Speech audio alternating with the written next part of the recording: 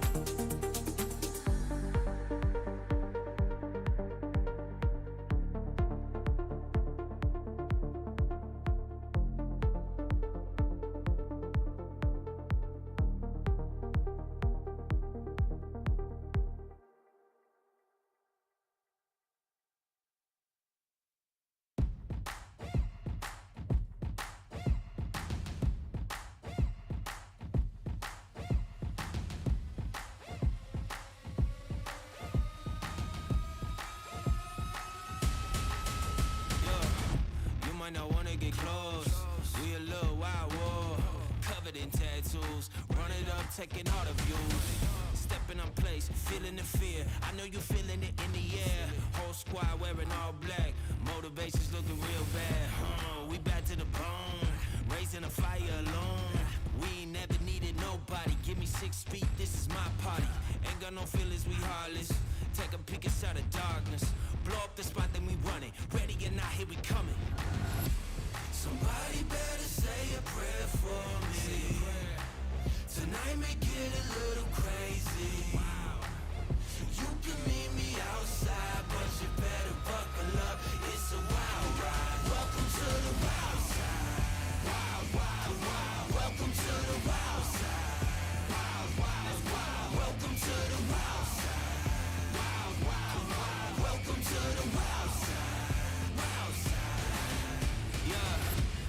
till 5 in the morning. Do it again in the morning. Do it like we did this rhyming. I think the government watching. Minister perfect society. Struggling with my sobriety. Struggling with my anxiety. Are you feeling the insanity? Anger inside of me. There is a war in me. And it keep trying to me. Blinded by all of the vanity. Snakes all around and they rattling. Tell them to shut up the chattering. Blow up the spot, then we run it. Ready and now here we coming. Somebody better say a prayer for me. Tonight may get a little crazy. You can meet me outside, but you better buckle up. It's a wild ride. Welcome to the wild side. Wild, wild, wild. Welcome to the wild side. Wild, wild, wild. Welcome to the wild side. Wild, wild, wild. Welcome to the wild side. Wild side. Hope you're ready for it now. We gon' be running your town. Oh, we ain't playing around. We gon' be shutting it down. Hope you're ready for it now. We gon' be running your town. Oh, we ain't playing around. We gon' be shutting it down. Welcome to the wild side. Wild, wild, wild. Welcome to the wild side. Wild, wild, wild. Welcome to the wild side. Wild, wild, wild. Welcome to the wild side. Wild side.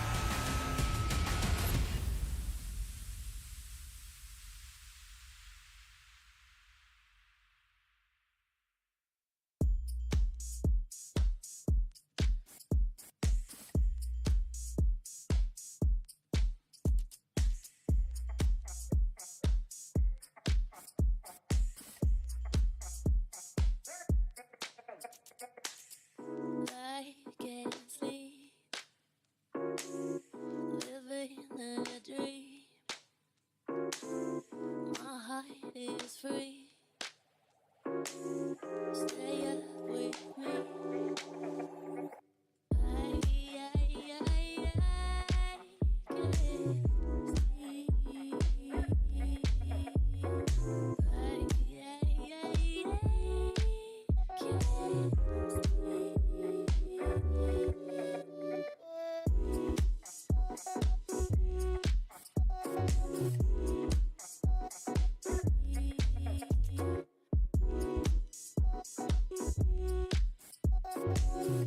I can't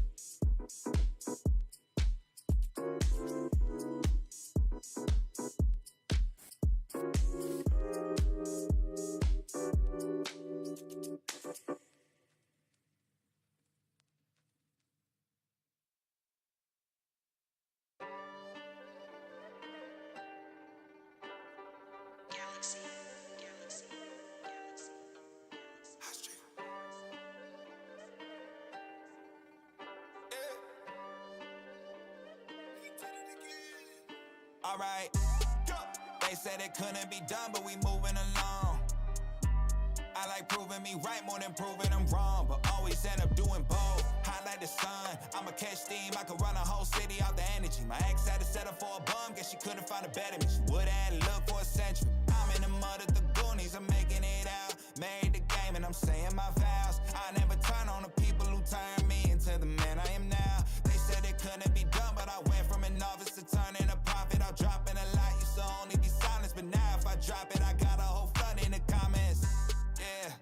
Did this on nothing but guidance from me. Get off the wave if you didn't contribute, then you cannot ride it for free. She tryna persuade me with sexual actions. I'd rather spend time with me, cause I rarely get time to breathe. But I know where you hide the keys. So a nigga might slide like cool, run and send me a video. What you gonna do for me? Tryna see that on a black magic can that you bought for the vlogs that cost $2,200. See the potential in taking advantage like everyone else does. But I gotta stay focused, cause I got some niggas I'm tryna acquire the belt from. Yeah.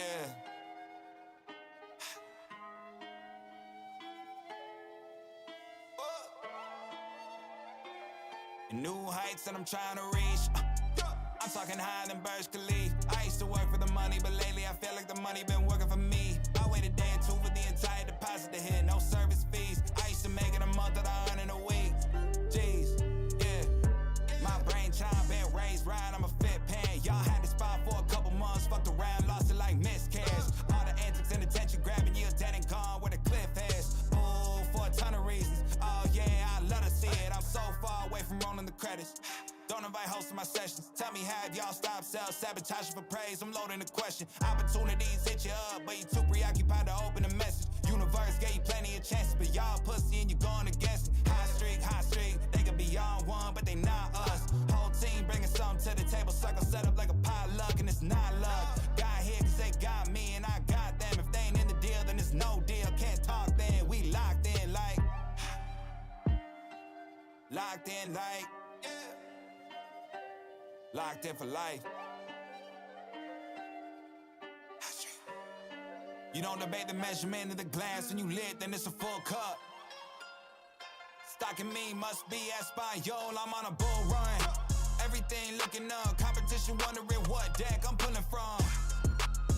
Where the time take us, lot of vibrations, ops getting violated. This is not a cold world, I've been on fire, tell them if they waiting on the fall off, they gon' die waiting. I want everything, I'm too serious to cash y'all spreading them pics in my Ethereum. Patiently waiting, now I'm 50 and aiming. Since we talk about AMs, I need 50 a damn, I'll turn skeptic. And the niggas claiming we have some sort of friendship. Believe those that show up until they have reason to benefit. Stay on that side of the fence, think about what you said. It fueled me to get here, so I guess shout out to them. But fuck them forever, I'll put it into effect and put that shit to bed. I'm too far ahead, too far removed from anything of the sense. Blessed.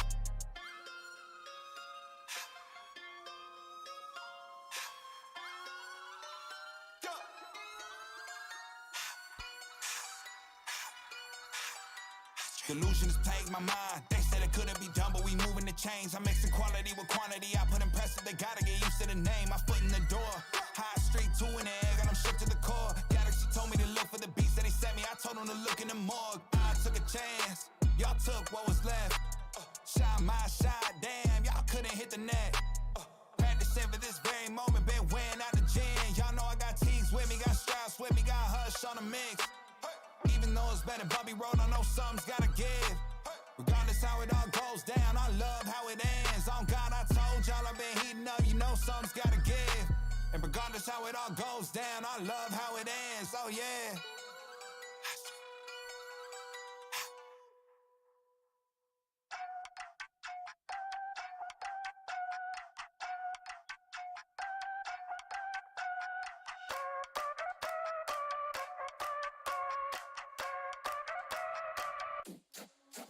Oh, we wildin', we drinking cherry wine, we dancing on an island. We going back the finest. Young Miss Tequila, and call me señorita. I that got me dreaming. My legs up on the ceiling. Oh yeah. I know when he come, he ain't never gonna leave. No. He did the night run, and that's the way I wanna be. So don't think I'm the one to won't ever be enough. Mix until I know, bitch, I ain't the one. He don't want love. He just wanna fuck. Ow, little vacation. Drink it till we naked. Talking with our tongues. We just having fun. We just having fun.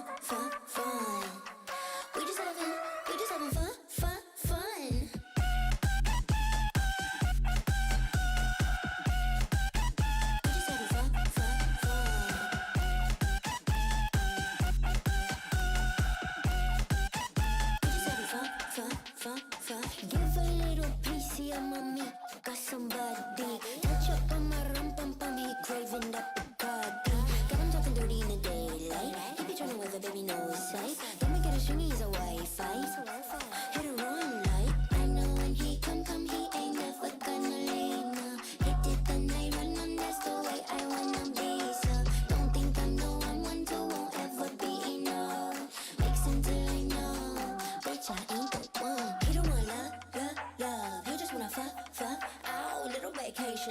we naked, talking with our tongues. We just having fun. We just having fun.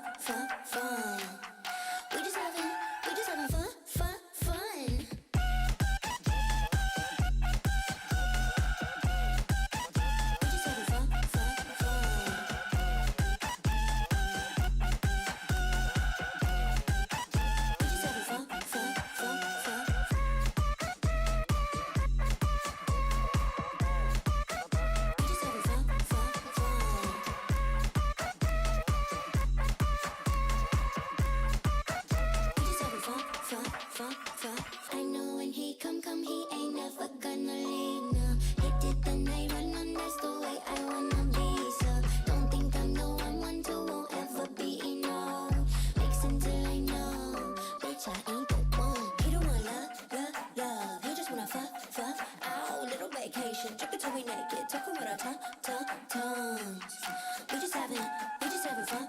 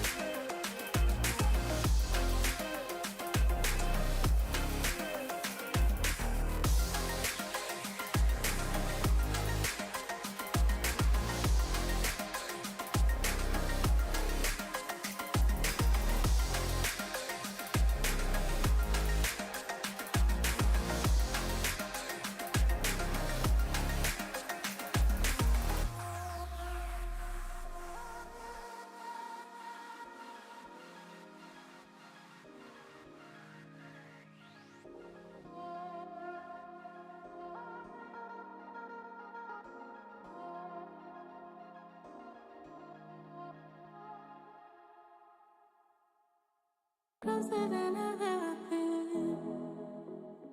Trying ways to let you in, but I'm scared to fall in love again. Scared to fall in love again.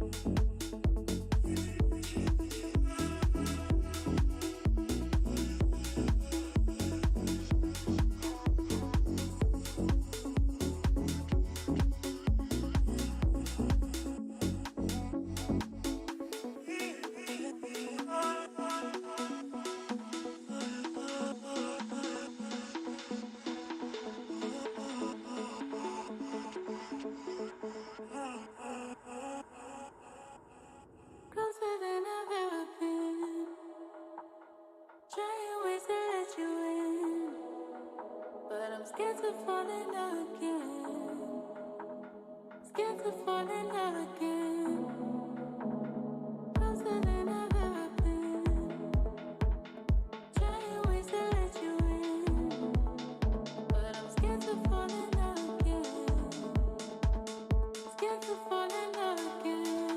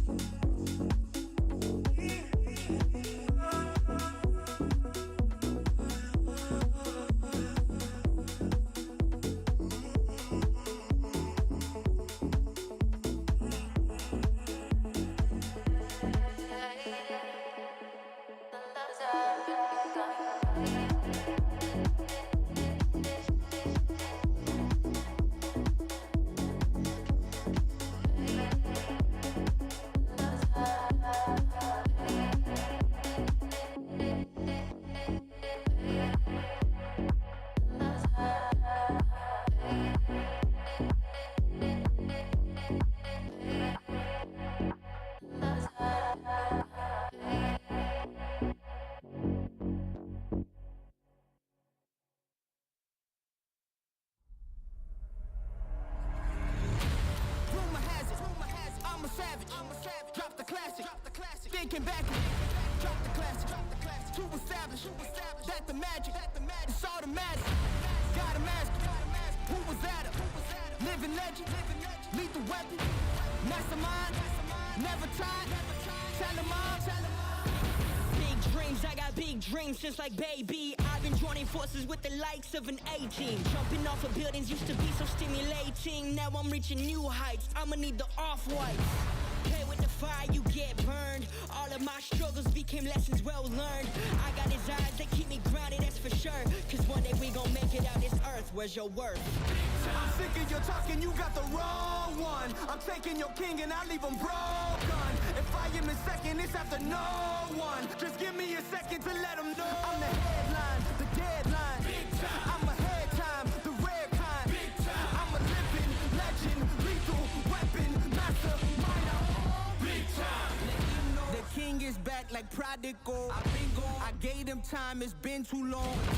Was silent calm, but now the storm. I'm not the one you can't ignore. I never politic, if I want it, I'ma get mine. Never fake the funk, can't perform for your empire. Snatch him out the throne, make them all fall in line. I let the clock tick, count down, cause I'm sick of your talking, you got the wrong one. I'm taking your king and I leave him broken. If I am in second, it's after no one. Just give me a second to let him know. I'm the headline, the deadline. I'm ahead time, the rare kind. I'm a living legend, lethal weapon, mastermind. Big time. Out of the ashes, a phoenix arises. Faith of a mustard seed can move any mountains.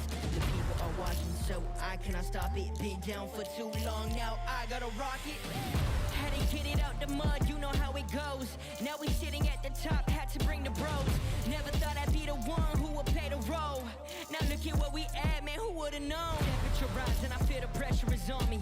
Luckily, I've been out here building an army. Camouflage on a ride, we run this party. We kick them out the game, cause they wanna come tardy. This is for the ones who've been chasing their goals. If they was sleeping on their kid, now they better be woke. Lights, camera, action, we ready to roll. Alright, places, everybody, let's put on a good show. I'm sick of your talking, you got the wrong one. I'm taking your king and I leave him broken. If I am in second, it's after no one. Just give me a second to let him know. I'm the headline, the deadline. I'm ahead time, the rare kind. I'm a living legend, lethal weapon, mastermind. Big time.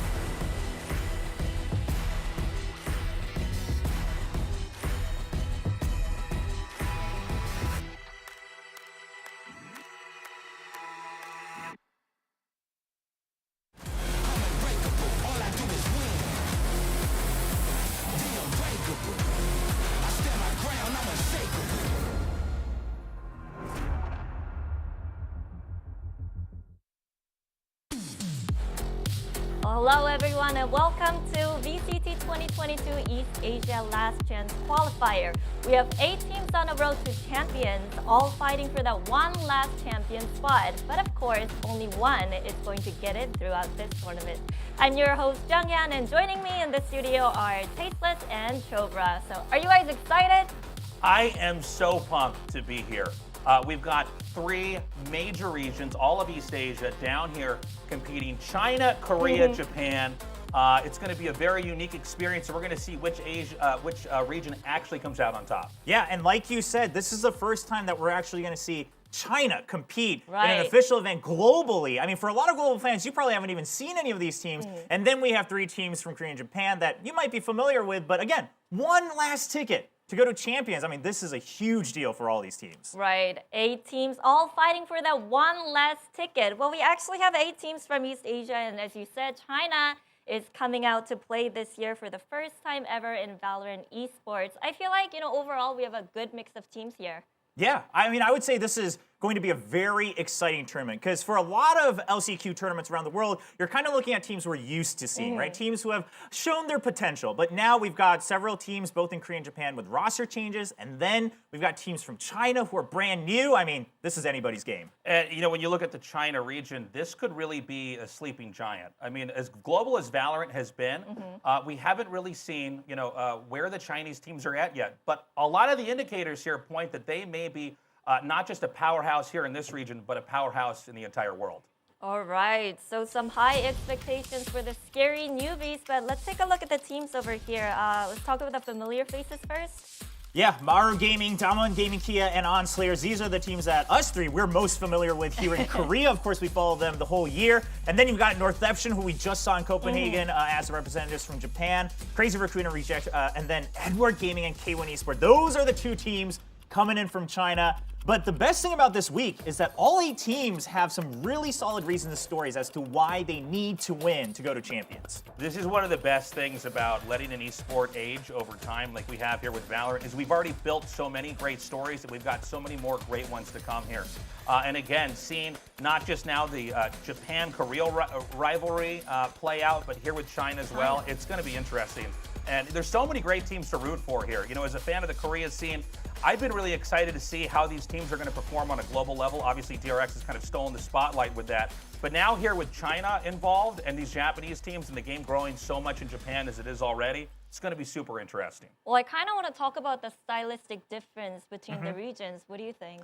Well, I would say overall, let's start with Korea. Generally, this all stems from DRX, but DRX is a very calculative, timing-based, intel-based team, and then they've got some solid set plays. Now, within Korea, now you therefore have these 2 branches of kind of intel-based, let's do macro play, and then let's just do heavy set plays because you're trying to combat DRX. Then you have Japan, who have kind of tried to take on from DRX as well because of being scrim partners across this 2-year span.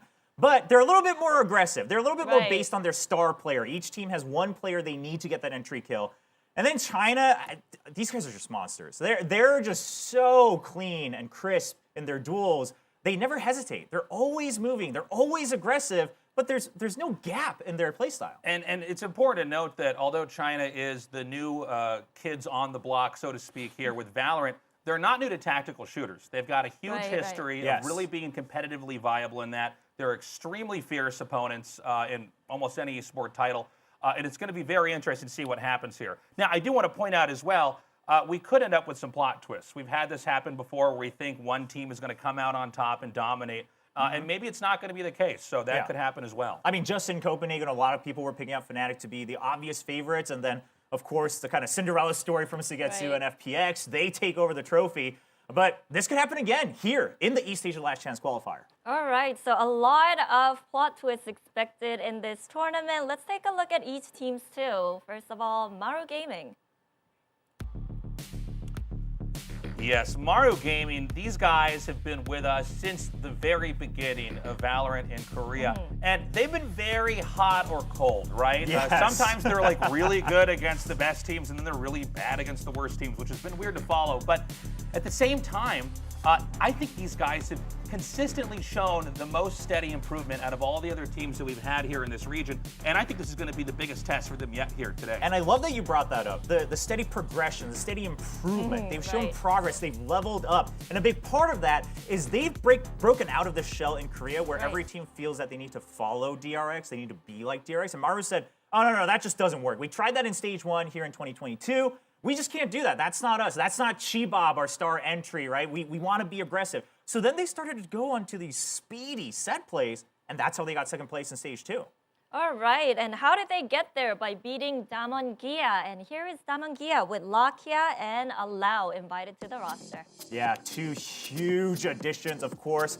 There's some personal storyline there as well, rejoining with their ex-captain, now head coach Solo in Damon Gaming Kia. But this is a squad, Tasteless, I would say, I want to hear your opinion, because individually, they're all really good, but they haven't really lived up to the brand name. Right. Some would say they're so cracked, man. They're so cracked. They're such a great team. But honestly, man, they've kind of been the tragic heroes of Valorant Korea, right? I mean, Damwon Kia is a massive sponsor out here, and a lot of people, before we had major competitions continuing on here in Korea, they thought, well, maybe this is actually going to be the best team. They get cut off close to the end of every story here. It's great that they're here now, but again, they haven't really gotten over that final hump in competitions in the past. Yes, and I think a big part of that is you have some, like you said, cracked aimers here on Damwon Kia, but they haven't really gotten the chemistry down, not just within the teammates, but also with their coaching staff. I think there's still a little bit of a vision difference, a style difference. And I'm curious, a month, maybe a month and a half with Lakia and Alao now prepping for LCQ, is that enough time? We'll have to wait and see. All right, we'll have to wait and see indeed. And last but not least from Korea, here are the ONS players. These guys are so sick. I mean, 2022 was a really exciting start to the whole Korea scene here in Valorant, where it was like, oh, this is fresh, this is different. It wasn't one of the teams, I guess maybe even the brands we could say, that was coming out and it was going to be the same old faces. They played very well. They did get a little bit cocky last season. Oh, you say a little bit. A lot of bit cocky. I'm going to speak my mind, Tasteless. I think they got real cocky. They bought judges, and they got judged for it hard. And so, they've fallen off in popularity a little bit here. I think this is a great opportunity for them to build that redemption when Arc can try to come back. That's the big part is, again, individually, this is another team, like you said, that brought a breath of fresh air. They had a lot of potential. They were supposed to be the brand that rivals DRX, that challenges them. And then they got cocky. They lost a lot of faith, not just in the Korean community, but I would say internationally as well. Now they have to go for that redemption arc. We've really prepped. We're not going to make those same mistakes. It's a double LM bracket, but we don't want to go to the lower bracket. That's the story here. So ONS players definitely do have a lot to prove, but so does Norception. Back from Masters. Well, I mean, every team here, of course, again, like we said earlier, they all have their individual stories, and you saw that there. This is a team that beat the crowd favorites in Japan in that stadium, and then they became the Japanese representatives in Copenhagen. Now, the results there, not as great as you would have hoped. Not as great as you would have hoped, yes, but I think it's more of a growth spurt than anything else. And I think one of the advantages they have is they haven't had to shuffle their roster around, right? So the experience they got, like it's an RPG or something, right? They're going to be leveling up through that process. So maybe they can take that and bring it here now and really deliver. Yeah, I mean, it always comes down to, if you want to become a top team, can you make your losses meaningful? Because the wins, it doesn't matter if they're meaningful or not. You'll always get the wins. It will be on the scoreboard. But can you make that L a meaningful L where it upgrades into a W later on? Like you said, this is the tournament where they have to prove that improvement. Well, I'm very excited to see what they were able to take away from Masters 1. And also, we have Crazy Raccoons from Japan as well. Yeah, now Crazy Raccoon, this is another team that doesn't have any roster changes. We kind of have a half and half shuffle here in the East Asia LCQ. But I mean, this is a team, Tasteless, that used to have a lot of brand power and popularity in 2021 last year. These were the big dogs for Japan. I mean, these guys really were the dominant force. If you maybe vaguely knew about Japanese Valorant, these were the guys that you heard about. But I think there's also a bigger narrative here that we got to point out, which is that Valorant has exploded in player base and viewership in Japan. And so they've taken a little bit of a step back here with these other new teams coming out and succeeding. So we want to see if they can try to reverse that here. And again, the game has been extremely popular in Japan, Is that going to translate into wins overall here in this tournament? That's another thing that I'm wondering. All right, we got to keep an eye out for that. But we also have Reject from Japan, and they just went through a roster change. Yep, they're going to have 2 new additions. So if you've been following, you're going to see 2 new faces coming in for Reject in Anthem and Intro. Now, again, for us and maybe some fans that have followed Korean Valorant, we're pretty familiar with the name Intro, what he can do across different roles. But then Anthem, I think, is the big question mark here for Reject, because overall, this is a team that really relied on Medusa as the entry, getting that kill. If they didn't get the first kill, their win rates were kind of abysmal. They relied so much on that initial duel. Now these additions of Anthem and Intro, how can they make that work for them? Yeah, and there's been some shuffling on the team. I know Intro and Medusa have been scrimming a lot together. I'm interested in seeing how the communication is going to be. This is a team where we have had some Korean players hop on board to play with them. But even when everybody's communicating in their native tongue, that can be tough, right? Yeah, I mean, so quickly in Valorant. We go through that all the time when we're absolutely, casting together yeah. cases. We're like, what language am I speaking? But I'm glad you brought that up, because the big story for the Japanese region this year was Zeta Division. They did away with the hybrid roster. They went with an all-Japanese roster, and now they're the star child of Japan. Now these teams we have here in the East Asia LCQ, they all have at least 1 Korean player. Now they all speak Japanese fairly well, I believe, but does that still have a communication barrier? I think that's what we're waiting to see in this bracket. Right. We'll have to keep that in mind. And we also have EDG from China, the big name everyone's talking about. Whew. Yeah, this is going to be really interesting. Of course, we're actually starting today by following EDG in this tournament, so we're going to get these questions answered pretty quickly. But I mean, everybody, and not just everybody in China, but almost everybody in Asia is basically saying these guys might be the best that are actually here, and that even EU and NA should probably be watching this team pretty closely, because they could end up coming out and toppling everybody. It is possible that it's all hype. We don't know yet. Yes. That's why we have tournaments like this. That's why we bring teams like this together to actually get to the bottom of who's really the best. But these guys seem almost supernatural in how they play. Yeah, and I'm glad you brought that up. The big question mark. This is kind of what DRX always had to go through here in Korea, right? The DRX litmus test of, okay, you're dominating your region. You look so good, but your opponents have been the same for who knows how long. How do you adjust to these different metas, the different conversations, players you've maybe never even scrimmed against, depending on which team you meet in the bracket? I mean, EDG, they have a lot to prove, because word on the dark street of Valorant is they're supposed to win this whole thing. Will they live up to the hype? I guess we'll have to find out. And last but not least, we have Cone. What do you guys know about them? Well, here's the funny thing with them. I think K1 is maybe the best that there is, besides obviously Edward Gaming in China, but we don't really know how they rank up against these other teams, right? Yeah. If Edward Gaming is going to be as strong as they are, these are the guys they have to be competing against in order to, basically get their workout routine in, right? So it's going to be interesting, and it's I think kind of big picture here. We talked about Edward Gaming and like, okay, can they come out and be the best? It's also possible with this team that we're looking at now. Are they going to just prove that maybe China is absolutely by far the best? Yeah, I mean, it's a big question mark for both teams, and they kind of have to support each other depending on the results this week. Well, yeah, there's a lot of questions to be asked, but if you're wondering about the formats, here's the video to help you out. The final journey towards Valorant Champions is about to begin. Before we can crown a global champion for 2022, let's have a brief rundown about the Last Chance Qualifier. The LCQ is a tournament that gives teams a chance to fight for a slot at Champions.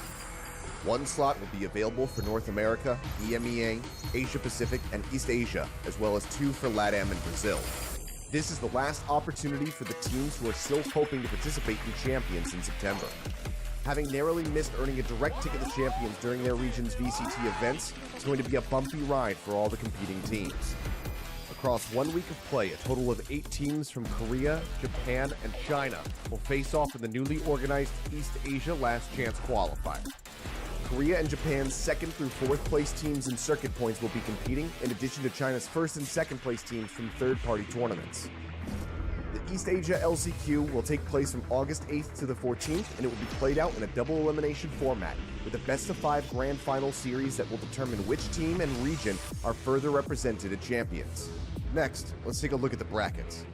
Depending on the results of their regions, the teams will be divided into Seed 1 and 2 teams.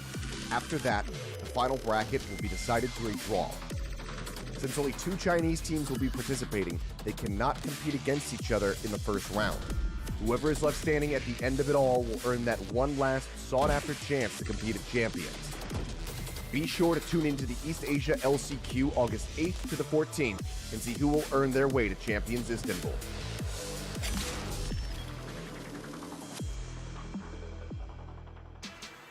Well, yeah, so it's pretty much straightforward. It's a double elimination format, and let's take a look at the schedule first. We have a banger match right off the bat. Yeah, EDG, the first look for global fans, going up against ON You know, does that roster change work for them? But you guys can see the bracket on your screen. I mean, we've got matches every day, and it's double elim. We're going to get our full fill of East Asian Valorant. Yeah, it's going to be a fun week. It's going to be action-packed. If you're watching the channel, follow it.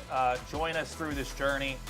You know, this is, biggest population hubs in the entire world. There's so many great players out here, such an incredible history in esports in all three of these countries. And in 7 days, the dust is going to settle. We're going to find out which is the best team, which one's going to come out on top. Right. As the one team that comes out on top at the very end in that best of 5 will be the final representative of East Asia at the champion. But we're actually going to have to break for a little while, and don't go anywhere because EDG is facing on players.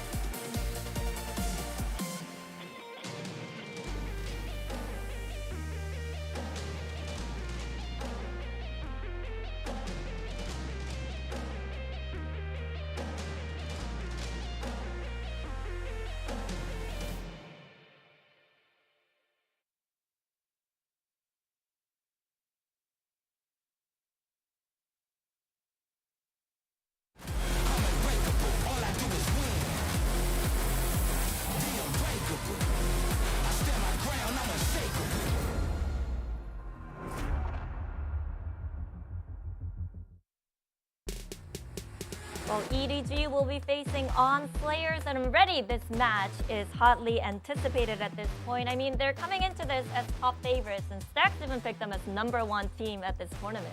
And that's really saying something. I mean, Stacks is, how do I say it lightly? He's confident.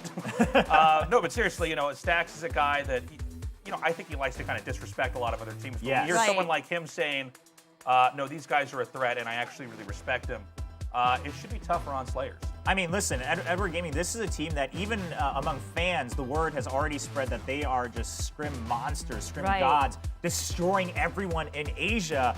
And this whole roster of Kong Kong, Life, Haodong, Nobody, and QQ, they're all amazing aimers. But I would say more so than individually being all superstars, it's, again, their chemistry. They never have to pause to decide what they're doing. They just know right off the bat, if someone dies, who's covering our back, it's already all calculated. I almost feel like the team they're going against is kind of the perfect test, right? Because, it's obviously not the best team in the Korea region, at least not right now.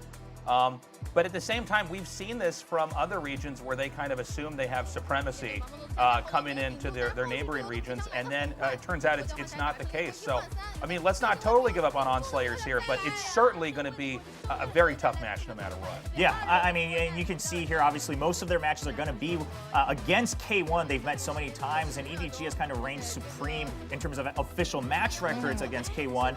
But just look at the awareness. I mean, in every highlight clip, it's not only individual sense, but then the way they cover for each other. And I want to suggest that if you're watching this match between EG and OnSlayers, you want to keep an eye on the minimap. Their movement and their vision cones, it's so meticulous. Yeah, these guys are absolute killers. It's going to be a lot of fun to see what they've got here. And again, they're playing to win this whole thing. Kong Kong will be the man to watch, but ACS What the hell? Yeah, I mean, this guy's crazy. And a lot of it comes from Chamber, but then when they need, he's the Raze. Not when it's other duelists, but when they need it, he's the Raze. And that just shows the strength. This team is not a roster that's tied to, oh, I only do one thing on this team. Oh, I need to be the main opper, I will play the Chamber. But then if I need to go in with the blast packs, if I need to have those skill lineups with the paint shells, I'll be the Raze. And Kong's the guy that's getting the multi-kills. Right. Personally, I think nobody in life are really the foundation for the team, but Kong's the one who puts them in the lead, who gets the snowball started with these multi-kills, with the op shots, with the mark shots, and then afterwards, the rest of the team, they just have to play the way they always have, and EDG should have a smooth running. Yeah, if they can just leverage those kills early on and try to carry that, they should be able to cement their lead pretty well. Right. Kong with EDG. It's their first appearance here in LCQ. Let's meet the team. 我觉得我们没有国外的战队是没有课程，因为平常的训练赛以及看比赛下来都是我们要更厉害的，不要靠近我们，否则结果会让你惨不忍睹。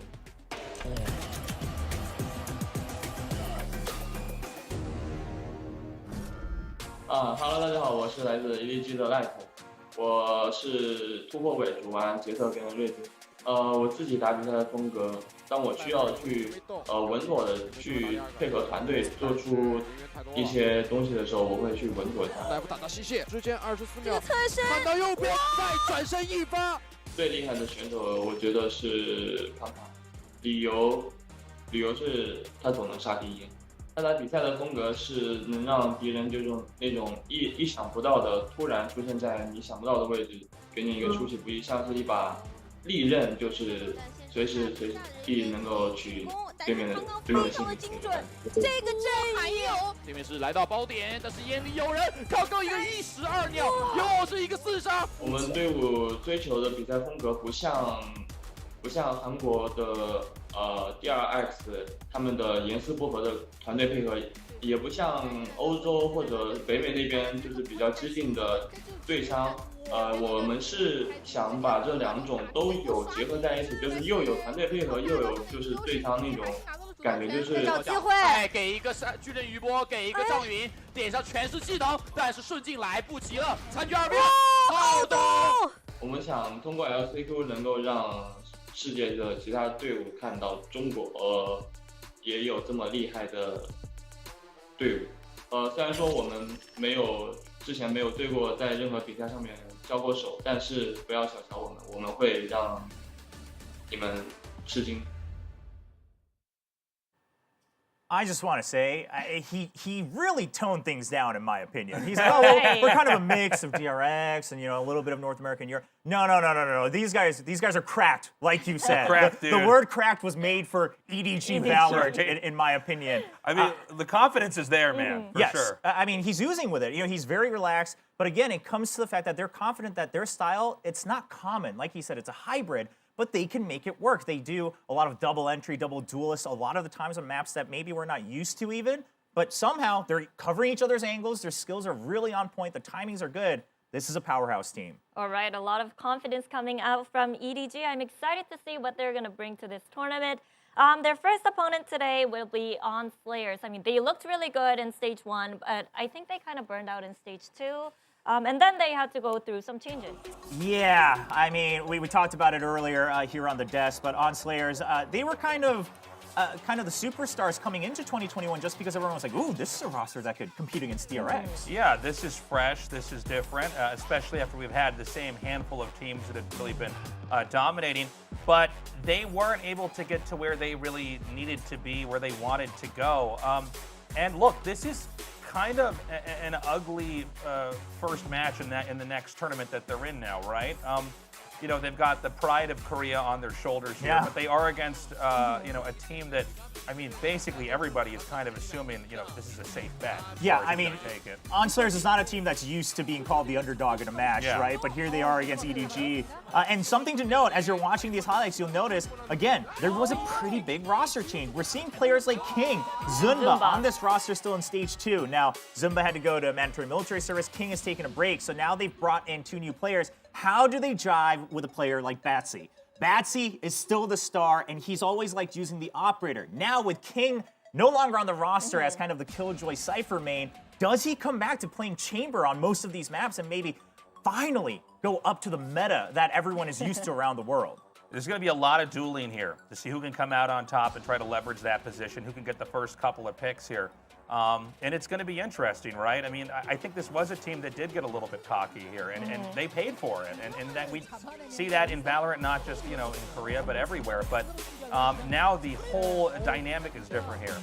Yes, and we're seeing it again. Betsy kind of made a huge wave by playing Euro first here in Stage 2 in Korea, but at the same time, it's always his Marshall shots. Even more than the Operator, I would say any round he buys a Marshall, that's the round that OnSlayers is probably winning, no matter the eco situation. All right, well, Betsy and rest of the team, let's see how confident they feel today. 요번에 마스터즈 가서 경기한 거 봤는데 남자라면 꼭 한번 가서 우승하고 싶다? 그냥 개인적이 증명하고 싶은 거는 피지컬은 절대 죽지 않는다 라는 걸 증명하고 싶습니다. 이렇게 저희 견제 안 해보세요. 어떻게 되나. 피닉스한테 뚜까 맞을 겁니다.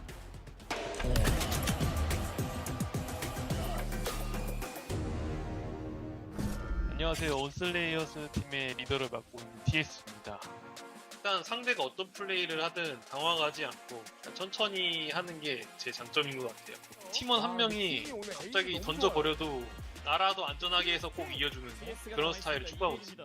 자, TS 왼쪽 봤습니다. 한 방에 끝내지 못했고요. 에이스는 아무래도 저는 갓대드라고 생각합니다. 갓대는 선수는 확실히 포텐이 터지면 누구도 막을 수 없는 선수인데 이 친구가 하고 싶은 대로 하게 냅두면은 캐리 해주는 선수이기 때문에 포텐이 터진다면 저희의 캐리 담당? 그렇게 생각하고 있습니다. 자, 욕탕은 뚫렸고요. 와! 팀 스타일이요? 각자 개인마다 개성이 강해.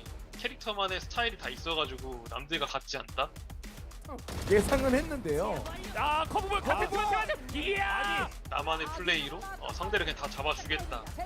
와, 노드! 너무 잘 쏘는데요? 와, 패치! 각자 개인 기량 믿고 하는 팀인 것 같아요. 저희 팀.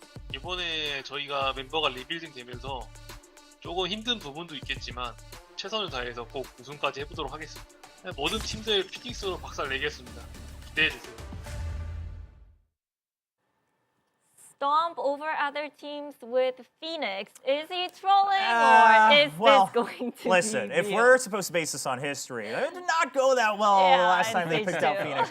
But we do need to remember, this is patch 5.01. Phoenix was buffed. Now, not to great success, but we've seen him in other region LCQs so far, and I would say the Phoenix has worked well. It's just the rest of the strategy maybe not as crisp. So I'm curious. I mean, I think TS played a very good Phoenix in Stage 2 before he was buffed. Yeah, sure, absolutely. And it's funny because like last year in Korea, we didn't have the new agent picks. This wasn't the region that was pushing new agent picks. Right, but I right. think the whole region's loosened up a little bit. Maybe we will see a little bit of creativity. Yeah, I mean, right. I would love to see some Phoenix action, Yeah, especially absolutely. against a team like EDG. You just come out with Phoenix, and you just run in, Run it back. Yeah, run it back. It's just duels back, back and forth the whole time. There's no macro play. This is all about duels. I mean, hey, sometimes you need a little bit of that. Paper X gave everyone their fill of that kind of aggressive playstyle in Copenhagen. I'd love to see it here in the East Asia Last Chance qualifier. Well, if that does really happen, that's going to be a spicy matchup. But I just want to talk about what OnSlayers have to do against EDG today. Well, I would say the biggest thing is EDG is very different from the Korean teams, right? OnSlayers is going to be used to throwing out their utility to get the information, and then you're like, okay, we have about a 20-second window to decide how we want to defend or attack. EDG doesn't give you that time. The moment they decide, they drive in. So OnSlayers, they need to make sure that they're covering each other's angles much more with their aim rather than the utility, in my personal opinion. I think that is really good analysis. A standard way to play would be to put out your utility, try to gather information, and then use that to draw a conclusion of, okay, like let's push A, or let's go down mid, or whatever map it is, or however you're going to play that. But it does seem like Edward Gaming is an extremely fast team that moves very quickly. All right. Well, we're actually going to head to map picks and bans. Map vetoes are in. Let's see which of the three maps we're going to get from these two teams.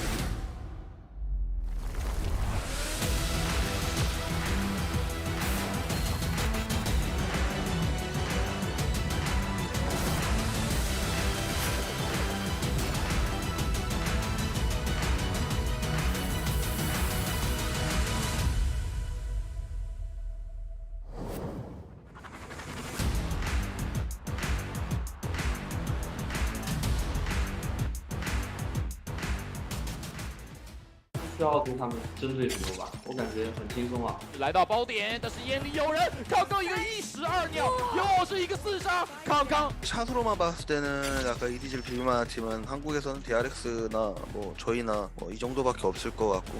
오! 와 이거는 오버드라이브 갓데드. 커브볼이 其实不只是 ONS 吧，可能 LCK 的所有队伍对于我来说应该都是很轻松的对手吧。 네, 뭐 할 말이 없네요. 일단 첫 경기 상대가 EDG라고 확정 나왔을 때 솔직히 정말 만나기 싫은 팀이었고요. 진짜 샷으로는 진짜 최고점에 있는 선수들만 모인 팀이 아닌가 전체적으로 그렇게 생각하고 있습니다. 我能说一下这种，就是他们比较依赖 buzz 吧。哦，배치。 一个很有爆发的选手，然后一个很大胆的选手，只不过他的大胆跟爆发在我眼里就是小儿科。 저 있잖아요. 其他人在我眼里 칸칸이 같은 선수는 너무 공격적이고 그게 엄청 강한 칼이 되면서도 자기한테 독이 될 수 있는 거라서 나쁘다고도 말 못하겠고 좋다고도 말 못할 것 같아요. 너무 공격적인 것 같아서. 那应该也不算我的缺点吧，可能整个亚洲没有人瞄准比我厉害。 그건 아니지. 因为我最厉害。 제 마샬에 약간 서열 정리는 가능할 것 같아요. 还有点搞笑。 就即使是他们真的打不过我们也好，然后那天状态不好也好，但是我更希望他们拿出100%的状态跟我们打每一场比赛。 아마 첫 경기 때 아마 저희가 가지고 있는 전력을 다 이렇게 공개할 것 같고요. 이제 더 이상 아끼지 않고 보여주려고. 就是加油吧，可能比分有点难看。 EGD 팀 샷 믿고 까불면 큰 코 다치십니다. 就是有自信是一件好事，但是盲目自信的话不是一件好事吧。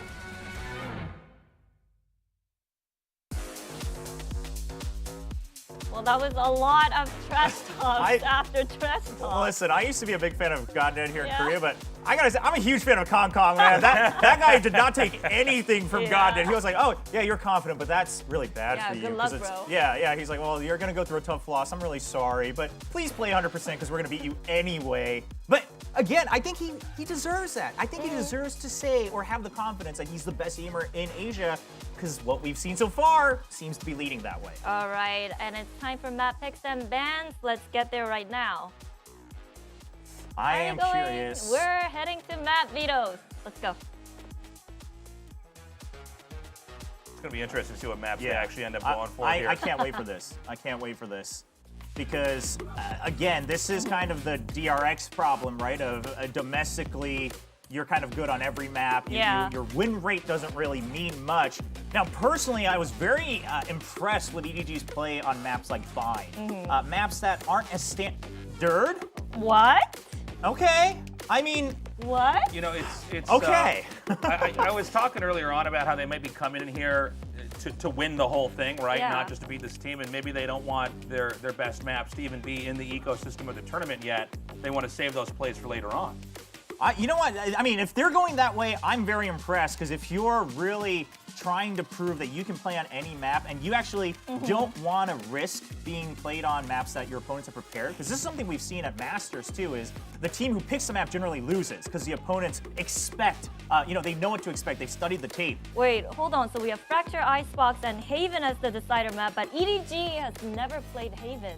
Yeah, they've always kind of left that aside, but I think Tasteless is right. I think you're onto something. I think they're saying, oh, you guys have prepared the maps that we're good on. Let us show you what else we have. Throw it out the window. Yeah, I mean, bring out the maps that you can't get the data on, that you can't do the research on.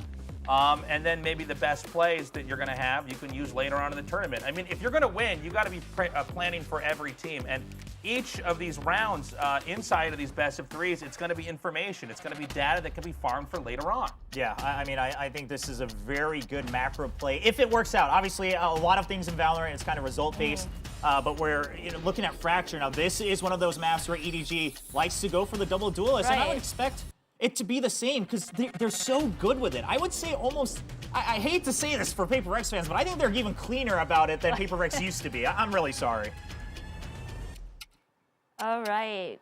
This is a nearly mirrored lineup here. Nearly. Except for the KO. Right? Yeah, the KO and the Raze. And I'm curious, EDG, they don't give any timing, so that 0 point, that null command, it might not do much for On Slayers. On Slayers is going to have to play up to the tempo of EDG in this first map. It's like you were saying earlier, it is going to come down very much to their aim. It's not just going to be utility early on. They need to get the picks right away or they could be punished. Absolutely. I mean, ooh, first map on Fracture. This is going to be a banger. I know. I just want to get your quick predictions, though. Who do you think is going to win? I think 2-0 Edward Gaming. I hope I'm wrong. I think EDG, but I'm not going to put a score because I'm not as brave as you. I'm going to say EDG 2-0. I think I'm that's just going to the give it safest over bet. there. More On Slayers. Right.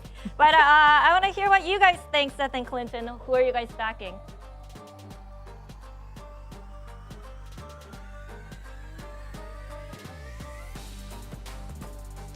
I can't really say, you know, we're getting ready to go into the series. We're casting it. Wow. Kind of have to stay impartial, so I don't think I'm Wow. going to lay anything down on the line here. But hello, the everybody. The cowardice. Come on. I'm an Okay, unbiased all right, caster. all right, I'm Achilles. unbiased, all This right, is Paper that's Thin. We'll be guiding you guys through the action here today. And while, you know, Tasteless throwing out the 2-0 prediction, I'm certainly hoping that that is not the case because we always like to go the distance. We want to see 3 maps. Doesn't matter who's taking away the win at the end of it all. We just want to see this go the distance. And between these two teams, it absolutely could. EDG is coming into this. They look fired up. They have been so very much on top of their region. On Slayers, they have a lot to make up for. Yeah, and it's going to be tough for the On Slayers, right? Coming in here with 2 new players that we haven't seen, it's like play a lot. I mean, Australia, he's been playing this year a little bit, right, on Desperado and a brief stint on F4Q, but that F4Q kind of reemergence didn't really do so well. They didn't even get out of the group stage here in Korea, so we don't know a ton about Australia. He seems to be like a duelist type player, right? Typically is what he was doing. But then, you know, Eco, we know a lot about him based on his time on TNL. So, you know, I'm kind of, or not Eco, yeah, Eco. So I'm kind of curious. He was kind of like a Sova specialist previously. So what is that going to, you know, translate to in these games here today? Because again, for the On Slayers, you lost arguably your 2 best players in some ways. I mean, Sure. yeah, Batsy's really, really good too, don't get me wrong. But losing Zumba and King is really devastating in terms of, you know, having 2 players who are just absolutely nuts, particularly on side anchors and things like that. So how this is all going to fit together for On Slayers, they've had plenty of time to prepare, but when I talk to every other player, every other coach in Asia behind the scenes, this Edward Gaming team is the one that they say might be one of the few teams that can challenge, you know, basically Paper X and DRX for being the best team in Asia. Well, we'll just have to see how they fare now going up against On Slayers. As the round has begun. The Aftershock trying to clear some space. QQ going to be taking quite a bit of damage there. Knocked down to 65, sitting in tower. And they're just going to rotate now through the underpass. Go cross, rejoin in the opposite side with God, Dead, and TS. And this could end up turning into a shift towards the A site. They'll just wait and see what they want to do. Yeah, you can see that right now EDG isn't biting on anything. They're not really pushing out on any angles. They're just kind of waiting to see. Now, there is starting to be a little bit of a cheat over from Kong Kong, but he's going to back off, just seeing if anybody's going to come through A main over there. Meanwhile, there's going to be a knife out to check here. Looks like it's going to land right inside of A main, and smokes are going to be down. Looks like the hit is on. Yeah, making sure there's no forward presence. Bazzi going to start sliding forward, and Almost just greets it with a nice little headshot. He tries to get a second kill there. Does end up falling, but quickly Life is able to pick up a second. Looks for a third. TS does manage to gun him down. Turns his sights over to nobody. Finds that kill. Now we have a 2v2. 30 seconds Strela left. and QQ both going to be down low on HP. Teleport's ready. ready. The spike's still not quite on the site. They're still sitting just out in the outskirts here of a main. Need to make their way across, but it's obviously being watched here. Yeah, there's no utility left for On Slayers here. They're just going to have to either wait it out a little bit longer or try to get this plant down. The time is running down. That it is. Frenzy in hand. There's the kill. Now with just a few seconds remaining, TS makes his way up top. Has just enough time to get the plant, but it will be interrupted. So no plant money there for the side of On Slayers. Hong Kong able to finish out the round, and EDG, they take the pistol. Yeah, I mean, I think a lot of the people that, you know, the MO and the kind of word on the street about EDG is they're aggressive. Like, if you're going to look at a team that's the closest analog to Paper Rex that we're going to have in this event, this is probably EDG, right? They were talking about on the desk that they run double duelists, as you're seeing here on this map. They do it on other maps too. But this round, they're very patient. They just kind of wait On Slayers out. They don't really fight too much on the early aggression towards the tower, and they just wait it out a little bit, and they're already fired up. These guys are nuts. Life is absolutely bananas, by the way. This guy on Raze on Fracture, the last time they played this, against K1. Well, and he's pretty nuts. This guy's pretty nuts. Yeah, Kong taking a little bit of damage there in response. Down, but finds a follow-up kill. There goes Eco. 2 members gone. A lot of that entry potential now going to be taken out of the equation here. OnSlayers have their work cut out for him. For the quick scope, and they'll manage to get Estrella here at the very end. 3 kills for him. The spike now out in the open. And given that they don't have a plant, there's no explosion to rely upon here. OnSlayers can do nothing more but push forward and offer themselves up to the members of EDG. Although just pushing around the back, does manage to find TS. God dead, trying his luck. Playing over from B main, looking to see if he can get anybody in the head with this headhunter, but everyone is just hovering around the spike, so eventually Goddead's going to have to shift. Yeah, I mean, at some point, Goddead's going to have to make some kind of move to see if he can at least find some value out of this round for the side of OnSlayers, and it is going to be Kong Kong. He's going to notify his teammates where he's at, and you can see that, yeah. Well, a flawless anti-eco here from the side of EDG. Exactly the kind of start that you want to see. And yeah, I mean, Kong Kong, he was talking about, you know, I'm the best aimer in Asia, all of this stuff. And so far, he's looking pretty damn good. 5-0 start for this guy. I mean, we heard from the desk, just kind of like draws hitting the floor at his ACS figures coming into this event. He has just been putting up significant numbers for this team. So if he can continue to do that here in the first match of the LCQ, it really sets the stage for EDG moving forward. Yeah, he averages around like 1.5 kills per death. You know, he does a really good job. You know, average damage per round. Yeah, the numbers are outrageous. He's like 23% on their first kill. So not only is he, you know, a very good chamber, but he's a very effective chamber in the front lines, kind of one way or another. He's very heavily involved in the team. Look at this rotate. So aggressive through Dish. 3 members pushing their way across. They know that it's going to be a B hit.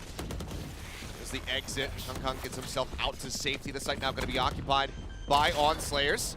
Bazzi will find a kill here, taking down Life as he tries to enter into tower. He is low, however, just pull back away as 2 people pushing up on top of rope. Nobody in the meantime going to get picked up, and Bazzi able to just hold down left click. Picks up 3 now in the round.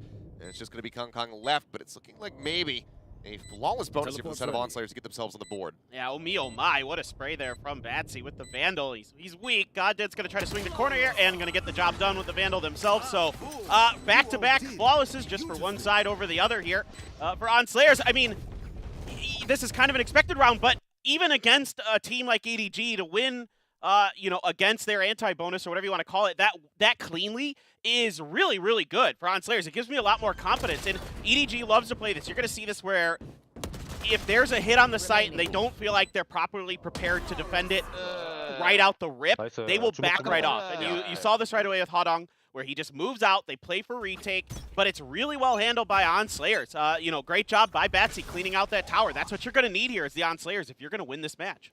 Well, there's an operator now. Kong Kong picking that one up here, going into round number 4. Half armor for him. See if he plays this out a little bit more cautiously. For now, he's still just slinking around that arcade side of B. Let's see if anyone's going to be poking their head out, but we can see no one's really looking to occupy that space. Forward position, though, from how long just sat here. There's the stun. He's going to think if it was a little bit of whip. Either way, do finally get a little daze across there, slowing up the aggression. Yeah, this is a little bit uncharacteristic for EDG in some senses where they're being a little bit more cautious. I think they're trying to feel this event out, trying to feel this team out. You know, everybody here at this event has had a long time to prepare. Everybody's probably really unsure about what to expect, what exactly is going to be coming out. Here we go, another attack at B site.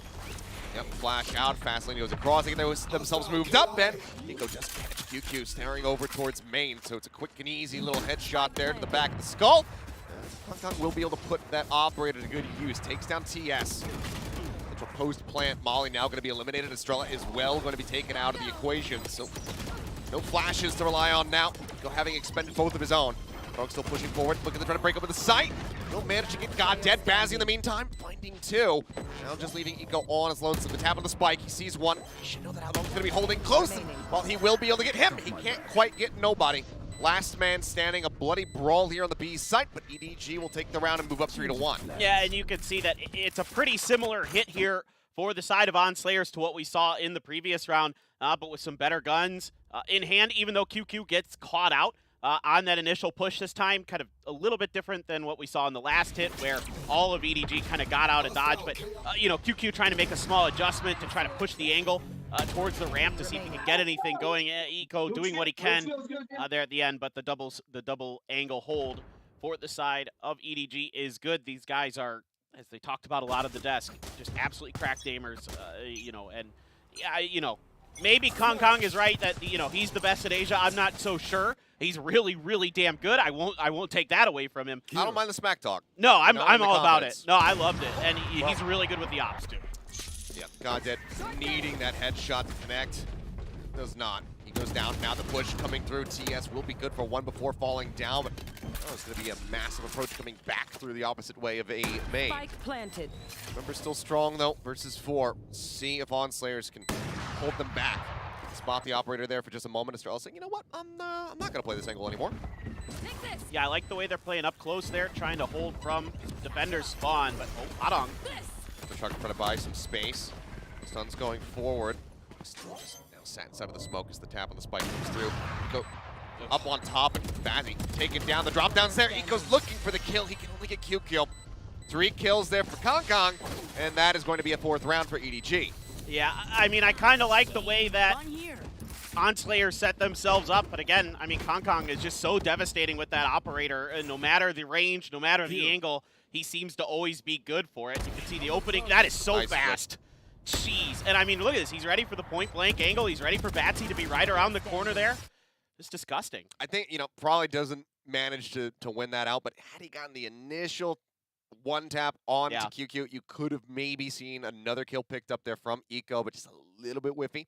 EDG, despite having the lead and winning out of that round, calling a timeout. And I don't, you know, we talk about this quite a bit, is, you know, the mentality of the coaching staff and when they're calling these timeouts, and I don't mind this from them at all. This could also be the call, since they have been playing a slightly different style from what we were anticipating out the rip. This could be the coach coming in saying, like, okay, it's time to go back to normal. It's time to just, you know, let's just let her loose and go crazy. That's exactly what I was thinking, honestly. I mean, I was thinking, let's just, you know, that round they did get a little bit more aggressive, a little bit sooner once they felt like they had a read that it was going to be they were pushing pretty quick down into spawn. Now, again, OnSlayers had a decent idea of what the reaction would be from EDG, leaving TS back there near the chamber utility, trying to get a pick. He does get one, so he's able to trade that out, but there's no follow-up there.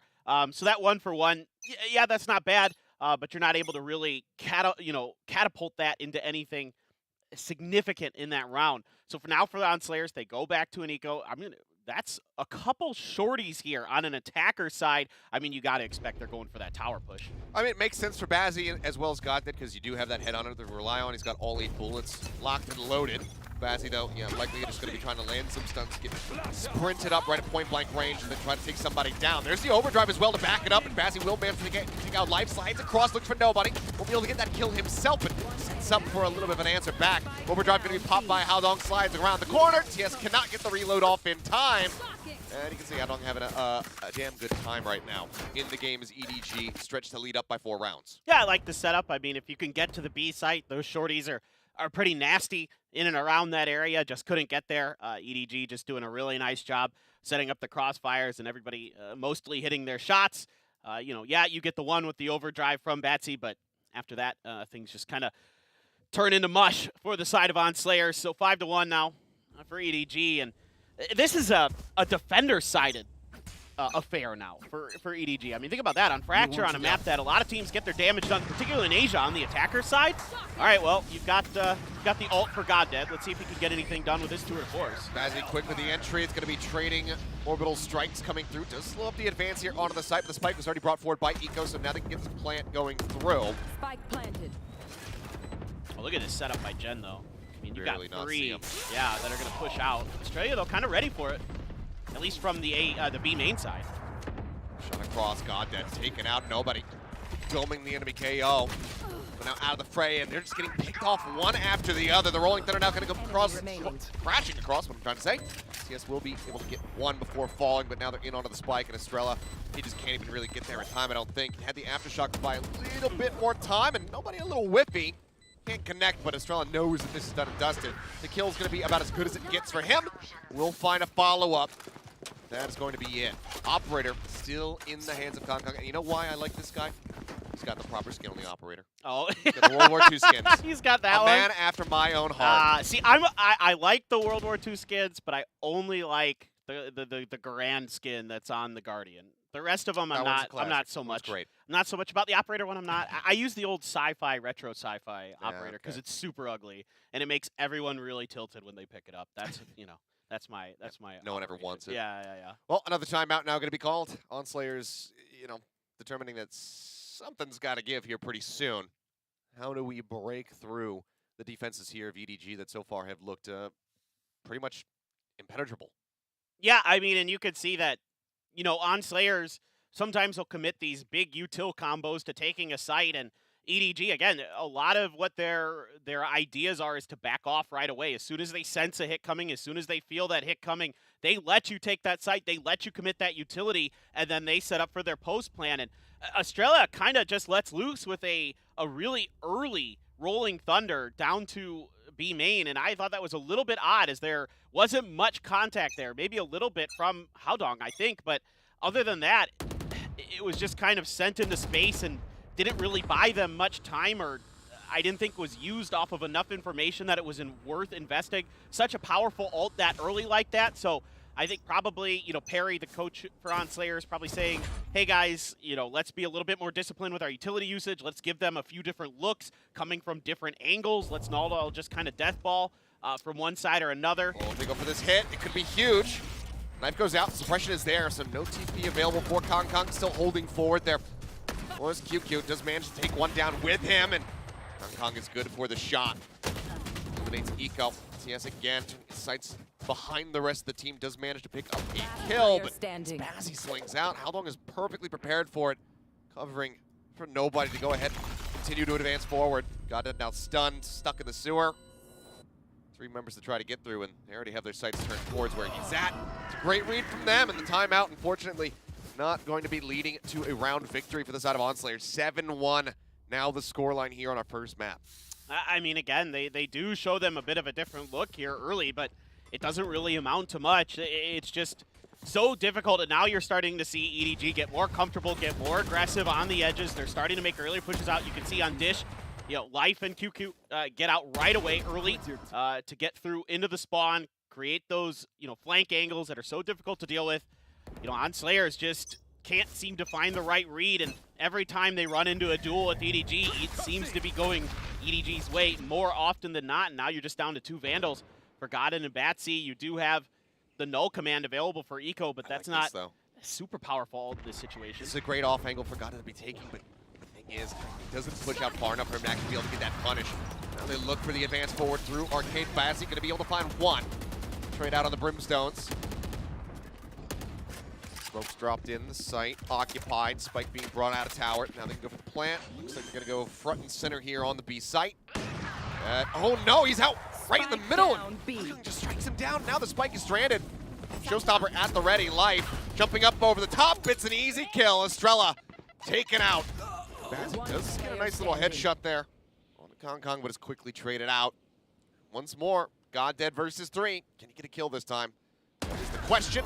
He's good for 1, but that's all that he's going to find. EDG continue to tear them apart on Fracture. I mean, the timings here are just so good for EDG. They're just so well prepared for these hits. Again, yes, they may lose 1 on the way in, but immediately there's a retreat from nobody, and he gets set up. He waits for the rest of the team to come. You can see they've got the timings down on that smoke, and it goes down right as Eco's trying to finish the planting. Yeah, you have the showstopper ready. Nice up and over. They're just so well disciplined. Everybody's playing off of each other. Another thing that's really impressed me about EDG when I go back and watch their VODs is that it seems a little wild. There isn't that utility coordination that you're going to see from like a K1 or a Maru or something like that in this event, but they do follow up off each other very well. Everybody's there to often back each other up. It's never just one player you have to get through with EDG. It's always 2 for the most part. And that's what makes them so difficult to deal with because... Oh, yeah. I mean, they roll deep. Yeah, exactly. And as you're seeing right now that, when players like Kong Kong start to get heated up, forget it. It's like watching a school of fish swimming through the ocean. Yeah, just turn it. Okay. All right. Just gets 1, gets 2. Why not? Teleport's ready. No command now going to be popped, but damage already dealt quite significantly. And there's a third. Kong currently on for the ace as the sight's turned up here into the tower as well. The spike is being brought around the corner, and of course he's good for the shot. He won't be able to get the ace. It'll be a 4K at the end of it all, but it's a flawless round as ONSlayers. I don't know. Looks like the script's been lost. Well, that was a very strange round. I mean, they lose the first player to the op on the cross, and then there's no response with utility. There's no flashes, no smokes, no nothing. Look at this. Just boop one. Did they forget that they bought into this round? That this wasn't the eco? The eco was the one that coming up next? I mean, that was just 2 dry peaks in a row in front of a op player who's absolutely cracked, and you can see he's really feeling it for sure. Did you see that? I did it! I have 4 kills. That was pretty good. Okay, stun on the Haldong. Bazzi, can he win out? Well, he finally does, but as we mentioned, there's always more people here. From the side of EDG, they have the backup. You know that one's going to be in the corner. Ooh. Nice little corner peek there from Eco. Will get the headshot and take down Life. And I mean, this is the most Life that we've seen out of ONSlayers in a while, and it's here in an Eco round, but it's going to be shut down quickly thereafter as QQ just holds the line. One after the other, they fall. He picks up a 3K for himself, and now it is 10-1. I mean, he's just even ahead of that orbital strike. He just sidesteps it and gets a 3K for QQ. I mean, he's just in a unexpected position. They're going to be wide swinging you like this. I mean, this is what makes them so scary, is the confidence is through the roof for these guys. Look at this. Oh, yeah, you've got the orbital strike. That's cool. I still have the angle on you. I could just keep peeking, keep shooting, popping heads. They're just dismantling them. I mean, that was the best chance we've seen for ONSlayers since, you know, their anti-bonus round. Since they won a round. Yep. 8 rounds ago. Is the entry in onto the site. Last round of the half. Can't leave anything on the table now. Everything you got to use it. Eco this time going to be planting just up a little bit closer to the box. Make sure that he can't get sniped from the side. Well, this is, I mean, you can see, again, they wait for these retakes, and then they're going to make them all come. It's on the back. Rolling Thunder, look at that shot from Life! And he gets the nade kill on the back end as well. Bazzi taking down a tower. Not quite sure what happened there. Rolling Thunder this time is nicely timed from Estrella, but need people in position to try to go for this punish to stop this defuse from going through, because right now, they're just holding for it. There's nothing to pull them off of this. And the molly, everything, it's just a bit too late.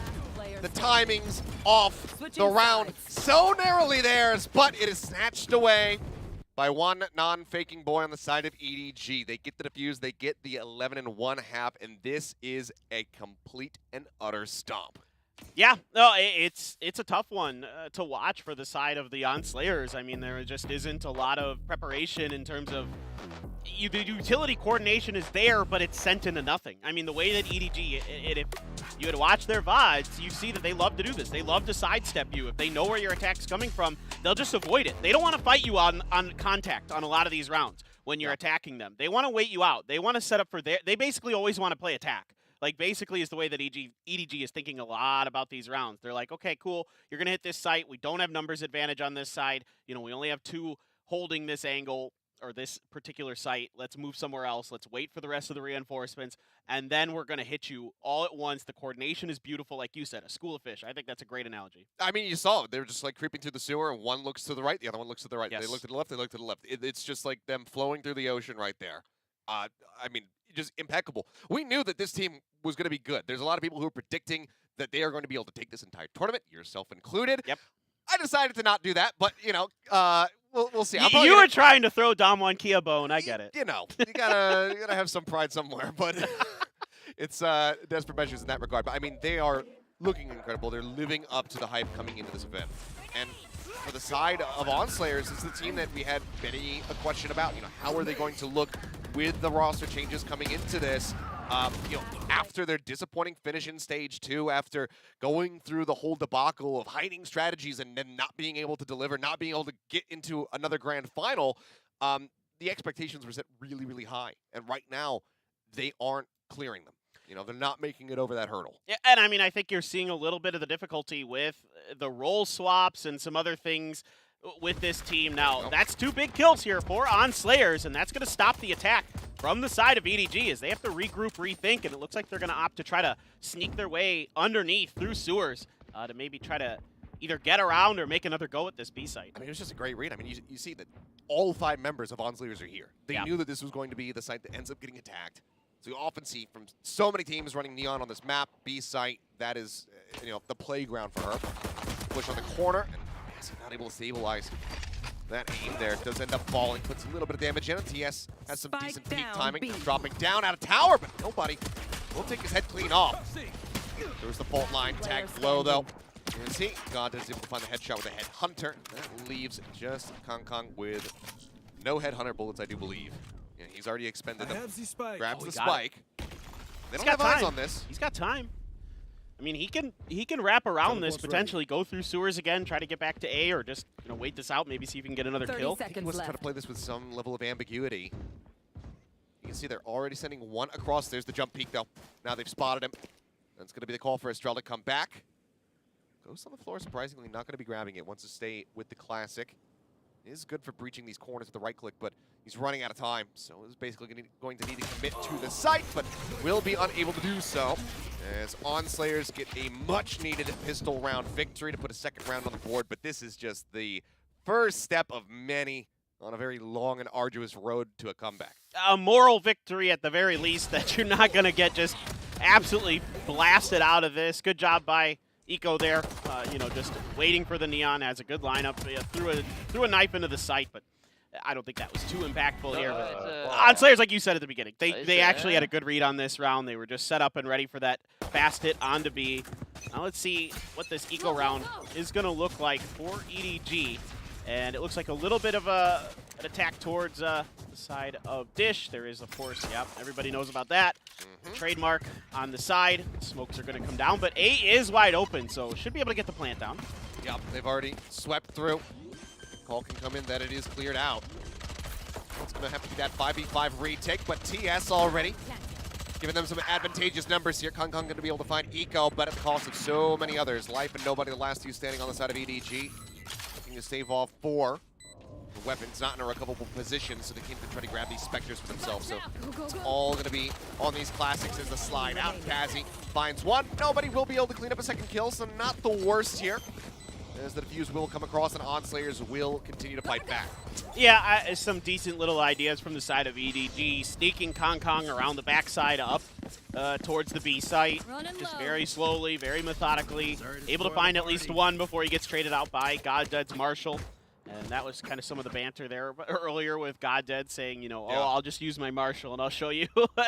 Okay, you got it there, but that's one of many, like you said, you're going to need to turn this around. And we'll see now with the guns coming into the hands of the side of EDG. What is the buy going to look like for OnSlayers here? Do you have to go a little bit kind of crazy with this one, or? It looks like they're going to be going a little bit lighter. Light armor and the Sheriff here for the side of Eco. Obviously the Headhunter there with full armor for GodDead, so needs to be pretty crispy with these Sheriff shots. Shut down the attack early. 3-man push out of Dish. They're looking for this punish, but it's going to be Haldong slinking his way through. Let's find Eco, but you get a follow-up kill. So it's a trade up at the end of the day here on the side of OnSlayers. 3 rifles still remaining, but now GodDead able to scoop a Vandal for himself. As EDG inches their way forward here onto the A site. Really slowed up, though, by that trademark. Orbital strike at the ready. TS just waiting to hear that plant sound.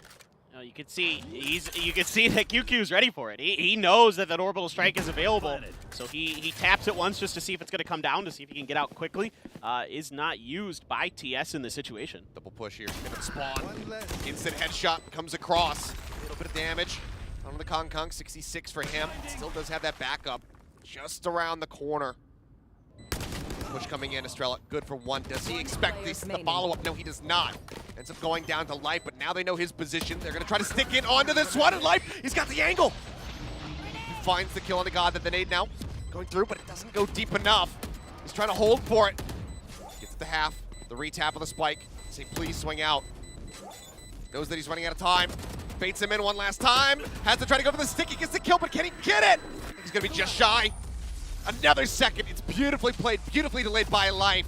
And that is going to be EDG bringing this to map point. I mean, the patience there by Life just causing so much confusion. Again, the orbital strike a little bit weird from TS. I mean, in these role swaps you're seeing for OnSlayers, TS didn't used to play smokes, right? It used to be Zumba, so kind of a little bit of shakiness in some of these situations like that. I mean, we've seen it already that Kong's pretty nuts. but Life just plays this to perfection. Sees enough of Goddead's backside, and this is just way off. Now, the paint shell's initially not the best, but the way that he delays, the way that he doesn't overstep, the way that he doesn't try to just go for the kill. We're just straight into it here as both Neon's going to be taken down. Estrella throwing the flash, tries to push the corner, but Life comes up with a second kill with the Guardian at point-blank range. He's got a showstopper. That he does. There's a rolling Thunder. TS somehow not going down. The rocket went too far behind him. He ends up staying alive, but is quickly then dealt with. Kong finds Goddead as well, and it's just going to be Eco.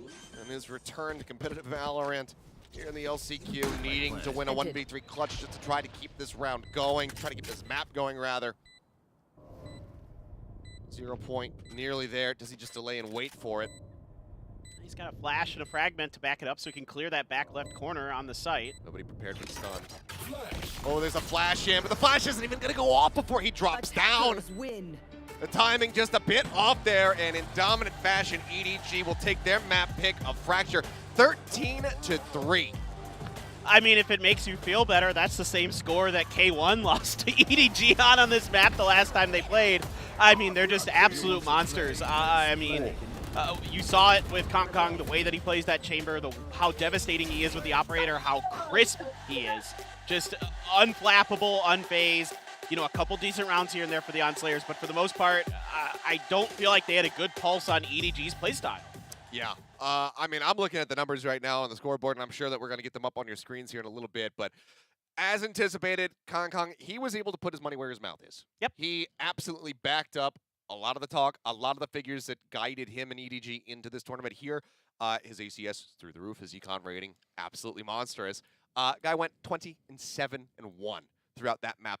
Utterly impeccable there from EDG, but we're going to have Icebox coming up next, the map pick of ONSlayers. We'll see if they can get a win there, tie this series up when we come back, so don't go anywhere.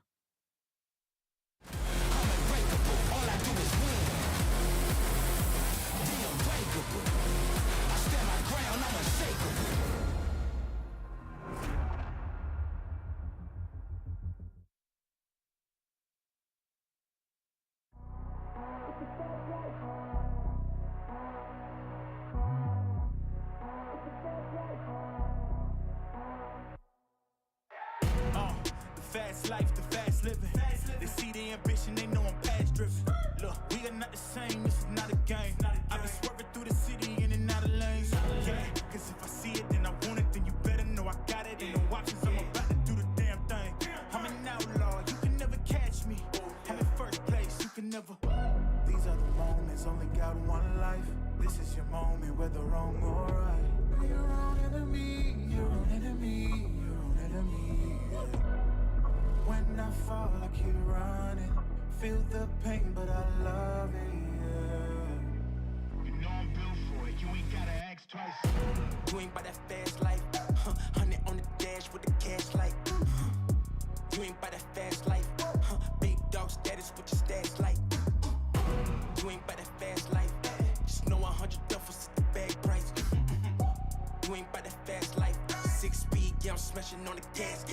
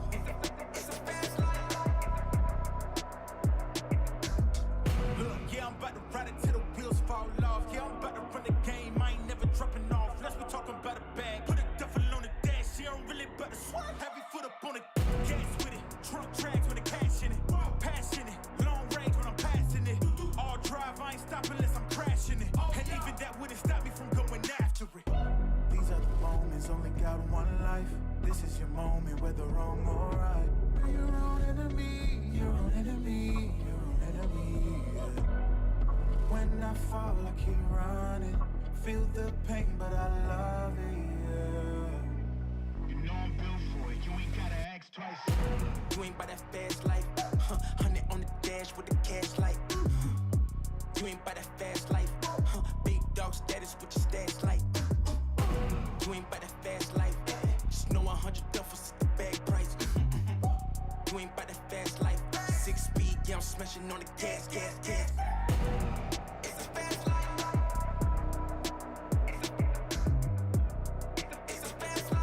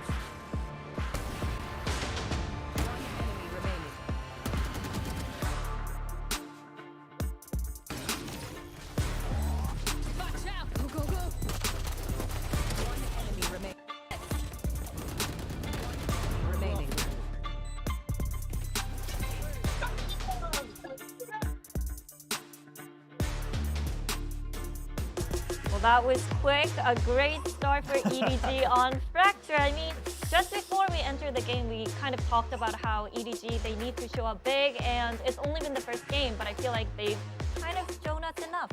What do you think? I mean, it was pretty brutal. They really crushed him back there. Yeah. It looked like it might even end up being like a 13-1 there, but there was Right. a little bit of a pushback at the start of the second half there from On Slayers. But, I mean, it's kind of, I guess, for us in the Korea region, what we feared. Yes, I mean, this is what the word on the street was that this is what EDG does no matter who the opponent is. And we highlighted kind of Kong Kong as that key player. I mean, look at the numbers he put up. 20 kills, 3.0 KDA, barely died. Obviously, not too many rounds to go through to begin with, but everyone over a 1.0. And that just shows, again, just how much they like to fight, but how much they're covering each other. They're never having one person always be sacrificial. Meanwhile, you're on a map where Chamber's important, Onslayer's is god dead. I hate to spotlight it, but his KDA is not really up to par. That was his first time on the Agent, right? True. Yeah. True. So maybe we cut him a little slack. They're trying to figure out who's playing Chamber. But again, the numbers point to EDG just looking strong, and I think the question mark continues on, is EDG really the strong, or is Onslayer's just not up to par yet? But there's a couple rounds I want to take a look at here from EDG. I want to go through a couple round replays to see what they did so well. And there's three things I want to highlight. And once the replays start playing, I'll be able to talk about it. But one thing is Kong Kong's aim, of course. Another thing is how they go through the macro play of when they decide to push aggressively on defense. And then last but not least, just kind of individual game sense. Those are the three things I want to take a look at here in a second. Well, you could see early on, they really took control of the entire first couple of rounds and then just carried that. They started streaking that. When you start comboing that many wins back to back to back, you don't have that many rounds inside the first half to really recover. And we saw that happen exactly there, making it for a very easy second half once we got there. So hopefully the replays will be ready here in a second. I mean, quite frankly, every round there was quite a bit. But if we can take a look at the highlights here. The first thing is Kong Kong. Hit him with the Marshall. Now, obviously, Marshall's on the enemy's eco round. It's going to be strong. But just check how aggressive he is. He never backs down from a duel because EDG's style revolves around the fact that they want to be able to snowball. And then he does it again with the operator. And then last but not least, it's going to be Life. And despite being such an aggressive team, he knows the exact timing on how he needs to win. And this is what I want to highlight with the EDG is when you look at it in first glance, it may look like they're just an aggressive, fast tempo team. But they know their win conditions on every round. They don't have to win perfectly. They just have to win. And Kong Kong, if he's getting kills like this entire tournament, he will lead. It's kind of funny because in a lot of those clips we saw back there of Kong Kong, we're talking about triple, quadruple peaks back to back, like with the Marshall, where a lot of times that's kind of not what you want to do, right? You peak once, maybe twice, but eventually it's like, okay, well, you need to relocate right now. You are the sniper, right? No, not the case with him, and he makes it work. Yeah, I mean, the confidence, we saw the trash talk earlier. Clearly, there's reason to back it up. He did not fear no matter who he was peaking against, who he was dueling against. And, numbers like these, it may seem like kind of once a blue moon, but we'll see. I mean, this week, maybe he averages at like 330 ACS. Who knows? I mean, we don't know the potential of these guys here on EDG. All right. Well, Fracture was a little bit of EDG's pick, so maybe that's a little excuse for Onslayers. But what are your expectations for Onslayers on Icebox? I just see Tasteless' eyes glaver. He's like, excuses. I don't deal with those. I mean, let's hope that is what happened, right? I mean, I think we could end up with the worst case scenario here where it's like a brutal 2-0. Okay. Yes, it's possible. Although, can I go kind of the dark path here? This is a good team for them to 2-0 to start, right? Because I think Onslayers is a challenging team to go up against, but they're not like the other best team over here in East Asia, right? Yeah, so, my big takeaway is that, this is not a rumor. This was not exaggerated. Edward Gaming is a real threat. Yeah, and something else that, we didn't have as much time to break down, but overall, if you kind of take a look at the tempo of EDG, this is a team where they actually push out on enemy ecos quite often. And then they'll also push out when it's kind of their second or third full buy round. Because again, EDG is a team that's focused on snowballing. So they want to make sure, okay, well, if you're in an eco, you're probably rushing, so we'll just combat that. It's okay if we drop a couple weapons. We just have to make sure you don't take it from us. And that's how they look at the big picture. And this is why they're so different. It's not about, oh, we have to win every round perfectly. We never have to drop a rifle. They're, oh, we'll drop a Vandal. Fine, you'll just buy a Bulldog next round because we're going to win again. Yeah, it almost feels like it's the wrong way to play, but obviously it's working. Does that make sense? Yeah, yeah. You know, when you get like real hardcore gamers, you're like, oh, you don't even play the game right. Here's how you're supposed to do it. But then this is actually panning out, so it's like maybe this is, you know, a more proper way to approach it. I don't know. Yeah, I mean, you can make it. If you can make it work, that works. And clearly, they have some temperature differences in their team because that is a thick vest that nobody's wearing. Yeah. He's got a bulletproof vest on, even outside of the game. Oh, yeah, he's bought full full armor. body armor before the second map. He's got extra health. You got to watch out. I mean, I could not game like that, but again, whatever works for you. But it's a gamer vest. It's a gamer vest. A gamer vest? Yeah. Right. Hong Kong has got his gamer brace on his mouse hand. They've got their gamer gear. Gamer gears. Yeah. Gamer tissue, too. Gamer tissue? Yeah, listen, you got to have everything ready. But we were even talking about this when the games were going on while we were over here at the desk, but they even got the camera guy for the team running through the house, which you actually don't see. At least I can't think of a team that I've seen where that's happening here in this region especially. Yeah, you don't see it too often. And you can even see it in the camera shot back here with the players. It's kind of it's them and maybe the coach is somewhere in the background, but nothing. Whereas you look over in the team house there for Edward Gaming, it's a content factory at the same time as it is just an amazing Valorant team that's crushing. But I like that you bring that up because, again, that means that they're so prepared that no matter what distractions they have, it doesn't phase them. Whether it's your own team, whether it's a different company that's doing production. No, we're just playing Valorant the way we always have. That is just how strong they are. And we look at we talked about this at Jonghyun as well, but I mean, they don't look too happy after that map. Well, I mean, it is a humiliating loss, right? And probably not a shocking defeat, probably not one where they went, you know, we didn't see that coming, but kind of a stark reminder of, you know, what a threat this is. And look, you know, I don't want to get too far ahead of ourselves here, but I mean, they might be getting the toughest part of the tournament out of the way. They could themselves now, right? I mean, that's one thing as well. And it's still not over yet for On Slayers. We have Map 2 coming up, which is on Icebox. So Agent Select is ready, so we'll head there shortly. All right, now Icebox is a map that, especially in Korea, everyone's been really shying away from. I would say in other regions as well during Stage 2. And now recently, a lot of people have seen the light with the composition that Fnatic kind of made popular with the double Sentinel, playing super defense heavy. Not everyone can make it work. I'm curious if either of these teams are going to focus on it, because here's the thing, EDG, this is another one where they say, oh, everyone wants to play defensively. We like to play Jet, and Life's bringing it back out. I mean, I'm curious. On Slayers, looks like they'll go the double Sentinel route, though. Kind of turtling once they go over to defense. Yeah, we've also got double Viper picks. Again, not surprising in Icebox, as well as the Sages. Again, you know, that's typical agent selection here. Yeah, but on Slayers, if you're going to go with this comp, obviously you're on attack first. You gotta get, I would say even like 4, especially against an opponent like EDG, you gotta get at least 4 rounds. So that way you can go in, even if you lose the pistol, you have a little bit more margin to really bring your composition to light. All right, let's see if On Slayers can manage to get those rounds though. But I just want to talk about, you know, replacing Zumba and King. Did you feel like the influence of them leaving the team was kind of, you know, it's huge. Okay. Yeah, it's huge. I mean, I would say Zumba and King, now obviously both for necessary reasons, but they were such a huge part because you could leave them alone and they would lock down the site, especially on defense. You need something like that against a team like EDG. All right, the game is ready at the moment, so over to you, casters. Thank you very much. Let's carry on our merry way and see if On Slayers can get anything done here, because in the past, I mean, we did a little mini documentary about Bazzi and, you know, a couple of the other players in the region, and he said, you know, after we lost and whatnot, our mental was in the dumpster.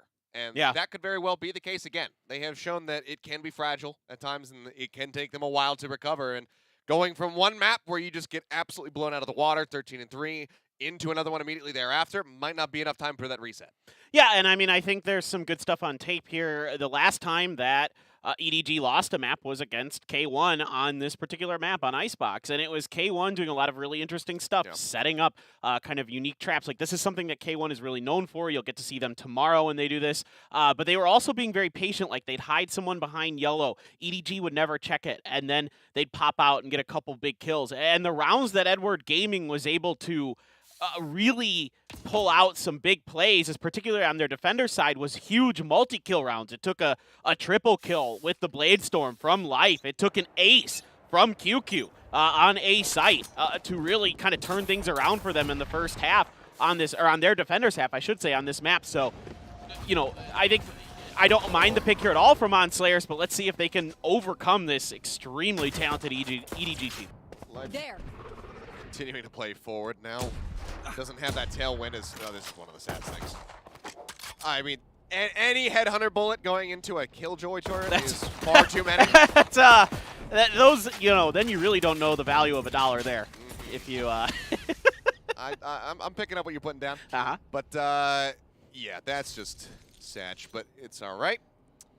He gets rid of the turret, but OnSlayers are able to get rid of QQ. Now, they're going to set up for kind of a death ball push. They're going to lead the way with a Prowler, throw some utility into the corner, but no one's there. Again, EDG, so smart to avoid all this utility. Life has an opportunity, but isn't able to find the shots. Oh, Batsy. Bazzy does. Life trying to swing back out. Bazzy watching for the Raptors. Just to get that headshot across. TS now turning his sights behind them, making sure that there's no flank coming through. Teleport's ready. Down low, 19 HP remaining on him. Makes his way across the opposite side of the wall. There's the C's, takes him down to 1 HP. It's an easy right-click kill. And the cleanup could be just as easy now. As Abong just trying to play back around the corner. The push comes in. Not quite flawless, but damn near it. Another necessary pistol round victory here for the side of OnSlayers. Yeah, some patience shown here by OnSlayers, by both teams, to be honest. EDG, again, sidestepping some of that execute utility. But this time around, there's enough in the tank for the side of OnSlayers, and a really good shot from Batsy. You know, the desk was talking about it, that they wanted to see Batsy on the chamber, and now you're getting to see it. And he gets a lot of value early, taking out that important first point of contact for the side of EDG. That gives them the time and space they need to get the plant down. It's a phenomenal seize by Eco. That just gives him such an easy kill around the corner there. I mean, of course, with the decay comes along with that seize, you're able to clean people up pretty quickly, especially with a classic right click. Now Life up and over. Oh, he got the dink. Taking a decent bit of damage. Both sides do have those sages to rely on, so the healing will go across. GodDead, you know, saying it's okay. I'll sit back at 70 HP. Make sure that you're topped up and stop. Kong's already pretty deep towards the attacker's spawn, and you can see that, yeah, but Batsy's kind of ready for it. You got the turret to check mid. Batsy's just watching. They're just trying to see if, you know, OnSlayers can get that opening kill and then either make a play off of that or maybe rotate off of it, trying to get a little bit of information with that Prowler. They knew that they drew the attention. Oh, there's Life. Still managing to find TS. Didn't have the audio cues, but apparently neither did Estrella. It's going down. And that's going to be 2 quick kills in response, but for EDG to be able to find these on the Eco, still a damn good look for them. Turret now going to be disabled, so they have to be that much more wary about somebody approaching from the back flank. Ball goes up. There's the plant coming through. 30 seconds. See if EDG will be able to get this. Ooh. Back on the site here. Abong trying to get cheeky, gets up on top of the wall, puts a little bit of damage down, but Bazzy and GodDead both so very low. Wow. Somehow Kong surviving. 10 HP remaining for him versus the 22 of GodDead. Bazzy at 8. And there it is, Bazzy able to watch. Cross angle. They will keep 2 of those Bulldogs for themselves. Move up 2-0 now. But that was so very close to falling apart for OnSlayers. I mean, there had to be some kind of lack of communication or miscommunication about Life's position up on the pipes. I mean, that was unaccounted for, and you give a player like Life this kind of opportunity to go for, I guess they just assumed he was going to back off and drop down, but he doesn't. He just decides to pop up over the top. And, you know, Estrella's not ready for it. He's going to get taken down now. Thank God that Batsy's been really, really good. From up on the belt. He's gotten a couple big kills from up there on the pistol round and right there. So that's not bad for OnSlayers, but that round was pretty damaging to their economy. They're able to recover a few guns through all of it, but now you got to deal with Kong here, and yeesh, he's already got one. Does manage to snap on, finds TS, looks for a little bit more. Forces Estrella out of that upper position, drops back down there Spike planted. onto the ground, joins in with the rest of the team, have now pulled back over towards green behind yellow. No one used, I think Life had already popped it. It's getting ready to expire. That or he wanted to just jump across towards Snowman. Either way, he doesn't have that tool for a quick entry. Nano Swarm, first one's gonna be used, push up the corner, so aggressive here from Kong Kong, still manages to find one. Strelin trades it back before getting taken out by QQ. That's how you can see, he wants to try to clear out that. But he cannot. It doesn't matter though. The rest of the team are able to cover. 3 weapons going to be held on to here for EDG as they win on the bonus, putting themselves on the board. That was pretty dicey there for a moment for EDG, and then that haunt came through, and you know, you could kind of see they were caught in a little bit of confusion of do we shoot the haunt? Do we just go for the guy speaking the corner? Well, I'll just go for the guy speaking the corner, but you can see the backup for the side of EDG is really good. I thought maybe they'd have to get a little bit deeper into the lines of ON Slayers to deal with that post-plant setup. You know, Australia had the Nano Swarm ready, and he was, you know, but he popped it so early, Achilles. I thought that was it was basically as soon as they sensed any presence of EDG on the spike. I don't even know if they had tapped it or not for sure, but he popped it super early, and then they tried to play close quarters, but with a slight gun advantage, EDG able to get it done. But you can see that these fighting retreats that EDG does are really, really effective, and Kong Kong, you know, at least able to trade out one initially. Now you're getting super deep into kitchen initially. I mean, this is just a lot of attention being drawn right now by GodDead. Right. See the eyes being shifted over towards mid. It's just going to be nobody left on A, which I know sounds a little confusing, but that's just the name of a player if you're one of those audio-only listeners. GodDead does get picked off, though. Punished as he was trying to make his way back out to rejoin in with the rest of the team over towards the A site. Nobody with the drone, and that's going to be some hefty value found. Great call. Thrown in, however. So letting that one fly, having the trails, leading them towards the members of EDG here on the site. There's many of them. Eco, however, 2 great shots. QQ and Life both go down. Spike now planted. Sees into the back, just trying to catch anybody who's playing on that lower side. Those were devastating shots that Eco's able to find. Now you're getting some utility to try to back the OnSlayers up a little bit, but Australia going to play an alarm bot. 2 quick kills from EDG. TS and Bazzi both take it down. Now it's Australia and Eco. Left alive, Eco finding himself a 3rd. Can't get the 4th. Hold here on the defuse. He's trying to wrap around the side, but nobody's got the headshot. Shuts him down, and EDG tie it up at 2-2. I mean, just when you think that maybe the OnSlayers, they had a good response to being spotted by that Owl drone, the early kind of fake that Eco and GodDead were trying to sell towards the B site, again, never is bid on by EDG. They continue to just kind of hold pat. They wait things out. They set up QQ in a spot where he can capitalize on this. These are 2 just absolutely outrageous shots from Eco and a 3rd to follow all that up to give his team an opportunity. But at the end of the day, again, these EDG kind of pushes together where they're just going to trade off of each other or just win the opening duel against you. So difficult to deal with for OnSlayers, despite some nice setups, some nice early kind of ideas there, trying to sell a fake. You know, at least had the Nightfall again to kind of counter the Owl drone to give themselves the plant. Prowler across. Not flying. It's going to be Bazzi taken out. He's the one who had the rifle in his hands. Somebody's going to have to go try to recover that Vandal. Themselves a little bit more firepower. I mean, I get it.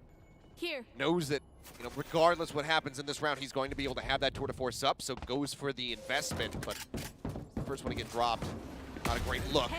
Fantastic headshot there from QQ. Eco able to answer one back, but that's about as good as it's going to get. GodDead will get life right on the very end of the round, but widely, it's a bit of a wash as EDG will take the lead. Yeah, these multi-tier setups that EDG has are really difficult to deal with. I like that little smoke that Life threw up to Nest to allow himself to use the ropes, or excuse me, towards pipes to get back up in the Nest. This is just a great point of contact play for QQ.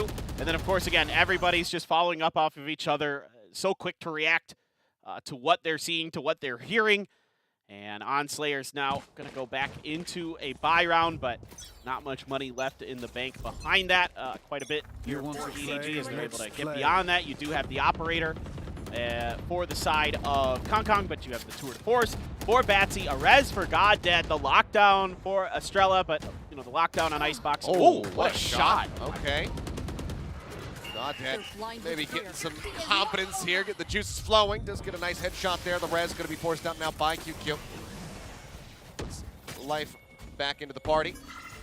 Lockdown ready. Estrella, does he deemed this a good opportunity to use it. Shots flying his way, and he's damn lucky to not be caught by that. As Goddead will once more take out life.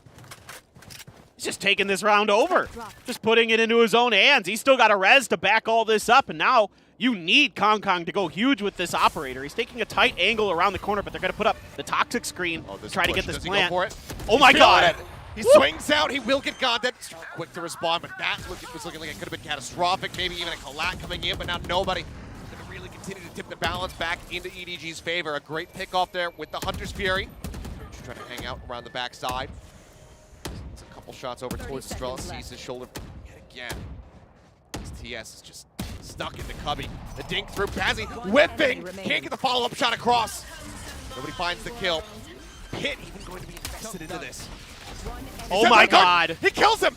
The pit's been dropped! He finds Estrella! It's a 4K for nobody! And 4 rounds now on the board for EDG. So much invested, and it comes up with nothing at the end for OnSlayers. It's a beautiful round from nobody. He gets, he gets all kinds of utility damage done. I mean, what an aggressive push from Kong. That one maybe a little bit too much here, and it's such a good hit for the side of OnSlayers. He had the Hunter's Fury kill. He had a Shock Dart kill, and then he's there for the third. Crisp, clean, calm, collected. Nobody there. Just absolutely taking that round over. 11-2 so far. He's yeah, I saw what you did in the last map there, Kong. Now it's my turn. I mean, utterly impeccable. We have to start coming up with some stupid, silly sentences that we can say. Like, nobody is good at Valorant. Nobody puts nobody in a corner. Yeah. Yeah. Nobody's good at Sova. Nobody's good at Sova. Nobody's good with Hunter's Furies and Shock Darts. Nobody can beat OnSlayers. That one's good. All right. Oh, I'll give you that one. I like that one.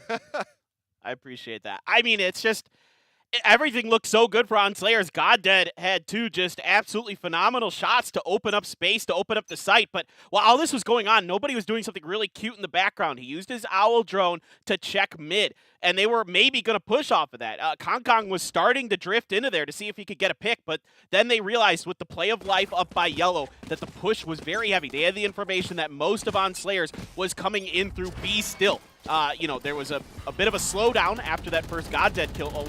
Speaking of not slowing down. Oh no, Estrella, you haven't. Okay, well. No way. Fortunately for him, Kong gets a little overzealous and tries to get the timing on the jiggle peek. He does not, so does end up getting punished. Now the lockdown at the ready. This is just the El Clasico positioning for it. Slaps it down right there on pipes. Nothing happening in response to it, though. Obviously, the Hunter's Fury had been burned around previous. This doesn't change much.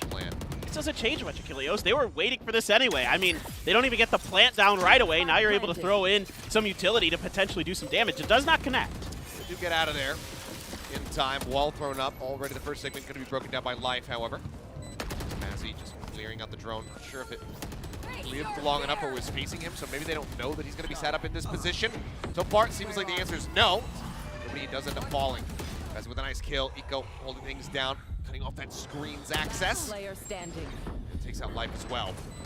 So he's trying to make his way forward. It's good for one, but knows that he's going to be watching so many different angles. He just cannot quite get it done. OnSlayers keep it within touching distance. Out of charges. 1 round the deficit now is TS is just motion blurred.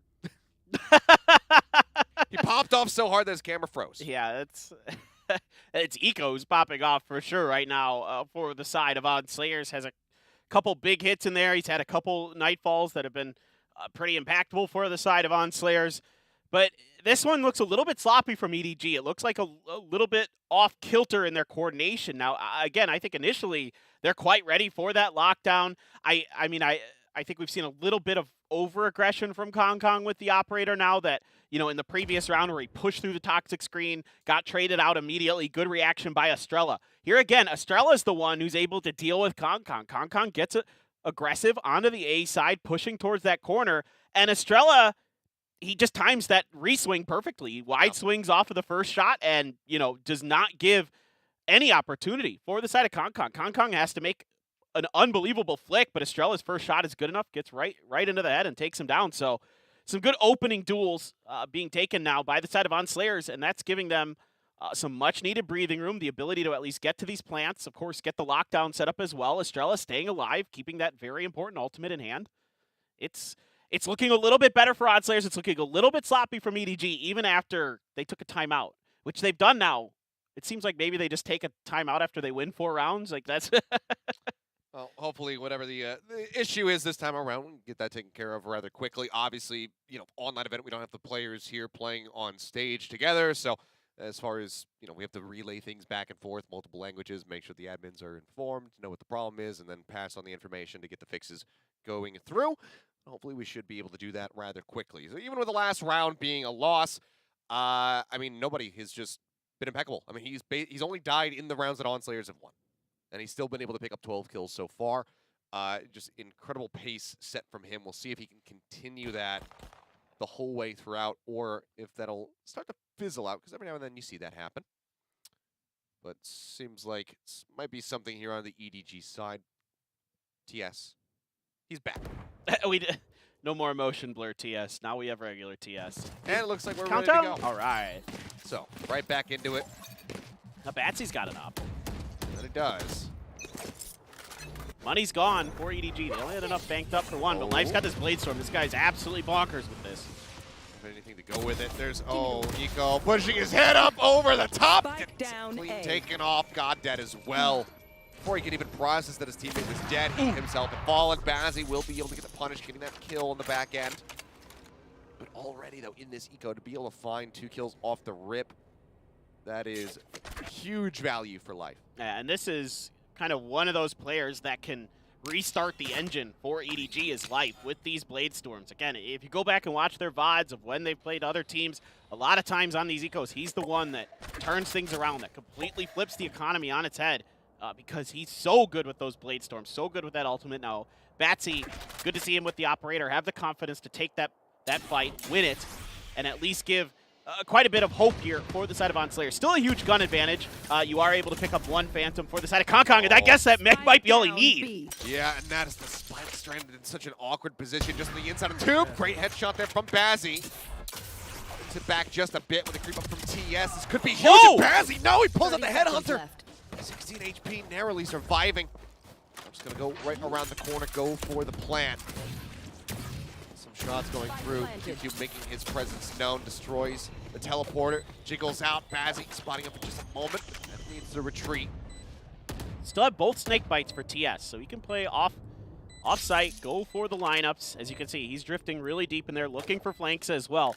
So able to kind of do double duty. You still have nobody, though, and as we've seen so far. He goes back into the hallway. I thought for a second he was going to be able to catch Bazzi from behind. He does not.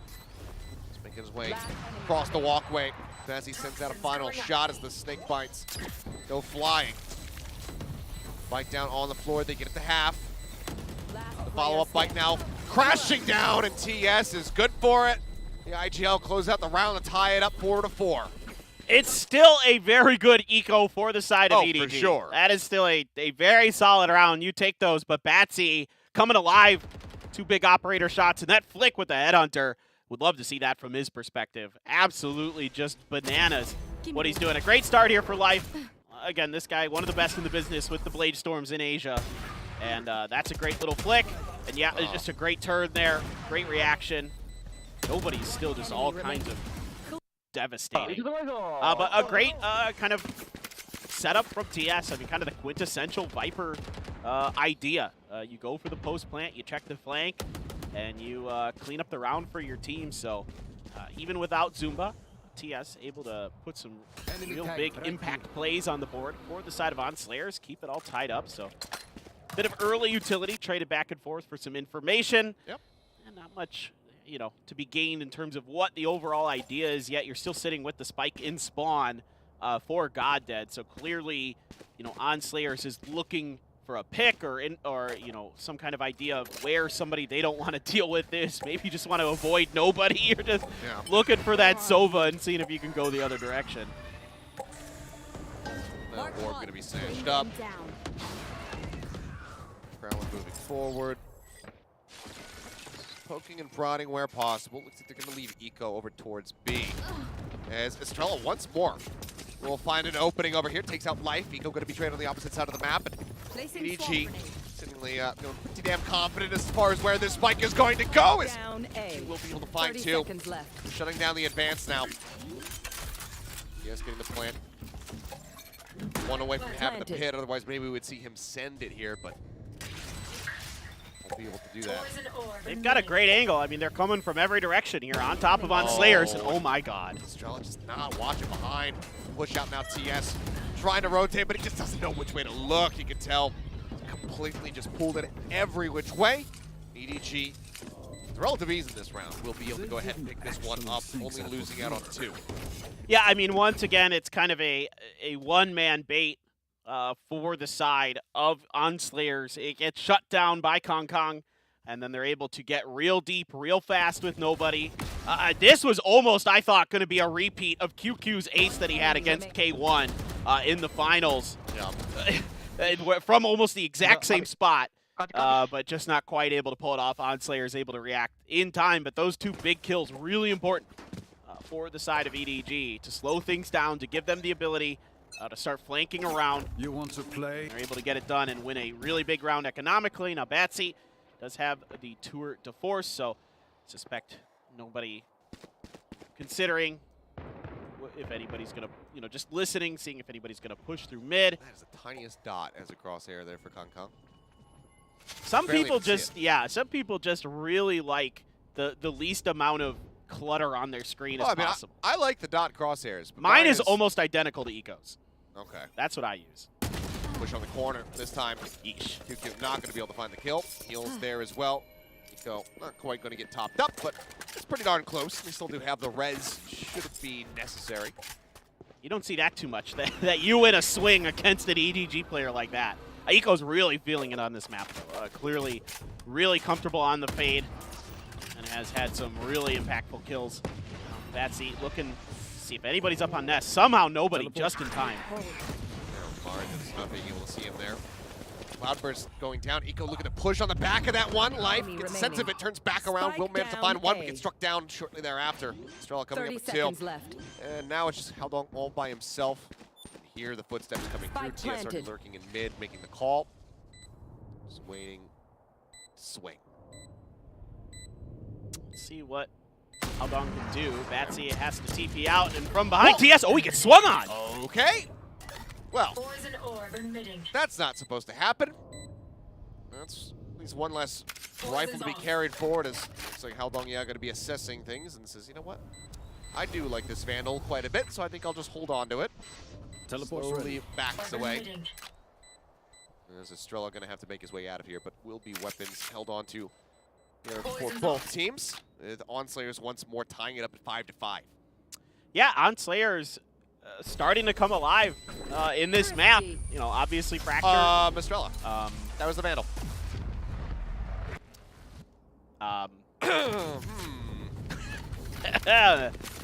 Alrighty. I'm not sure what happened there. I think they were just so overly cautious that the spike, that they were going to be watched, and then he just left too late. I don't really know. I can't really give an excuse at the end of it all. He had some nice intro kills. It wasn't Eco, so economic-wise, it could be worse, but it's still a gun that you're not carrying forward into this round, so I'm still a bit confused. There's no reason that, with the economy the way it is and there's 2 rounds left, you got to be a little bit careful, but okay, whatever.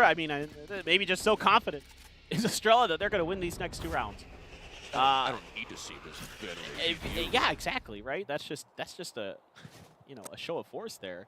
All right, so deathballing over towards the B side, but now you've got Kong Kong's tour de force available. He's going to be watching up over the top. The screen's going to keep him obscured momentarily. A Prowler to try to check, but it's not going to see him. No, it has not. Ping's coming down. Here. You can see they have a decent sense of that he's going to be playing in this position. Everyone just denying line of sight as much as seemingly possible. Great adjustment. Back, not going to be able to find the tap here. Look at how much utility they're using on him. Quite a bit. And man, the push out nearly has the collide. 3 swings, finds another before getting taken down. Unable to TP out the safety, but the damage is certainly dealt. Comes up with 2. As there's nobody spotted. And look at this. TikTok wall nonsense here from QQ. All the way back. Snowman gets the bang on the box to take out Eco. And now Estrella with his work cut out for him. A 1v4. See if he can deal any significant damage. He cannot. Ends up getting dropped, and that is now 6 secured in the half for EDG. The question is, do they make it 7-5, or do we find ourselves still tied up at the end of this half at 6-6? I mean, the understanding here from Kong of what OnSlayers is trying to do, the expectation of utility when it's going to come through. I mean, a Prowler that he's able to avoid initially, then he sidesteps the slow orb and the Hunter's Fury that's trying to catch him around that corner, waits it out, and then finds the perfect time to peek for 2. And once again, getting that man fired up. Not something you want as the side of OnSlayers, so it is going to be a timeout for them moving into the final round of the half, Achilleos, but this has been a much better look from OnSlayers. They feel much more kind of, comfortable and in control of this. Yeah, and maybe it's a shift in the team's dynamic since they did lose out on King and Zimba, but it is, the two new players, we'll put that in quotations, in Eco and Estrella, who are kind of stepping up to the plate and carrying the lion's share of kills for this squad right now. It's not old reliable, as in with Bazzi, Goddead, and TS, who in their own right throughout stage 2 were fragging out of control on different maps. It has been a lot more weight put onto the shoulders of the latest entrants into this roster, which it's good to see that they're able to deliver, particularly, Eco, who hasn't been playing for a while, Estrella, who just hasn't quite found that much success, was on Desperado, never really got play time, under his previous name from Korea, then tried to qualify into Stage 2 alongside F4Q. And this is a player who has been the rank 1 player in Korea at the end of acts before. So is very much a known quantity out here in this region, but has never really been able to fully represent that status on a competitive roster. Yeah, I like this lockdown to try to counter the Viper pit from the side of EDG. So they're clearing it with all kinds of utility, checking it with the Prowler, throwing a Nano Swarm at the front. And I think they might get one to Tate. No, he just got out. Nope. Oh, he did get to Tate. Yeah, they got the Viper. So Aldong did get to Tate, yeah. Aldong's going to be hanging back. Nice headshot, though. And just peeks into the side, finds Bazzi instantly. Push around the back. Life somehow tailwinds forward, updrafts up onto the rafters there, and still manages to win out the fight versus Eco. They know that there's going to be one behind this box and going fishing, trying to get the kill. Bazzi going to be rezzed back in, but it's nothing but bait. Kills there. TS is good for 1 with the Judge, but eventually gets flushed out, and it is going to be EDG finishing the half with a nice 2-round advantage. No tie up at 6-6. It'll make it a 7-5.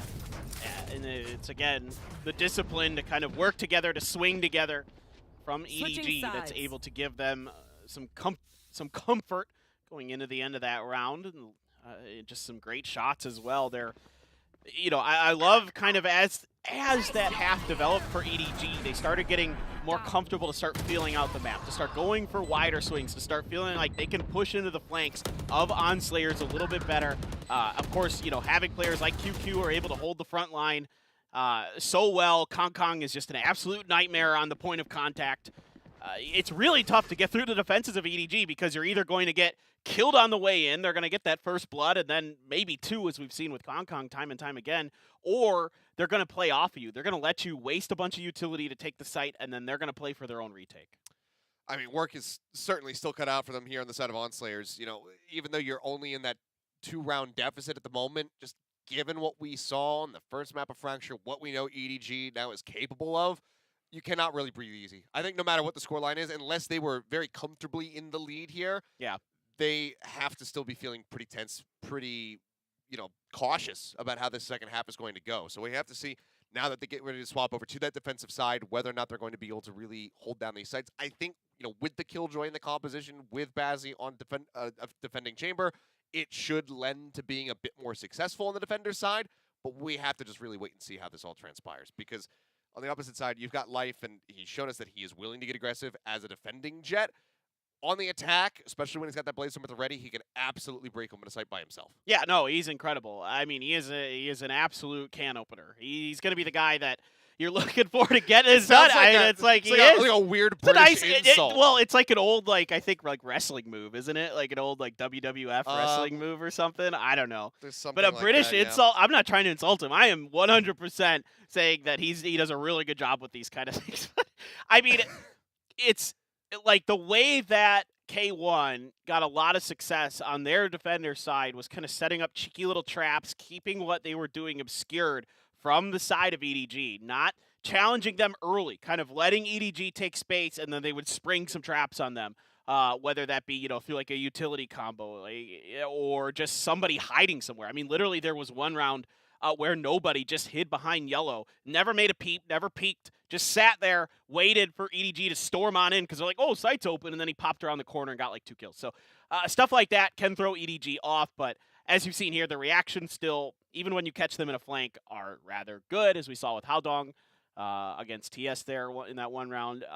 They're a really challenging team to deal with mechanically, but like you alluded to, you're getting a step up from Eco and Estrella in particular, who've really kind of broadened the scope of what OnSlayers is able to do by getting some huge opening kills, by winning some of those early open trades. There's not a lot of utility behind it sometimes. Yeah. You just have to, beat EDG at their own game in some ways, where you're going to wait for them or you're going to swing at a timing that they're not expecting. We saw with Estrella when he was able to kind of dodge the operator shots from Kong Kong on A and then wide swing off of it and make it a really difficult flick for Kong Kong. So things like that are going to be very, very important here for OnSlayers on their defender's side. And like you said, Batsy, we're going to want to see him on this chamber really shine on this half.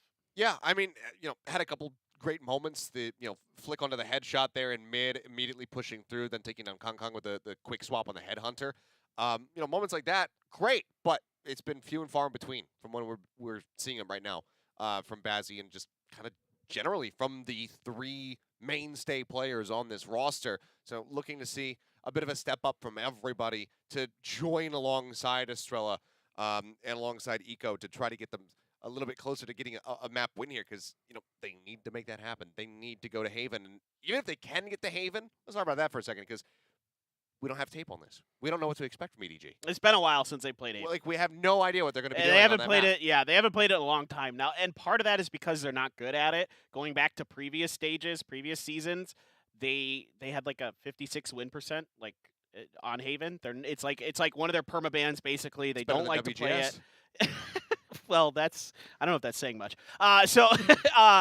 Look, it's just, it's not a map that they're very comfortable with. So to me, this indicates that they have to have something prepared, or at the very least, they feel like it's early enough in the event that they feel like they can bring it out here against OnSlayers and win it just comfortably, even if they don't bring their A game on it. So just going to have to wait and see. We're having a little bit of a tech pause as we get ready for the second half. I mean, nobody was just absolutely shutting people down. The utility placement there, the shooting, just so crisp. And that's the one thing that you notice about EDG right off the gate. It's just how clean they are with their crosshair placement.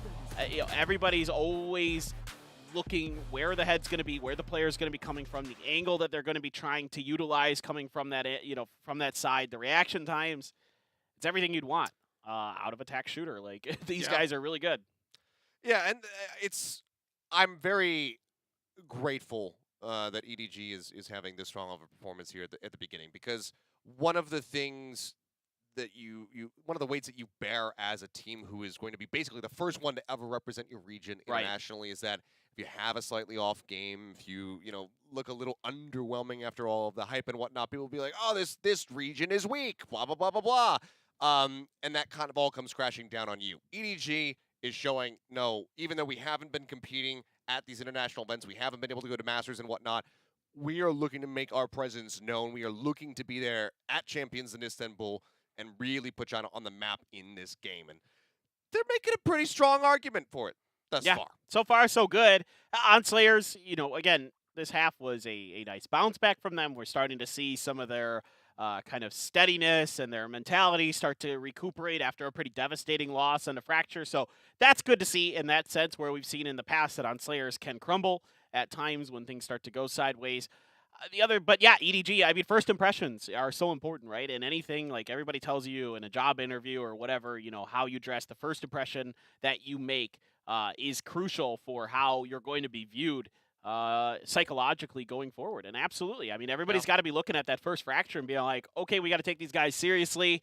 They're a absolute, you know, force to be reckoned with. And again, they remind me a little bit of Paper Rex, but also not. Like, they're not quite as W-key as Paper Rex. It's like a more measured aggression. We haven't got to see much of their attacker side because their defender side has been so lopsided on Fracture. So here onto Icebox, we're going to get to see a lot more of it, I think, which is exciting. And I want to see how this is going to look. How fast is the tempo going to be? Previously, it has been pretty fast for them when they played regionally inside of China. They do kind of push the pace a little bit. They do also like to bounce around the map a little bit, try to kind of mess with their opponent's mentality, where their positioning is going to be. But these guys are quick on the ball. Yep. Well, apologies for the little extended delay there, guys. But of course, with online tournaments comes online problems, and we got it taken care of. Though everybody's ready to continue. Let's see what happens now in the pistol round going into the second half. Shifting over, and yet again, it's looking like a pretty decent read here from the side of OnSlayers. They have 4 members over on this B side of the map, but Eco's going to be the first one to fall. TS going down as well, so the numbers cut now in half, and very much reduced completely.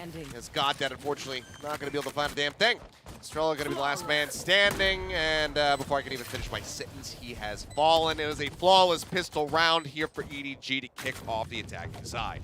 Well, that's not encouraging for the OnSlayers, because they had that read like a book. They knew what that was going to be, and EDG just absolutely slapped them out of the way. I mean, and they did exactly what I wanted to see, right? You saw Goddead hid in that cubby. It was completely ignored by EDG. This is a read that, you know, if you have watched their VODs, that sometimes they do this, particularly on this map, where they get tunneled and they'll just completely ignore some of those off-angle spots, and Goddead just whiffs. I mean, it was a lot of things that went wrong for OnSlayers and a lot of things that went right for EDG in that one, and EDG just better on the guns is a lot of that. The early kind of jiggle peek from Life to get Kong to flank out to try to go for that duel against Batsy. Nothing really came of it, but Life is watching this, but Kong pulls back just enough for Bazzi to be able to get him in the head.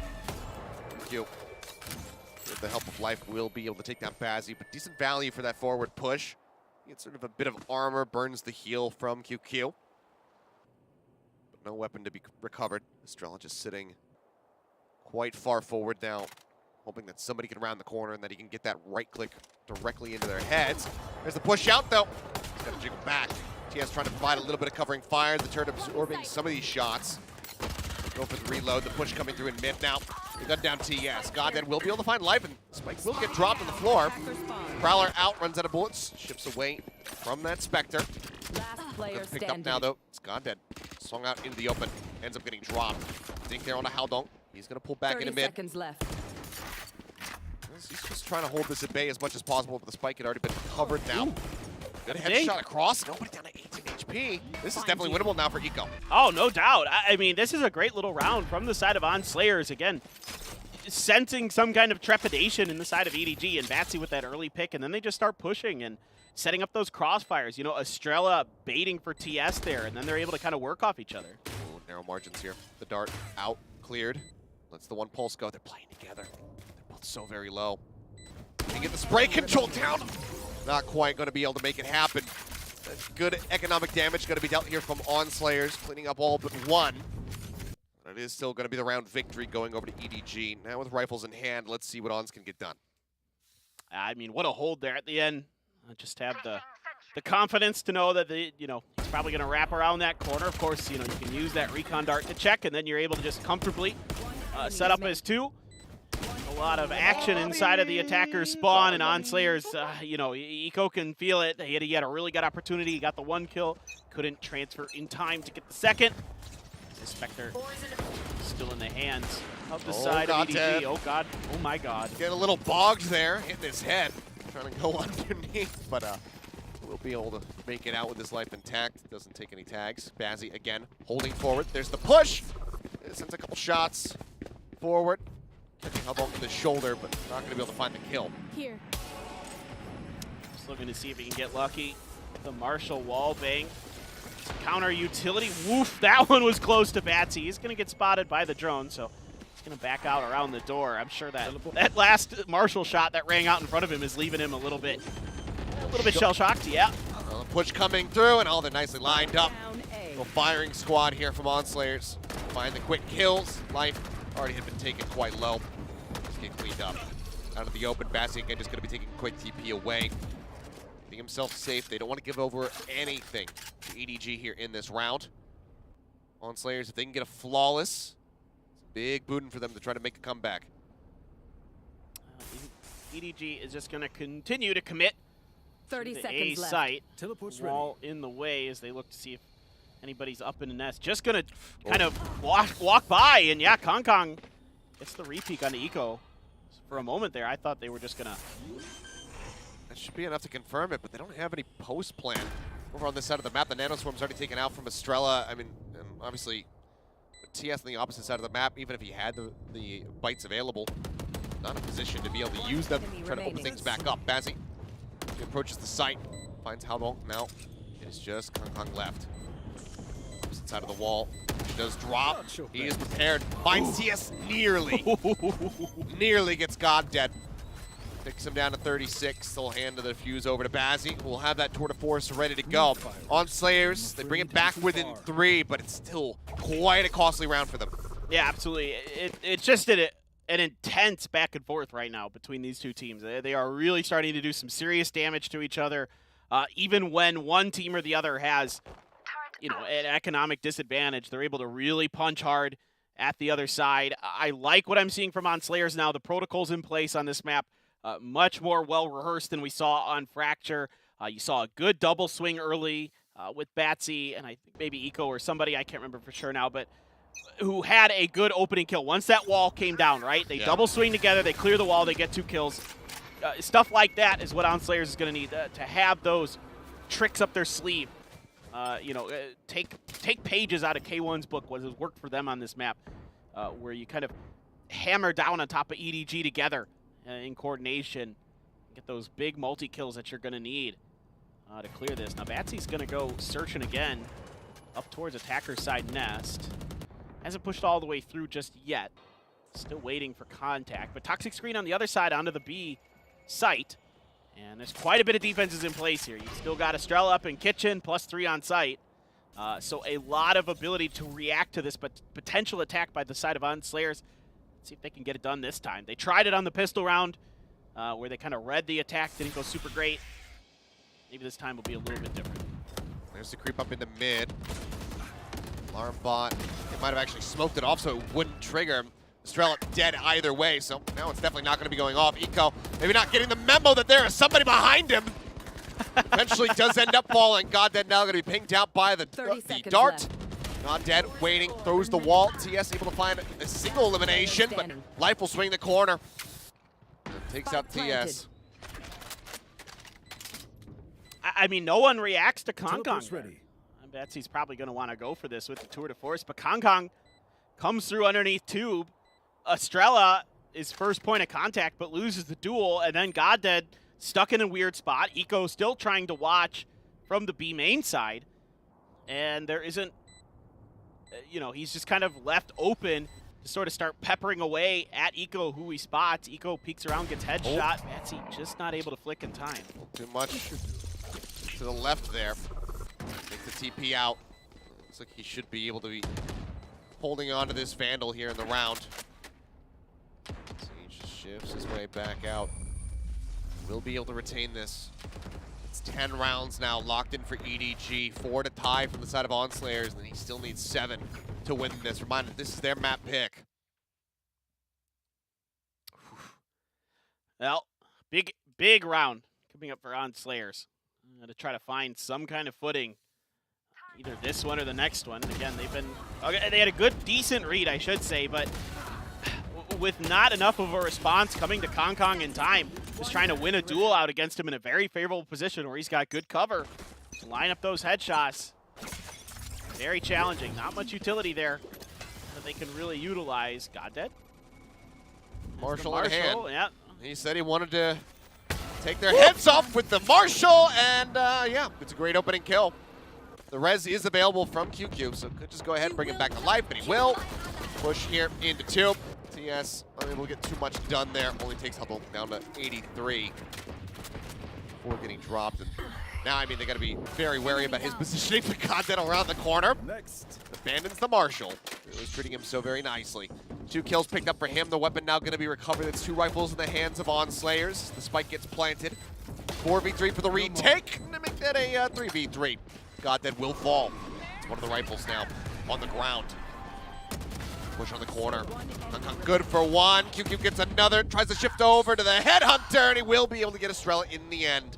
A little bit of damage dealt here from ONS Slayers and the otherwise eco, but it's nowhere close to a round victory for themselves. It's a good eco, but might be too little too late for the side of ONS Slayers. A nice little sidestep by the side of Kong of the Nightfall there. Gives him a great crossfire angle. I mean, you know, Goddead doing what he can here. That's a nasty shot. They catch TS in the 2, but then they're able to kind of respond and catch Haodong inside of Kitchen. Nobody is absolutely disgusting, but look at this. He avoids, he doesn't get detected by the Nightfall, and then they're able to just set up the crossfire and just mow him down, trying to come through mid. Well, he was a little bit shocked that they were able to win out that round. Even I'm a little Nobody surprised. else died. Bazzi, aggro push, and that hurts so much. I mean, what do you do against that? I mean, he's just so fast. Yeah. Just don't get shot in the head. Yeah. Tap forehead. Well, every time your corpse gets TP'd as a chamber player, it just sucks so bad. There's the res. They won't be able to bring him back in. Luckily, his corpse got TP'd. So they are able to safely put him back into the fight. Almost obviously. No, never mind. He's dead. He's dead again. Nobody just puts him right back into the ground as quickly as he was brought back. Now the push out coming through. Life, we're cut out from too many targets to choose from. Keep holding forward. Does find TS. Then picking up 1, picks up a 2nd, and all of a sudden it is just a firing squad. ONS Slayers basically just +4 into the site, pick up 1 after the other. I don't know what happened there. That was all of a sudden, like, Goddead and Eco both pick up double kills. I'm not sure if EDG tried to push out of the Viper's pit on the other side. I saw that a Prowler did hit Haodong, and that there was backup there from QQ to try to, you know, cover that. But we didn't exactly get to see. We were a little bit kind of ping-ponging around, and I'm not entirely sure. But hey, ONS Slayers there. I thought that might be a little bit dangerous with that kind of 4-man push that they were going to try, and it didn't seem like they were going to even use much in the way of utility. They just wanted to go for that straight-up fight, and you can't win too many of those against EDG. But that time around, they're able to get it done. Now you've got the Blades for life once again. They get the spot. He goes for the pop-up. TS already dropped. Yeah. Forward push here up the rafters. Kong finding the opening kill. Goddead, knowing that he's likely to push up and try to clear that angle. So tucks away against the wall. Estrella, you are playing with fire, good sir. Whew. Doesn't get killed, though, so only 1 blade left there for life. See if he's going to be able to get the reset. Yeah. Goddead continues to inch further forward. Now he's playing on the opposite side of the wall. We'll see if that catches them off. Nope. Kong, he's ready for it. Yeah, and you've got a Hunter's Fury to back all this up. I mean, Batsy's going to have to get some serious work done on this flank. That he is. He's trying to check that right side, but he can't steady his aim. Kong gets a 3rd as Estrella falls, and Eco is the last one standing. Well, he would be able to buy into the next round. It's better to just go ahead, hold on to the Vandal, if at all possible. So we'll make his retreat back over towards B. And it is a flawless round for EDG as they stretch the lead by 5 and they move up to match point. Well, this is starting to look like we might be getting ready to see EDG move on to the next round. And ONS Slayers drop down to the losers bracket. Still not over for ONS Slayers. And they do a good job there avoiding the knives early, kind of checking for it and not taking a ton of damage. Estrella, only one who got anything out of that from life, but then push was on, and the tour de force from Kong is disgusting. Eco, they're able to at least pick up life at the end. It's not a flawless. He keeps his gun. Okay, it's the little things. Coming into the next one. As now we watch and wait to see what the setup's going to look like from the side of EDG for this round. As just kind of checking all the angles. TS kind of peeks out. Oh. That's not fair. I was gonna say, I was like, that's kind of impressive that he got that shot. I didn't realize he was up over the top of the wall and then just that ain't getting fair. it point blank. Well, the buy a bit awkward here from the side of On Slayers. Estrella just with the Sheriffs. There's the Hunter's Fury, and Bazzi with 30 HP barely manages the TP out. He's in desperate need of some healing. Try to slow them up, stop the approach as best as possible with the Nano Swarm. They are avoided. God Dead gets picked off. Kong Kong finding that opening kill. Eco pulling back around the side. Gets a quick little drag across the head. Gets that kill narrowly. Manages to get nobody before he falls. Keeps it as even as they possibly can, but there it is. It is done. The spike doesn't even need to be planted. 13-7 after a 13-3 on their pick of Fracture EDG.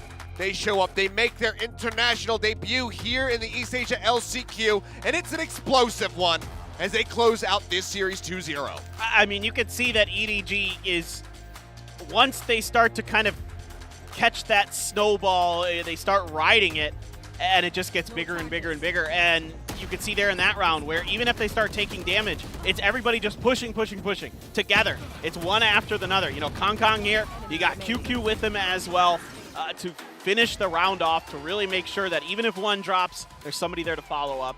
It's good coordination. They're difficult to deal with how talented they are. Yeah, and I mean, it was a bit of a slow start there from Kong Kong. We saw the explosive nature of nobody at the very beginning, moving up at one point with, like 14-3 or something around there. He ended up kind of teetering off a little bit, and Kong Kong really leveled up his performance by the end. Ends this one 23-13-2. Still pushing over 300 ACS, top of the lobby. Absolutely incredible play in both of these maps from him. This chamber is something that needs to be feared. Oh, no doubt that this guy is an absolute monster, and he said it. He thinks he's the best aimer in Asia. Well, he sure is proving it so far. He's looked damn good. Yeah, that he has. Well, I think we're going to have the desk break down a bit of the action here from this second map, from this series overall, give their thoughts on, how this went, whether or not it exceeded expectations, matched them, I don't know. But, of course, we're not done yet. We still have a second series to go with Maru going up against Reject, so the action is just going to continue here in the East Asia LCQ. It's going to be a very long, action-packed week. Yeah, absolutely. All right, I think we're ready for a break, guys, so stay tuned. We'll be back. We have another match coming up. Of course, it's going to be Maru versus Reject, so we'll be back shortly.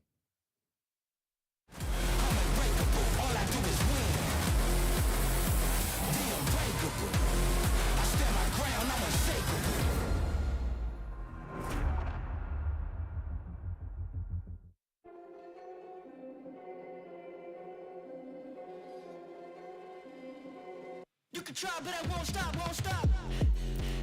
Won't stop. Won't stop. Won't stop. You can try, but I won't stop, won't stop. I can't be stopped now, I can't stop. I can't be stopped now, I can't stop. I can't be stopped now, I can't stop.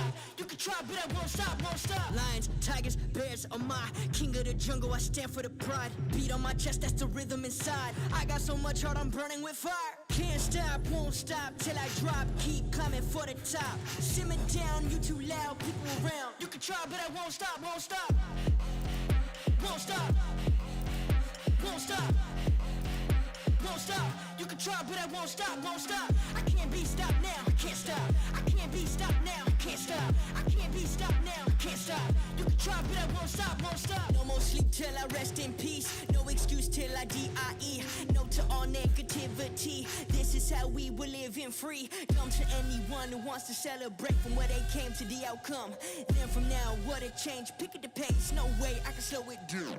Give me a minute of your time, I can guarantee all things work for who believe. All it takes is the faith of a mustard seed. Who can stop what was meant for me? For me, yeah, this for me. For me, and I ain't for free. For me, yeah, this for me. For me, and I ain't for free. Pick your head up, no more defeat. Get up off the ground, move your feet.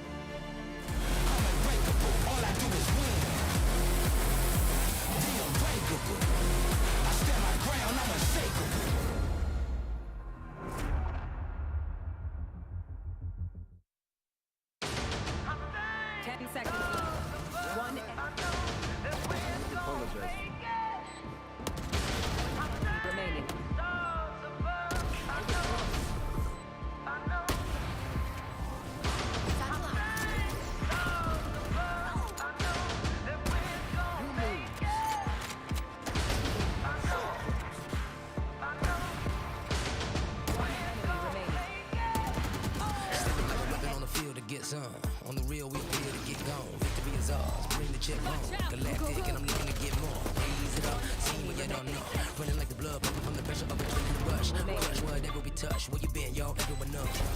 And if you still don't get it, let it chill for a minute. Time is money and trust me, man, I'm all business. And if you want something done, do your shit, get it finished.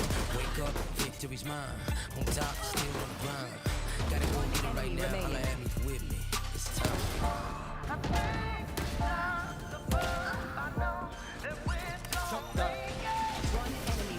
Take what we got, we gon' make it. Show the world that I shine in our greatness. Keep it real, never gon' fake this. Till we make it, till we make it. Taking off, flying high like a spaceship. Take a drone, take a shot, what you waiting for? Keep it real, never gon' fake this. Till we make it, till we make it. Second verse, I'm telling you I'm ready to go, letting you know, cause I'm never below the ones that I roll with. I'm incredibly known for getting down to the nitty gritty. If you're better, then let's go. Moves made, dues paid. Folks talk, don't do a thing. We certified, observers out. Come through and give a true display. We champions. Understand me standing under a victory canopy. Canopy the minute we was in the keys, ready to drive at top speed. Let's get it out. Wake up, victory's mine. On top, still on the grind. Gotta go get it right now. Holla at me for me. It's time.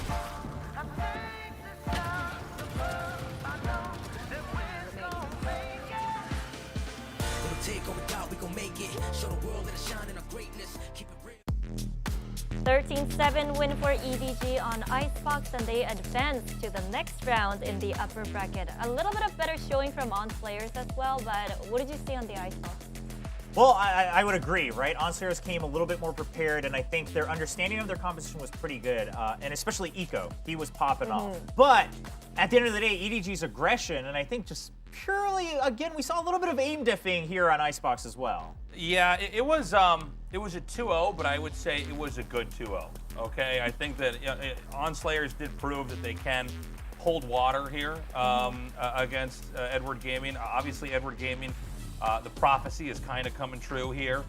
They've now been unleashed on a more global level, and they do seem to be taking on these other teams that we thought might, might get completely wrecked by him. Game 1, that kind of happened. Game 2, again, I think ONS players did a little bit of redemption for themselves. But the big takeaway here is that this does seem to be the team to watch out for in this tournament. Yeah, absolutely. I mean, Kong Kong putting up amazing numbers, 2 maps in a row, over 300 ACS, just very consistent as that kind of star player we highlighted earlier. But then I do want to give a hand to Eco before we continue to praise EDG. Is this guy just came into ONS players, right? He joined as a new member. Obviously, he's an experienced player in his own right, but for him to really hold his own in this setting and still try to make sure that he's contributing to the team rather than taking away, I think he's off to a good start for this roster, and we'll have to wait to see how that pans out for the rest of this tournament.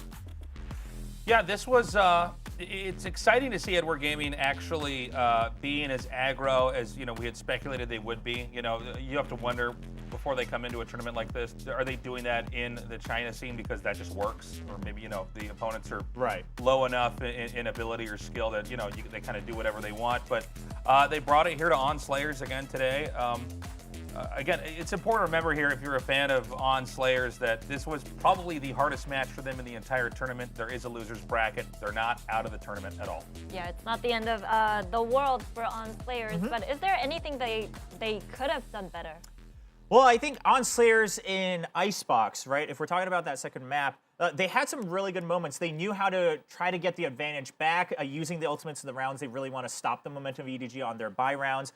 But at the end of the day, the duels and the speed of EDG. So I think ONS players, they came prepared, but EDG was just one step ahead. And there's a couple rounds here that I want to point out on how we see the power of EDG. A lot of people are asking, is this ONS players not being as good? How good is EDG? Well, let's take a look at some of these rounds. The first one is going to be round 6. And this peak right here, not only is it crazy and brave, but he understands that the composition of ONS players needs to plant. If you just delay the plant once, they don't have the aggressive power in that composition. They have no duelists to continue digging deep. And now it allows the rest of EDG to crowd around. And of course, we're going to see kind of nobody start to pop off. But the reason this all works is the original plan of ONS players was the fact that they wanted to be able to get the plant for the Viper's Pit and then really set up for post plants. But we see Kong Kong peek through the screen. He knows as long as I get that one kill, whether it's the Sage or the Viper, I'm taking away one of those ultimates.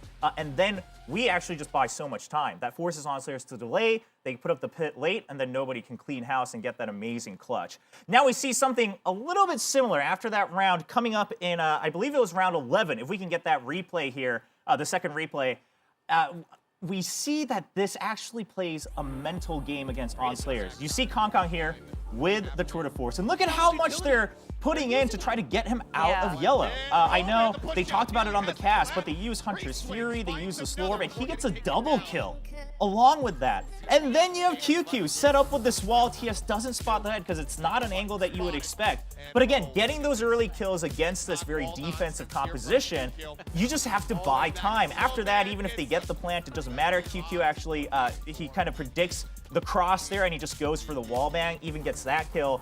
And this was in that first half, where ONS Slayers, they wanted to get as many rounds as possible, and ONS Slayers probably thought 5 rounds was enough. But then we switched sides, right? And then we have EDG now saying, okay, well, now we have the Jet, we're on attack, and this was a really cool round. This is the last replay I want to talk about. Going into round 19, Jet opens up the entire map. Let's take a look at the replay here.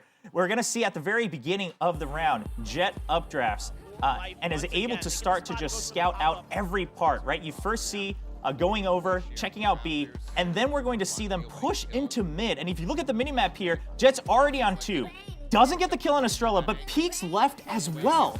So now, alone, Life has pushed out everyone from in front of tube and from site B, which allows 2 of his teammates to just cross through that poison cloud, and that allows him to pinch onto A. It completely dismantles the fact that ONS Slayers wants to stack one site. And this is, it's such a good usage of Jet utility. It's not about getting kills, it's about, I'll be your owl drone. I'll go up on that tube. I'll scout out and make sure that you can get deep into the site. And these are the parts where EDG is just one step ahead of ONS Slayers. Well, we've seen EDG. What did you think of them? I mean, I was totally impressed. I think Chobra summed it up very well. They were able to economize their time so well in preventing spike plants and just eking out enough time so where the other team can't gain a comfortable position.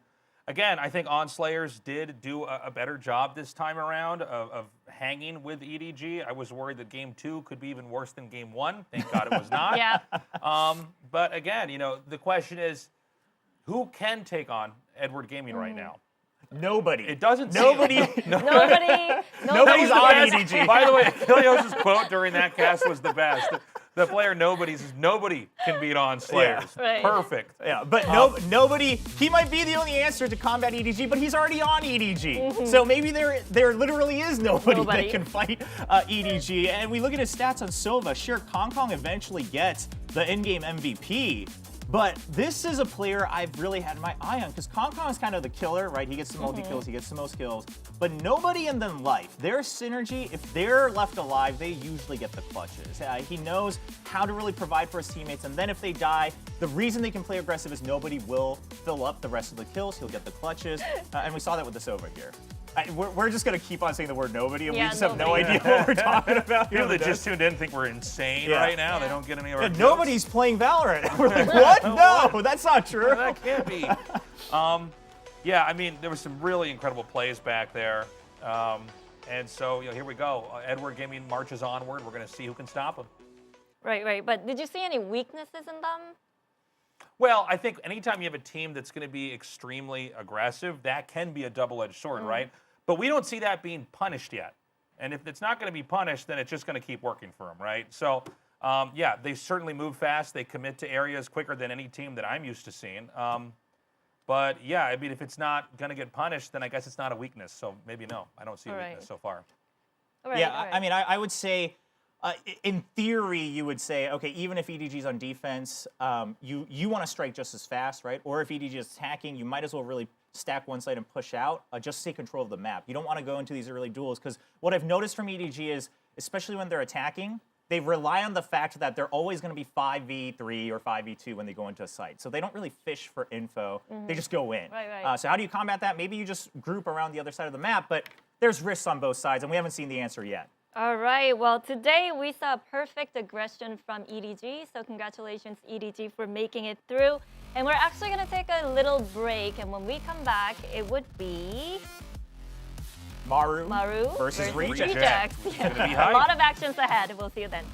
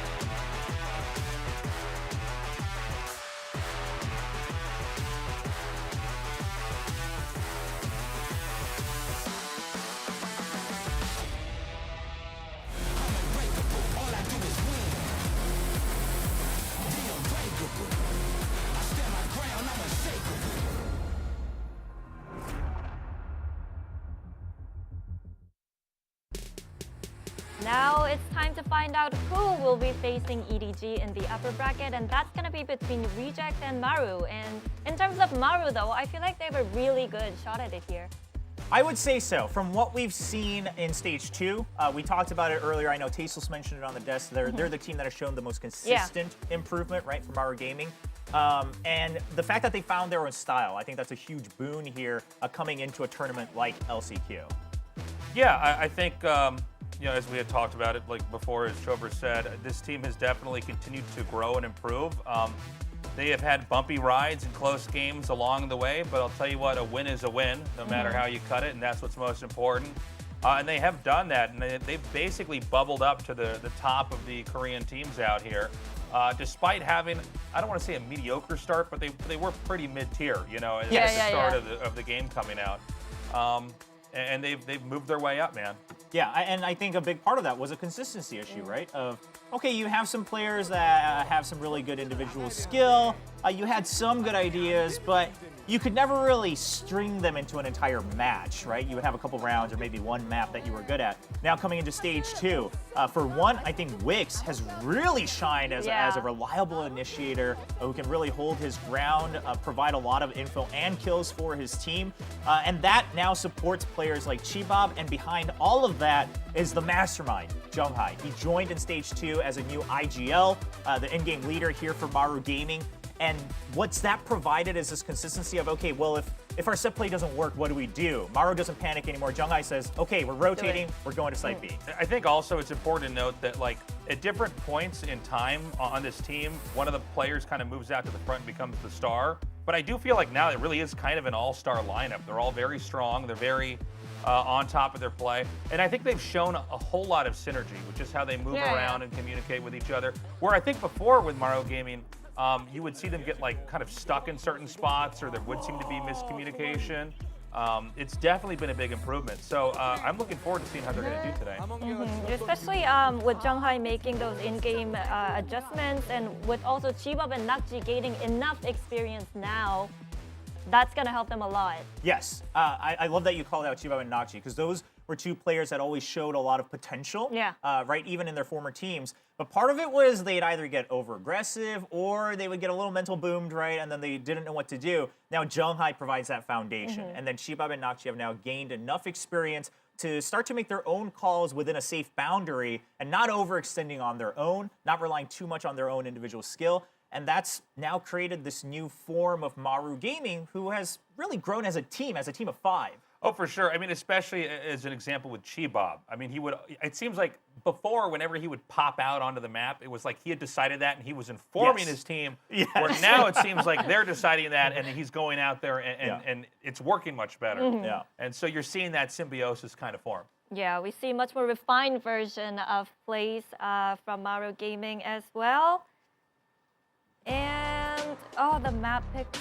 And So bans far, are yeah. in. Okay. Oh yeah, so far. Yeah, their okay. win rates in stage 2. I would like to assume that this is limited to stage 2, but something that stands out to me is Haven is a map that they used to like, right? They used to love playing Chaos and whatnot, but it never seems to work out, right? The win rates are not that high. And meanwhile, they've really cleaned up on certain maps like Split and Breeze. Now, the big question is does Split come into play? A lot of teams are trying to avoid it, right? It's going to leave the map pool after this tournament. You don't really want to have to deal with that map when a lot of teams don't like it to begin with. Yeah, I mean, if the map is going to be rotated out, which it is, a lot of teams are just already focused on the future, right? I mean, certainly anybody who's been playing Valorant for the last few years knows, has been pretty acquainted with Split now. Interested to see how strong they are on Breeze. And whether or not that's going to be one of the maps they try to pick to come on early on. Now, I do want to point out, stats are interesting. The reality is this is actually not a lot of games. It's not. Like, overall, Right. okay? So, the difference between a 5-1 and a 3-3, it really isn't very much at all, okay? So, Yes. yeah, I mean, maybe Breeze is a good pick because of this, but I don't want to read into it too much. Yeah, no, I think that's always worth pointing out that we're working with small sample sizes here. Probably the biggest thing we can take away from their map record so far is the fact that they have not played Icebox. They've been banning it, their opponents have been banning it. They haven't shown it. So this is a double-edged sword. Do they now come prepared, or is it still going to be this glaring weakness that they don't have experience on? We're going to have to see in map picks and bans, but Maru Gaming, they're the underdogs finding upsets here and there, so let's meet the team. 교전에서 이겨야 된다고 생각을 해요. 막 붙어서 싸우지 않을까 싶습니다.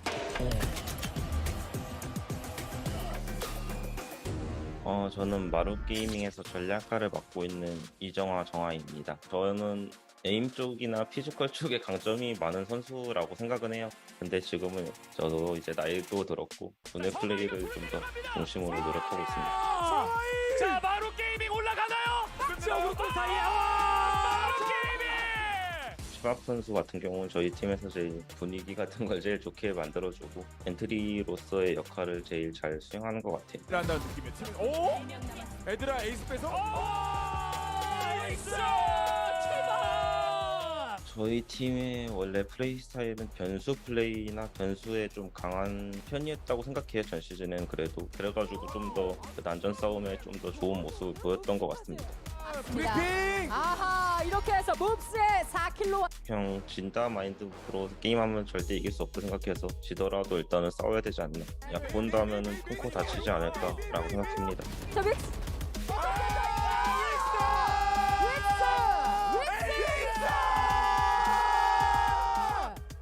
저희 팀이 이제 전 시즌 2등을 했는데 그 부분이 운보다는 실력이라고 다른 팀들이 생각하게끔 이번 LCK에서 우승하도록 하겠습니다.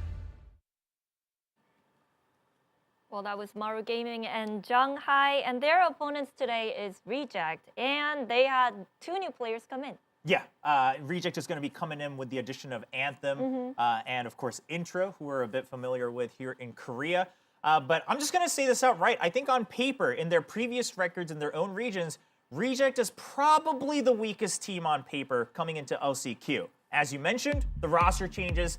Does that come up as a positive? We just have to wait and see. Yeah, I mean, I have some ideas about this team, but none of them, I'm super confident with because we have had some new players rotated in. Yeah. It is against a team that I think has just, with Maru, they've consistently improved so much that I think it's going to be tough for Reject. Obviously, upsets occur. Although I do think Maru Gaming's the favorite against these guys, I actually do think Reject is pretty good. I agree with what you're saying, Shober. Like, it might be the weakest out of the LCQ lineup that we have, but that doesn't mean that they're bad by any means. So yeah, we just gotta wait and let this one pan out and see what kind of game we're gonna get. Yeah, and we're seeing, of course, the highlights from during the stage where they still had the likes of Zephyr, who a lot of the times they kind of had to rely on Zephyr getting these kills, and now they have that roster swap. So who really fills that role? Probably going to be Medusa on that entry release to open things up. But something we should note for Reject is this is a team that kind of relies on their own simulation of how that round plays out, right? They start the round and they say, okay, well, they're going to assume we're going A because we made noise, so we'll just strike B, but they don't really fish with their utility very well. If they've cleaned that up with the addition of intro and maybe a little bit of refining on their communication, they could show up as a completely different team than they showed in Japan. Yeah, I think one thing about a team like this is like they're going to have obviously good strategies. Can they have those strategies be surprising enough? Can they play both inside the meta and then outside the meta to where you can throw off another team? Yeah, and Medusa, just something pretty interesting is a clutch percent of 50%. Obviously, we have to take a look at the sample size, but that's a pretty high number. That means you're winning every other time you're in a clutch, which is very impressive. But that, again, could bite you back. That means that if Medusa's not getting those kills, if he's not in good condition, maybe you're losing a lot of these rounds that were close. And that's something that a team can often struggle with where you look at your own VODs and say, oh, that was a close round. But if those start to stack up, maybe there's a pattern here. And I'm curious to see what Intro's role will be here, both in terms of agent pick, but also within the team. Because if he can provide a little bit of that communication, a little bit more backup to Medusa, like we've seen on Norception with Meteor and JoJo over on Norception, then Medusa could really start to fly and rise above the other teams. Well, on the bright side, though, Medusa is on fire, I heard, in ranked games, and Intro does play a lot of duo queues with him, so we can definitely expect some synergy over there. But Reject, with their maps, Ascent is probably not going to come out today. That is a big pool, by the way. That's not a small sample size. Yeah, you're getting up there. 0-8, huh? 8 is, yeah, but I've seen some of their games on Ascent, and I understand why. Ascent is a very traditional map, as traditional as Valorant maps can be. And this is one where you really do need to play slower, really get all the information, get that one advantage before you strike. And Reject's playstyle in Ascent is Medusa go kill. If he gets the first kill, we win the round, but if he doesn't, we're in big trouble. And they always kind of stack when they're on attack or even on defense, and then they just get routed. So we'll see if they've cleaned that up, but I mean, they haven't played Breeze or Split either, so I think they're in a bit of a bind here in terms of map draft. You got to think about the map ban as well here. Like, if I'm them, I don't want my other opponent's team picking that, right? Like, I want to get that not pushed out of the way. But then again, they've played it 8 times, Tasteless, so maybe they leave it open every time. I mean, we don't really know. There's something going on here. Halfway there with Haven. Man, these stats. Yeah, I mean, we'll see what it's ultimately going to come down to. But yeah, some, I think, lackluster results in some of these maps for sure. All right, Reject, they renovated the roster. Let's see how confident they feel after this change. リジェクトだけの強みっていうと、多分バランスが全体的に取れてることが強みなのかなと思いますね。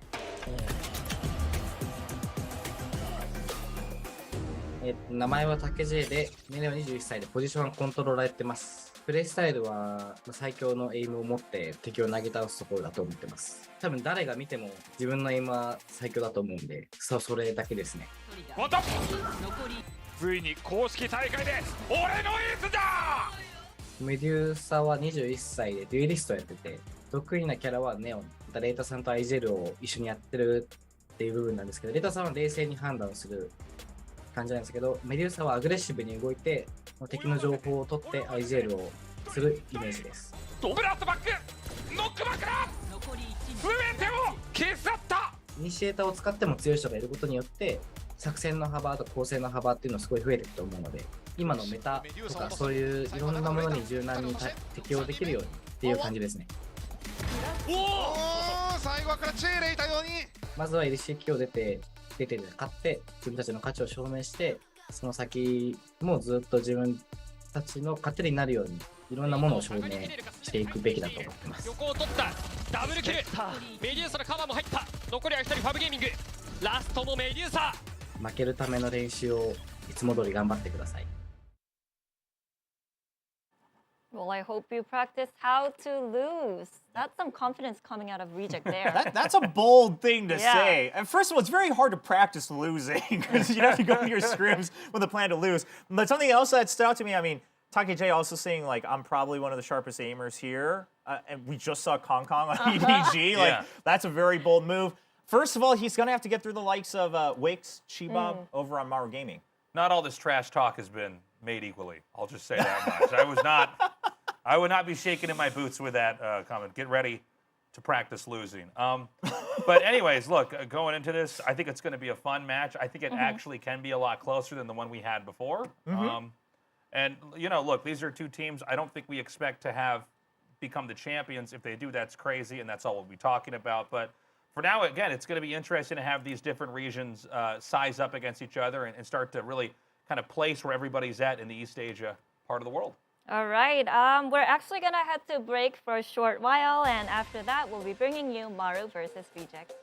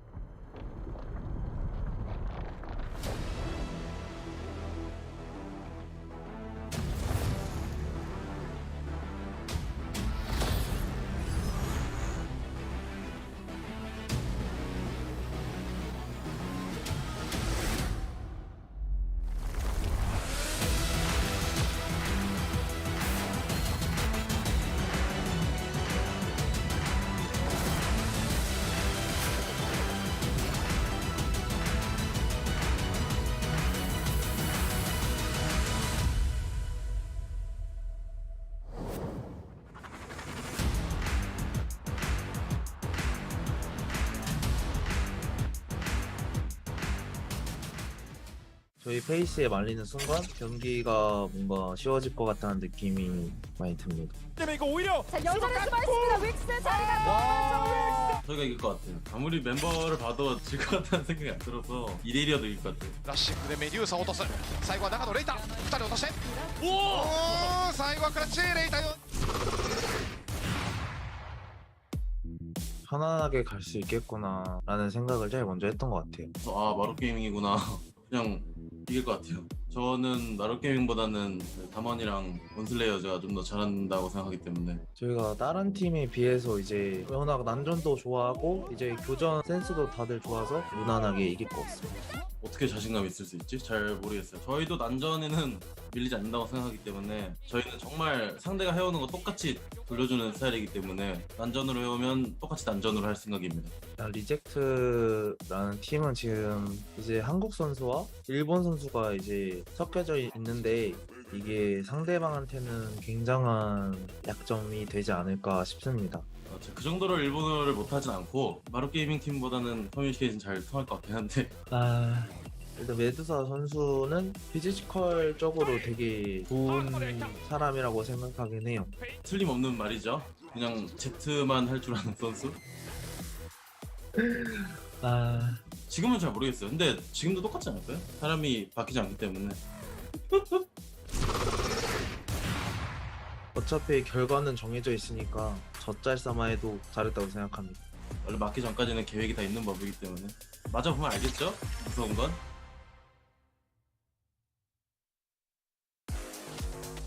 Well, Medusa over there in the interview kind of jokingly bullying Chibaba about being a Jet one trick. Yeah. But I just want to mention the part where Reject actually said, you know what, flexibility is one of our strengths, but I feel like a lot of the roles kind of overlap as well, and that could be a problem. I mean, someone has to play unfitting roles. Yes, so it really comes down to, in this short span of what, a month and a half, how much have they really practiced? Because like they mentioned in their own introduction, if you can utilize the fact that you can use kind of any initiator or maybe even lean towards these double initiator comps, maybe even triple initiator on some of these maps, that can be huge, right? Because then you can have someone who's really always leading Medusa, and then other people can play fakes or play for info.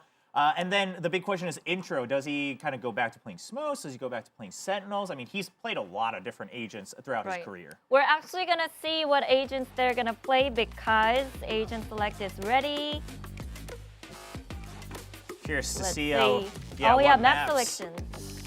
we're going to have here. The big question, I guess, is Ascent. Is Ascent going to be blocked out right away, or is that going to be a strategic choice here? Now, we saw Breeze get vetoed right away. I mean, that's really just targeting Maru, right? Right, same idea as they were extremely strong on Breeze. Haven then vetoed here by Maru, so Split is going to be our first pick. Okay. Icebox, okay. Well, here's what I say. I think both teams are very hungry for a win. Oftentimes, you see a lot of teams try to save things for the later part of the tournament. They're just going straight for it, right? Maru's opening up, picking that icebox themselves, and Maru's banning the 0-8 Ascent. What? All right, well, those stats seem to be more and more meaningless as the map picks wind up. So Bind is going to be the decider map, if we're lucky enough to get a game 3 here. But Split and Icebox to start things off. I am curious. Now, Maru, the Haven ban I understand, right? They haven't found much success, and if it comes into chaotic fights, maybe you're just not as confident, depending on what Reject can do. But then banning that Ascent, I wonder if they just assume that's not their favor, right? Yeah. They like to play Bind. Maru's very good at Bind, in my opinion. And they just say, well, what if? What if Reject prepared Ascent, right? So we just don't want to have to deal with that question mark. Yeah. So I'm curious. I mean, the first one Split. It's been a while. It's been a while. Yeah, well, we're not going to have this map around here for much longer, but I welcome a game with these two teams on it. Taking a look now at the agent selection here, we're going to see if there's going to be any standard picks, the grayed out ones, or if they're going to have any surprises for us. Fate's being locked in. An Anthem on the chamber, and Intra on the KO. Here's what I think's going on in the Reject. I really do think we're going to start to see both Rada and Intra really focus on leading for Medusa, try to open things up. Rada and Medusa are also the two kind of IGLs. They share the role within Reject. So we could see some really clever plays, both on attack and defense here, revolving around Medusa. Right, so we saw these two teams kind of gamble with their map picks and bans, and the agents are locked in, so we're ready to go. Let's jump into map 2. And thank you very much. Here we go. Ready to jump into our second series here on our first day of the LCQ. And yeah, the map draft going a little bit wonky compared to what we were anticipating. Thought that Ascent that was right there, the 0-8 record for Reject, that Maru would lunge at it. They themselves don't have the greatest record on that map, but they've shown that they can play close series on it in the past against tougher opponents out here in Korea. So it seemed like a surefire pick, but they decide to avoid it, leaving us with Split and then Icebox once more after having pretty much no Icebox for the entirety of Stage 2 in Korea outside of a couple opportunities. The old strat hiding map from Onslayers versus WGS comes to mind. That Icebox made its way into there. But aside from that, we haven't seen it too much. So we're kind of getting treated to a plethora of Icebox, I suppose, here today. Yeah, we're getting to see a map that, at least in VCT Korea, we didn't get to see a ton of, just due to the fact that I think a lot of teams didn't feel comfortable on it. And then, you saw teams like Onslayers that briefly had a great read on it, beat DRX on that map. So all of a sudden, everybody started avoiding it, or it just got just straight up banned. Yeah. I mean, nobody was playing it. So it's fun to see it again here. In the second one, I think Split is pretty interesting because Reject didn't play it at all during Stage 2. So kind of, curious to see what this is going to look like. The double initiator on both sides with the fades. Reita is a really good fade player, has a a great clutch percentage on this agent. So it's like a 33% or something crazy. So I'm really excited to watch how this is all going to unfold with these two guys. Of course, get to see Intro back. We haven't seen him in a while. Yeah. You know, excited to watch this. But Maru, to me, I mean, I think the big story for me coming into this map is Maru has always improved stage after stage, you know, event after event. I mean, last year, the only team in Korea they couldn't beat was DRX.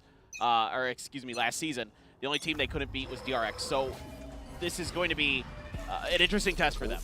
Okay, Wix not looking to play with fire.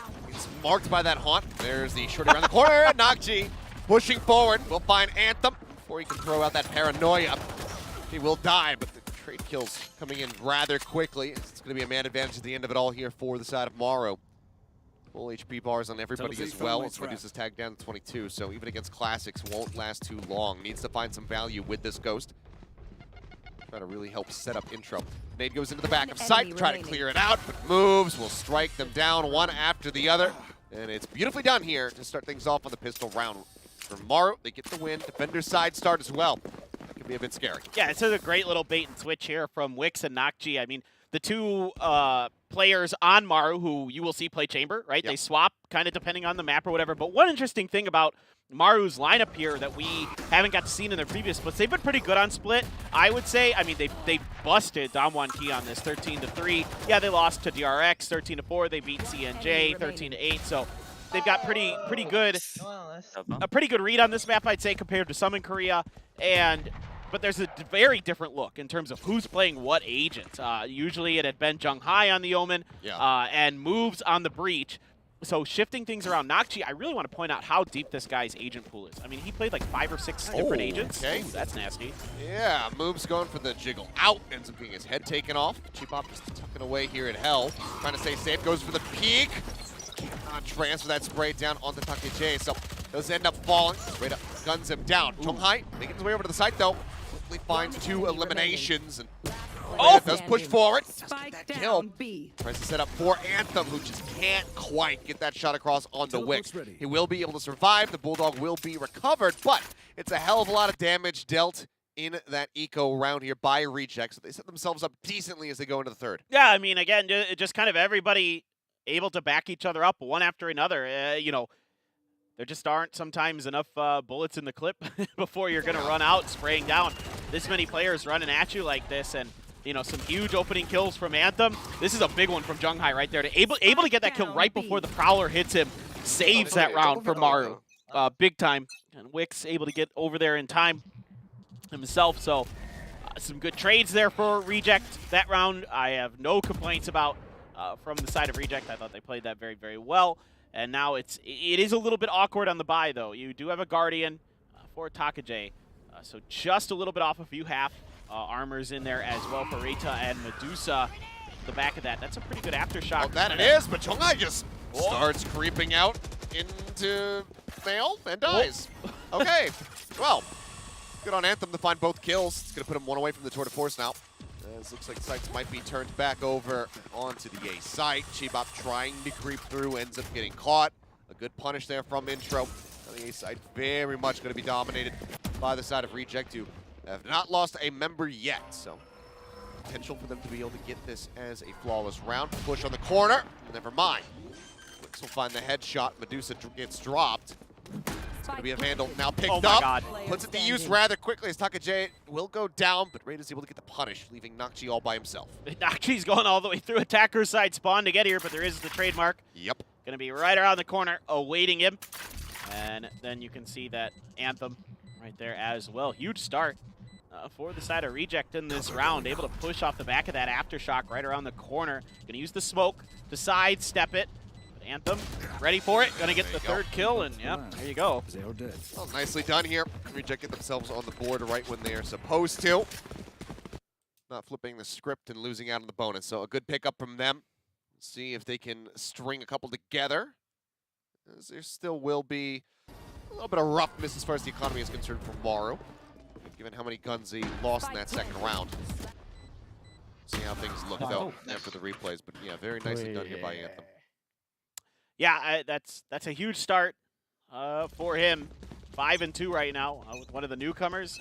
Got the tour de force already into this. A knife to check close onto A to try to get some info about what's going on around the corner. You know, they're, of course, with that early round shorty positioning from Nakji, they're a little bit suspicious that maybe something might be coming up off the back of that fault line utility to slow this all up. But Medusa about to get... Oh, he whipped! He just goes charging out there. Chibop is unable to stabilize his aim, ends up falling.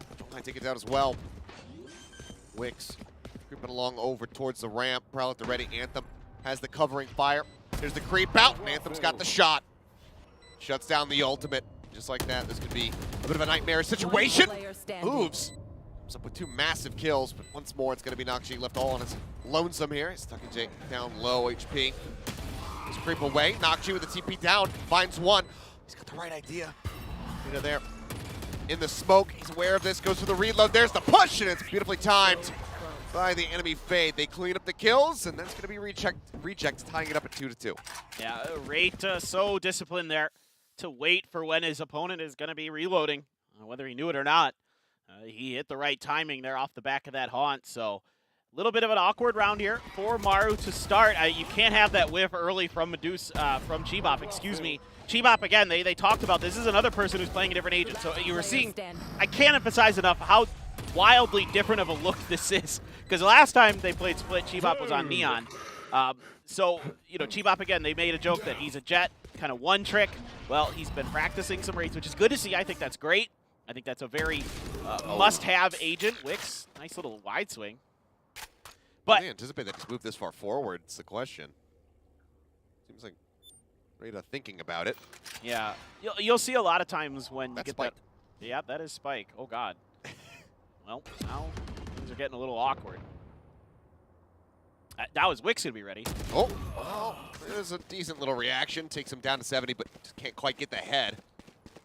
Spike will get picked up, shipped back across the opposite side of the map, and given the forward position right now of Zhonghai, they should know that that is where this Spike is going to end up on that B site. Medusa breaks open mid as well, finding Nakji. Just like that, is very much back in the hands of Reject. I don't think Moves is going to invest the Nightfall here. At least I prefer he didn't. Now he's going to get killed before he even gets to think about it anyway. So yeah, a B site wide open. You're going to have one coming from Heaven, one coming from Garage for the side of Maru. You do have a couple Vandals though, so you never know. Might be able to get something done. Just conceding the peek. Gets the flash out there on the Zhonghai. Doesn't throw a flash of his own and actually just charges in intro. Whipping. Still did knock him down to 30 HP, but suddenly Chibop maybe in a winnable position. 85 HP, 2 members to try to get through. There's a swing out. Oh, he's just not quite ready for it. And Jay up there in Heaven. Will get the headshot as Reject take the lead. They're looking really good right now. Even with early stumbles, they're able to recover nicely. Reita really dialed in there to be able to make sure that he's able to claim that kill on the backside on Wix. Gets it. Recovers that spike, which could have been really dangerous. You can see all of Maru had just started to rotate in that direction. And with him able to pick it back up, you know, that kind of sent Maru into a bit of disarray where they're trying to scramble to get back into sort of a default position. Because at that point, they're not entirely sure where the spike's going to be going to. Wix has the operator now with a half armor and another tech pause here. As, Hooray! We get someone. I don't know about you, chat, but I love tech pauses. They're the best. It's so much fun. I love the sound of my own voice, so this is perfect. Well. This is what every caster dreams of. Oh, yeah. The longest tech pause ever. Just wonderful. This is what we want. This is everything we've ever wanted. I just haven't been through enough tech pauses and long matches in my lifetime, so I need more. Yeah. No, I mean, I've never had to, you know, sit through a 3-hour tech pause on air. That's never happened. It is what it is. Yes, of course. But shouldn't take too long. They've been pretty quick today. Yeah, they've been on the money. But, yeah, I mean, honestly, great start so far for Reject. If they can keep this going in this direction, you know, again, we're playing on split. They're on the attacker side. It's swung back and forth so many times with this map as far as, you know, which side seems to be more favorable. But historically, it's always going to be defenders. It's what we always talk about. So for them to be able to get these 3 rounds right now, it's already a solid foundation laid. So if they can get a couple more as we get ready for that side swap, they should be feeling pretty darn good. So we'll see how things fare once we do get back into the action. One other thing I kind of wanted to point out, I'm not sure if the desk actually went over it, but I really like our little intro video that we run just before the matches kind of get started and we go into the map select and everything, because it features Jet, Sage, and Yoru. So we have all of the regions represented by their respective agents. That's actually true. That's a good point, right? Yeah, we have China, Korea, and Japan there. Yeah, that's I hadn't thought about that. That's pretty smart. We haven't seen detail. We haven't seen Yoru that yet, though. There are a few players and teams that will occasionally bust it out, but 2 of those teams you just saw earlier. I was going to say, one of them already lost. Yeah, and the other one already won. Every once in a while, EDG has shown a Yoru here and there. They've tried it on Bind. It didn't go so well, so I'm not too surprised that they didn't go for it again. Onslayer's tried it on damn near everything. Yeah. Look, I personally think Yoru has potential, but the amount of coordination you have to have, it is really ridiculous, and you also have to, like, kind of condition your opponents with the Yoru utility, like whether you're baiting or whether you're not, whether you're faking or whether you're not, whether you're going to play right up off the back of one of the fake outs, or if you're just going to let it, run out there and be a distraction, or if your gate crashes are real or not. With the slight buff to the dimensional drift, it's still pretty good. Oh, okay, we're going to get back into it. But anyway, it takes a lot of coordination. Oh, dear. At the professional level. Oh, my God. What a jump scare, but there's the TP out. He stays safe. Showstopper going to be sent up into heaven. The chat will say Rosa or whatever. But they have the site now occupied. New reject here on B. Spike getting planted. Back sight. Nightfall going through. Jay managing to get the catch. Cheap Up is dead. Nade not even going to find any damage as a consolation. They've got a 3v5 attempted retake. Jay gets reinforced there by Anthem. Arrives in heaven, and suddenly it is just Wix with the operator, which he would so desperately love to hold on to, but they are not going to allow it. A blink and you miss it round after a little bit of a tech delay. Reject goes straight back into it full throttle. This is looking pretty scary for Maru. Kind of the protocols aren't in place here on this retake. They have all the ults in the world. They have a great opportunity to set up and get ready for it. And then Takajay just cuts him right off, and nobody's looking at him towards Mail. I mean, it's just, I don't know what else to say. The Prowler goes through, and okay, well, Moves saw him, but I mean, that's a follow-up. Initially, there was more before that, but they're just getting shut down there at that corner, and nobody was looking the first time. I'm not exactly sure what's going on there. I'm not sure if maybe we're going to see. I would like to see a timeout from Maru, to be honest, but I'd like to see a Nox go for a timeout here. But maybe after the eco, yeah. Well, full sheriffs, half armor for the most part. I'm trying to say, and well, maybe it was called. I don't know. We'll find out. Nope. Okay, right back into it. Nope. It's raining a lot in Korea. Maybe that's causing internet issues. Connection issues. That's it is kind of crazy. It is pouring outside. Yeah, the rain that's coming down right now is absolutely wild. I haven't had rain like this in Korea for a considerable amount of time. And thunder shaking the windows.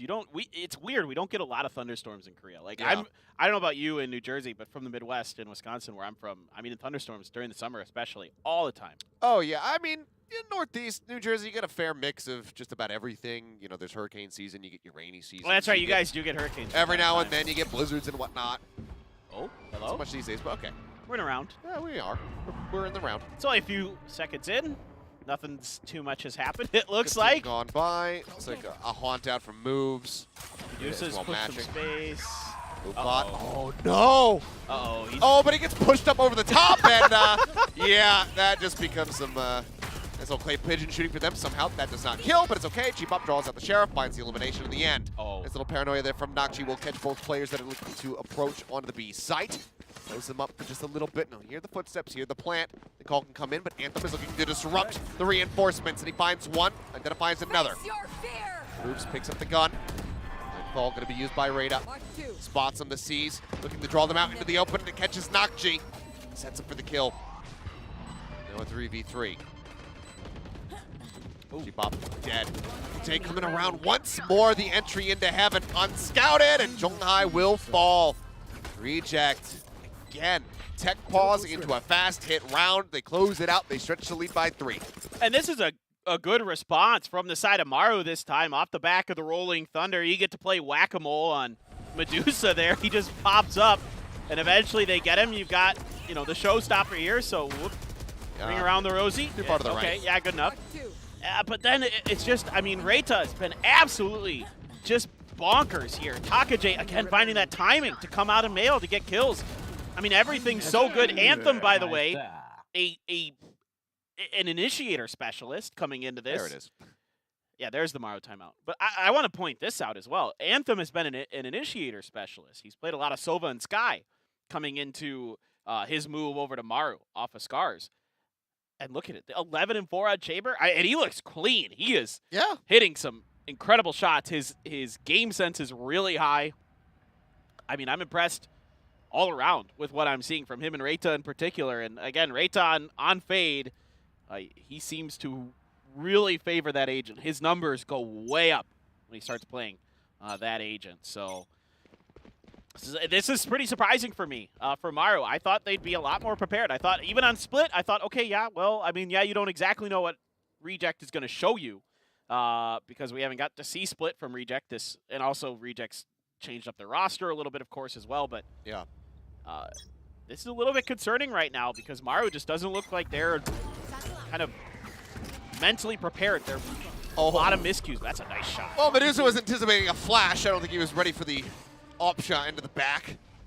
Does end up going down. I mean, I like it. He's trying to think ahead and be able to, you know, get that punish when the flash does come through. But well, Wix just pushes the corner and greets him with a nice little body shot for the finisher. But, you know, maybe it's going to sound like copium, but sometimes we do have these teams that it does take, you know, half a map in general to go ahead and get warmed up, and then That's they true. really start getting the blood flowing, and then they start performing at the level that we anticipate. Not Maru, sure if that's going to be the case. We kind of just have to wait and see, but Maru has had those slower starts in series, and then they bring them back.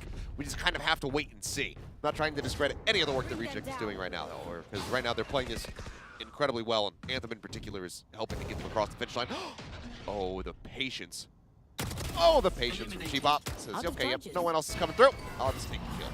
Yeah, that's great. A lot of information. They know that there's a couple players stuck in mail here. And Nakji, nice job holding down Garage, making sure that Takajay not going to be able to get through. Anthem still with an operator, able to avoid that paranoia. It's a little bit too high, but Nakji still makes it across into the Garage all the same. The spike now being held by him. Zhonghai anticipating the drop down. My Anthem, God! the push in the corner, and Raptors finds that kill. But with only 10 seconds remaining, all they can really try to do is hold on to these weapons. See the push in the corner. Anthem does manage to turn. He gets Nakji. Looks like he may just be able to live out the rest of this round because, I mean, with the way that he's hitting shots, I wouldn't want to challenge him either. That's just bonkers. I mean, that around the corner. And he'll save the op. Yeah, and he saves the op. Oh, my God. Just put that in my veins. That was beautiful. I mean, that was so fast. You did. Anthem is really impressing me. I mean, all of Reject in general, but I mean him. That's the first time that sentence has been said. Yeah. That EA game Anthem was awful. I did not play it. I purposely avoided that one. I had forgotten all about it until you had to go and bring it back up. I was thinking more like punk rock songs from the early 2000s. Good TP away. Wix just waiting at the very last moment to avoid getting suppressed. Himself out of there. See, though, economically, still not fantastic. As Woof's just going to be sitting on the Sheriff full armor. Need at the ready. He's hearing these rope taps. Would force them back quite a bit. Maybe even get some damage here on a Medusa and intro, but for now, I was just playing this patiently. Well, Chibop just waiting for any kind of utility or something to come through. And he's going to let loose the grenade. You've got a little bit of backup from Wix. Watching the cross. Yep, right away it comes out ahead of that. 0 point. He gets the damage of the kill. Yeah, the nade gets right there at the very end. There's intro foot on the ground now. Wix just tucking back away as Medusa headshot there from the flank. Anthem creeping forward, gonna get shut down. The operator lost. Takajay now just going to be retreating if possible. 30 seconds left. Maybe re-aggressing back in. Finishes going up the ropes, moves, jiggles back through, takes the fight. Takajay takes his head. How much more can you do? Another nade sent out, just keeping him forced back. Even finds a smattering of damage additionally. Jay says, you know what? I've got some money to play with, but I won't be able to do too much with it other than spend it in the next round as Wix gets a nice shot. And there's a fourth round now for Maru, bringing this back within one. Yeah, Nakji heard the footsteps, able to relay the positioning there. Say Wix, go for the swing.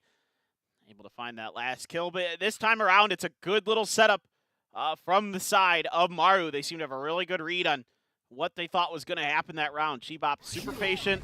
As soon as there was any contact of utility, he threw the fragment, or not the fragment, excuse me, the paint shells, and just, you know, along with him and Wix, just able to lock down that heaven area. That's basically round done and dusted. Wix still with the operator, going to be scoping towards mid.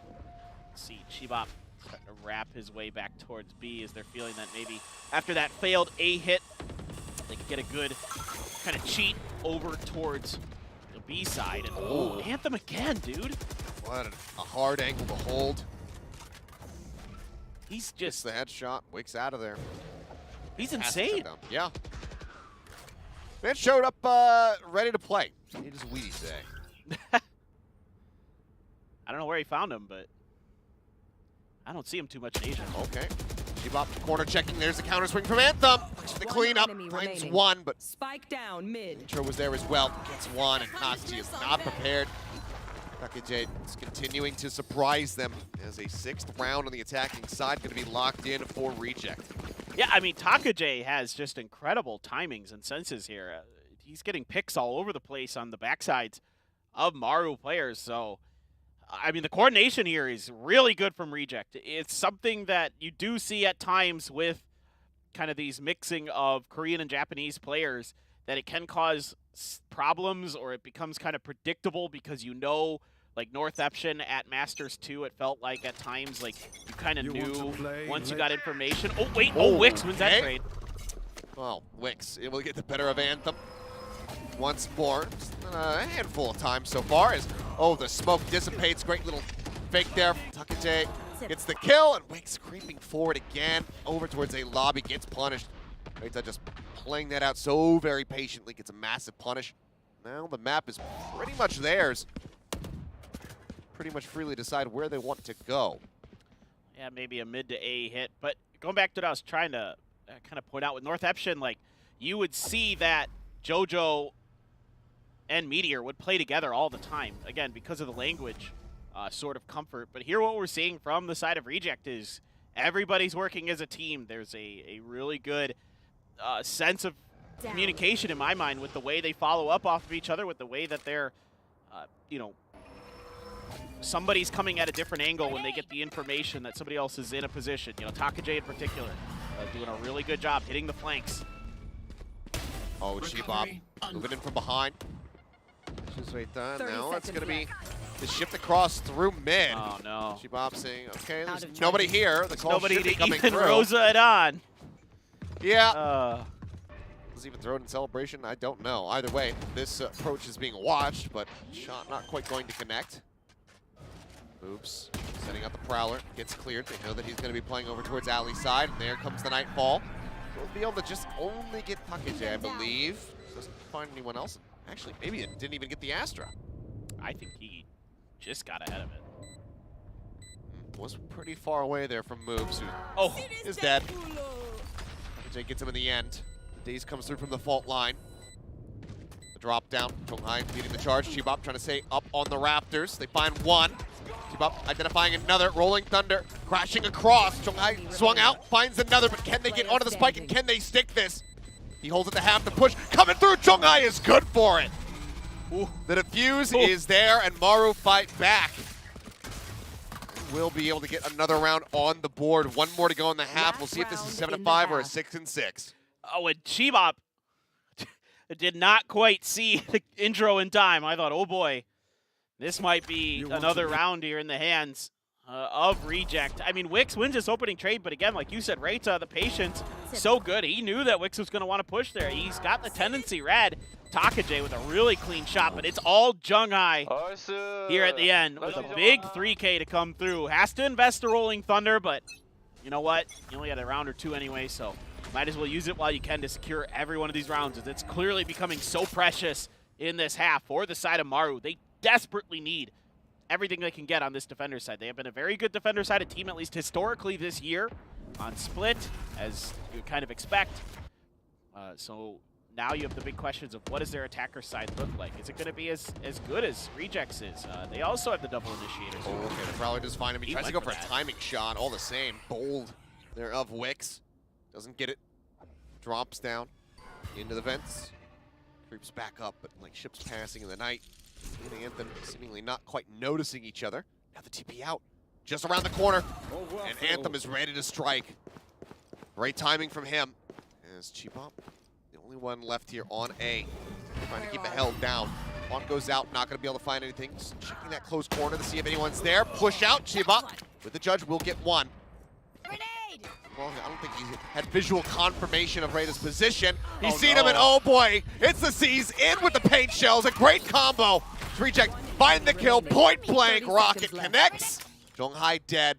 Now it's just Nakshi with a frenzy in hand to try to tie it up 6-6, but I don't think there's a hope in the world of that. Okay, no, he's got a Vandal now. I mean, even still, it's just, this is so difficult, and you've got a crossfire set up right around the outside. I mean, this is going to have to be the best rope shot ever. Yeah. Nope. It's a good shot from Intro. Yeah. There you go, 7-5 on the half. On the attacking start as well from Reject. Very nicely done from this squad that a lot of people weren't really sure how to rate them. You know, you look at their record in Japan, you say, yeah, you know, they lost to the team that ended up going on and winning Stage 2. That was a representative from Japan over Copenhagen.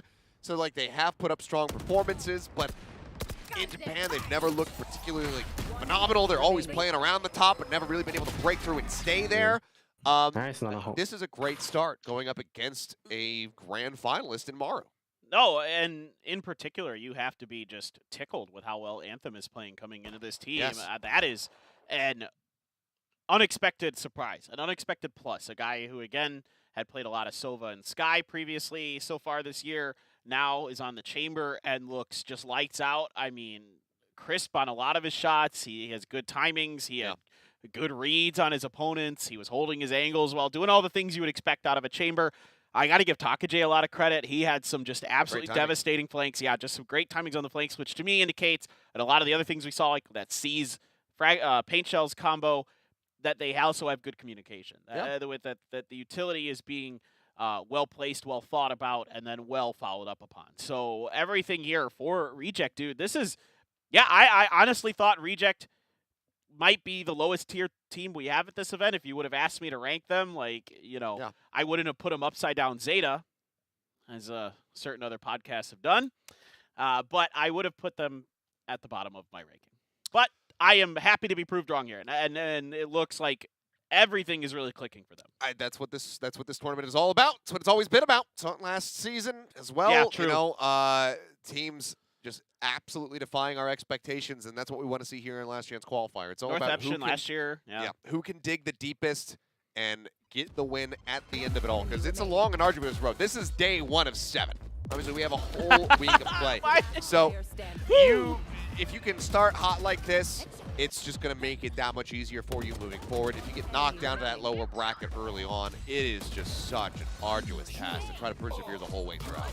That's a really good point. It is a grueling event, and it's going to take, you know, a real tenacious team to get through that lower bracket if they get knocked down there. I mean, again, everybody seems to have all eyes on EDG, as you saw earlier, that they're a very, very good team. We don't know how much of that is on Slayer's shakiness with their new roster versus the fact that EDG is actually just that good, but it does seem to, with my eyes, reaffirm the things that we've seen in their previous VODs that we have available of them, and also what the other teams in this region are telling us, that they're absolutely insane.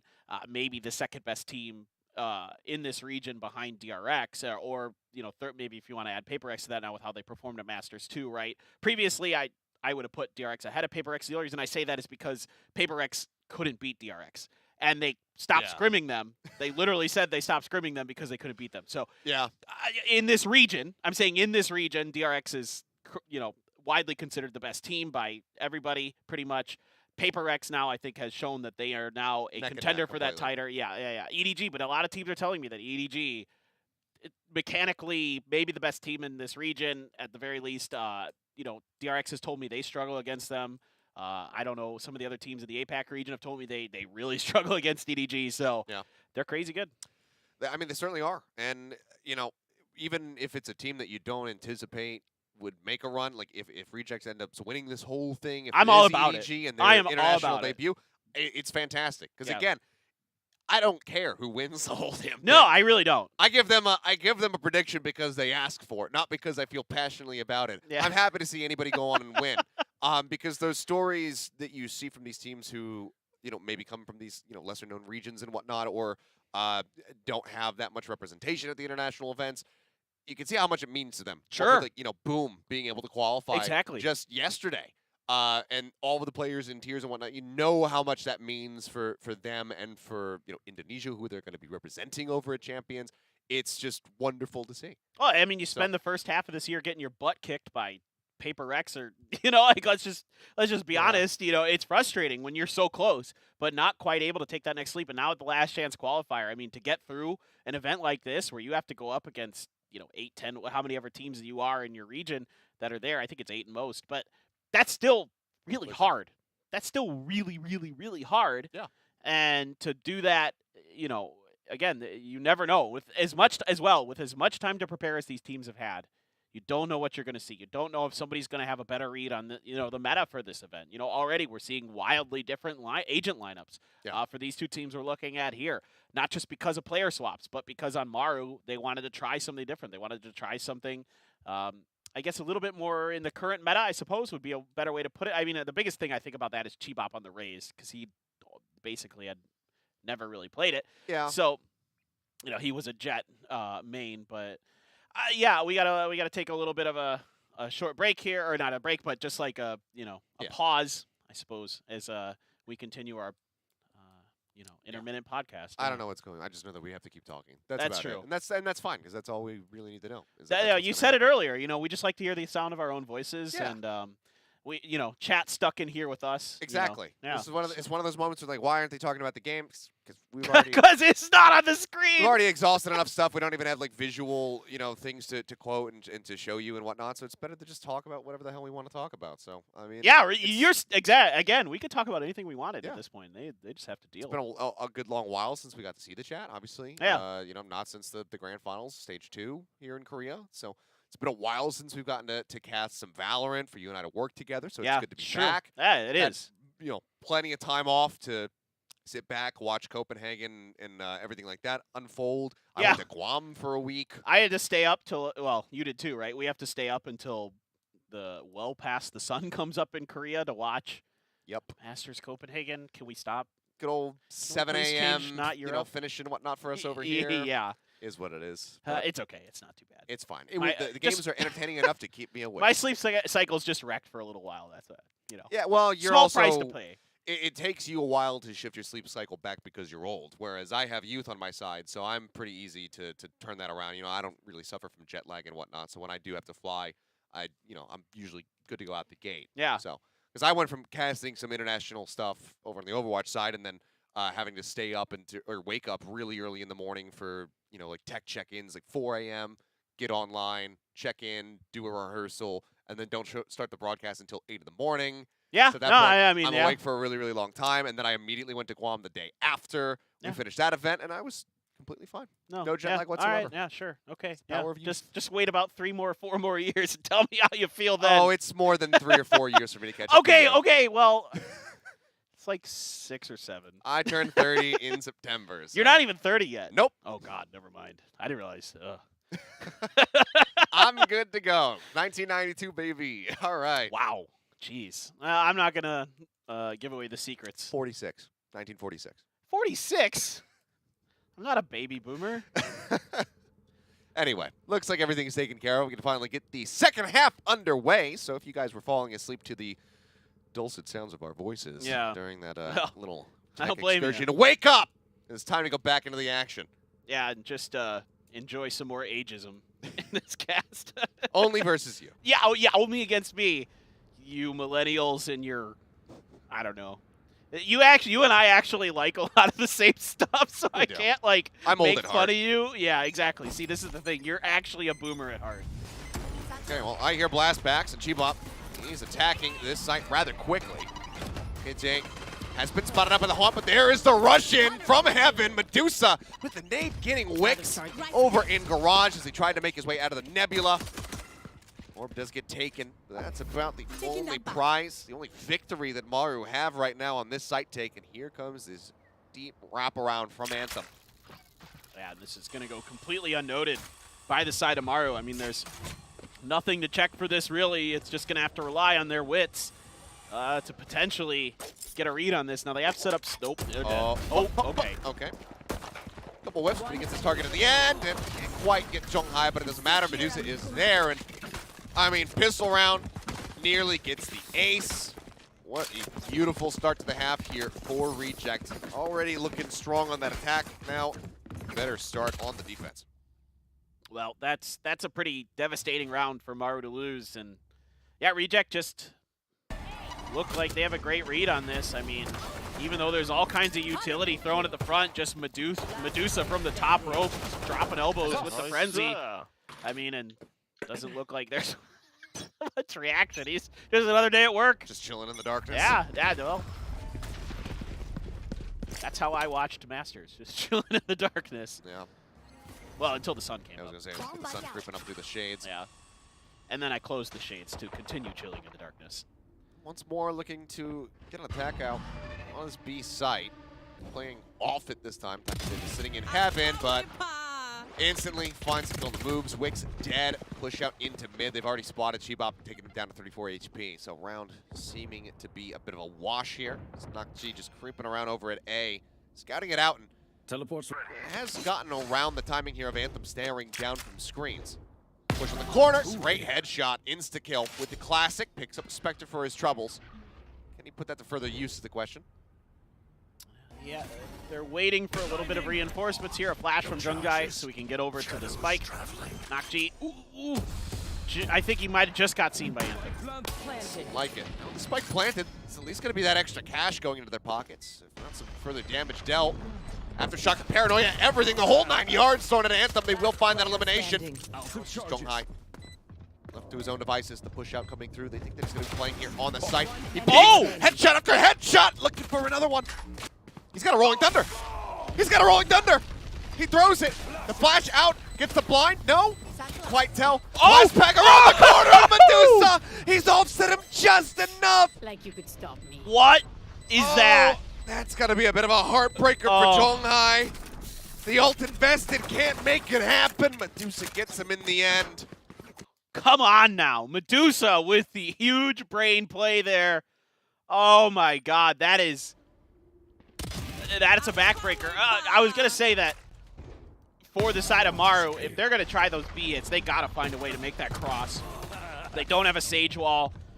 They have the Omen smokes, but they don't have much to get through. I mean, that's just filthy. I mean, you have to be feeling it, but that blast pack is so good. The reaction there on the back of that, to be stunned up, he managed to avoid the flash, the follow-up flash from Jung Hai, but still, the Rolling Thunder had fully connected. And now, I mean, he's got to be feeling it well, not anymore, but...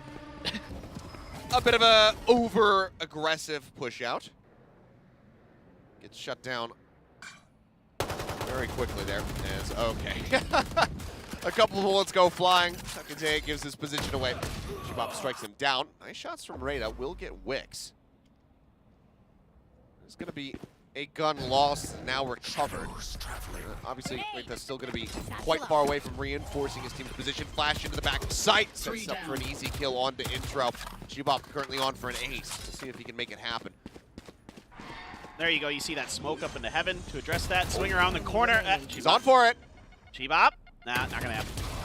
Nope. Nakji will be able to take the 5th and final kill. Maru finally finding some purchase here in the second half, winning on the bonus. And now separated by 3, but they need to get some momentum behind them if they want to claw this back. That round looked pretty good. You know, again, they recognized a weakness that I talked about previously, trying to make this cross. So they smoked Heaven. They're able to use the flashes and the blast packs to get on in, cover through. Chibop with a huge round here, 4 kills on it. Nakji watching for the swing from Reita. This time around, no heroics from the side of Reita and Reject. Let's move into a 6-9 half, well, post-half. And Zhonghai doing a little scouting at B, and now they're all kind of drifting over there. A knife that they're going to dodge. They're going to start pushing off of that 0 point from the side of Intro. Absolutely nobody playing on the B side. No lurk, no one to watch for a garage push, mid push. Everybody just sat back here. Yeah, this needs to be clean. Yes. And they can absolutely shut this down. Flash going through. Prowler as well. Gets the chop. He tries to go for the timing shot. Takes the TP out. That's going to set him back up over at elbow. And he gets the hit on a cheap up. The entry going to be shut down now. Swings back around. Looks over towards main. Wicks picked off by Intro. Up on the Raptors. Medusa trying to hold the ramp, and he'll be able to do so. Zhonghai can only get 1. And that's going to be Reject just taking control right out of Maru's hands, not letting them string together anything. Yeah, and this is just an attempt at a death ball that just goes awry. And it's Anthem again who's able to get out of dodge in time. You know, observes the first one. There's a flash there onto Chibop. He was just landing, so his aim was taking a little while to steady. And then they just start cutting him down as they try to push up into heaven. It's pretty clean, pretty efficient stuff from Reject throughout this entire game. I mean, yeah, Maru's fighting back. They're having some good rounds here and there, but they're not, like you said, able to string anything together. Every time they're able to get a win or two, it's just a punch right back from Reject to keep them down. And now Medusa's got the showstopper even to potentially shut down any hits. And Maru taking their time to consider how they want to do this exactly. Wix has just got the head on her, I guess. Yeah. He's broke for a buy. Not even spent to get a rifle into one of his teammates' hands. Didn't quite see what the investment looked like from him in particular. The Boombot checks through vent. Not going to spot anything, so Chibop will advance forward. You do have that trademark just on the opposite side. So if he goes up the rope, he'll have to get that destroyed. Could help draw some attention towards A. Right now, could absolutely use it. There you go. Trademark has been cleared, but no one's flinching at all. Well, I think Medusa might pop the ult off contact potentially, depending on what Takajay sees here. Well, or he could just get the kill. Now you don't need to. Now you can wait. Couple stars set up. Paranoia thrown. Day getting the catch. Showstopper 30 was seconds thrown. left. Quite sure where that one went, but Medusa peeks back into the garage, helps find a kill. Moves in the meantime. Alone on the site. The spike stranded in the garage. Just 18 seconds remaining. 3 people to try to get through. If he wanted to win out the round, in all likelihood just going to have to save the weapon as he goes for the cross. A couple shots fly his way, but they will not connect. Just hang back. Push out, looking for a kill. Won't be able to get one. 11 rounds now here for Reject. It's Maru just can't seem to get anything going. I mean, I like the way that Reject is layering their defenses there, but Takajay just hits a great shot initially, follows up with a great gravity well, play off his own utility. I mean, he by himself basically shuts this round down, getting anything going. Moves, does his best, gets through heaven, sort of undetected.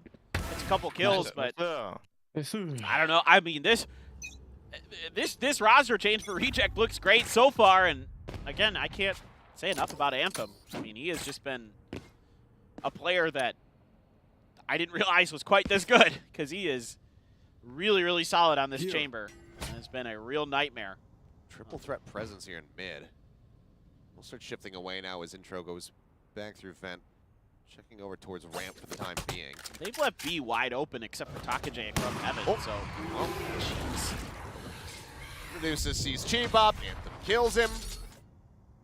It's like playing spotter for a sniper. Push up on the rope, Intro looking for Wicks. Puts quite a bit of damage down on him. He's going to have to back away now. Spike brought forward by moves. They actually try to attack the site. Well, Spike now going to be dropped. He picked up, Wicks moving forward, going to get gunned down. Intro pokes out, finds the shot. Going to look for a little bit more. I will get one with the Sheriff. The gravity well, pop flash, throwing that behind, swing to the corner, won't be able to see too much of anything there.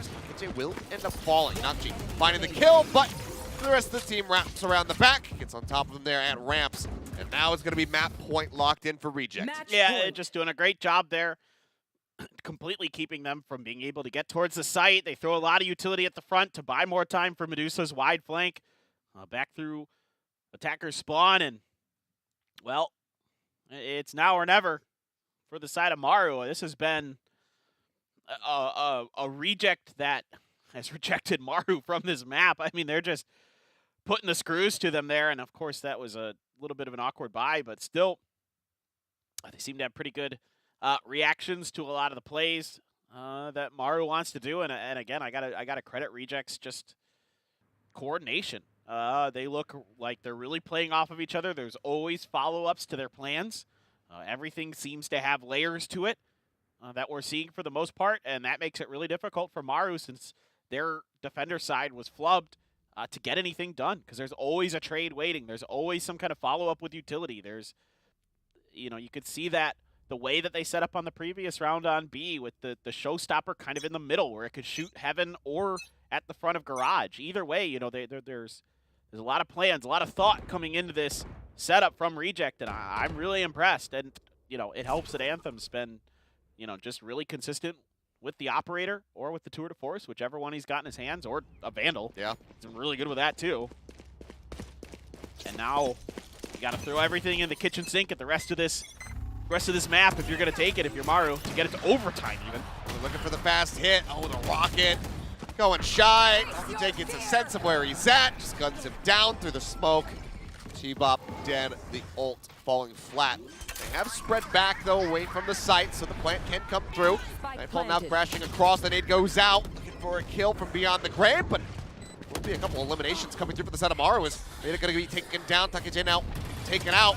Anthem the last man standing, but Zhonghai turns his sights over to Ali, will be able to identify him. So despite T-Bop getting picked off right at the very beginning, they will manage to get the round win, so they keep their heads above the water at least for a little bit longer. Yeah, Wick's able to get onto that flank that we saw from Reject on their attacker side coming through Mail. Able to get a big kill up there, disrupt things even though the initial hit didn't go so well.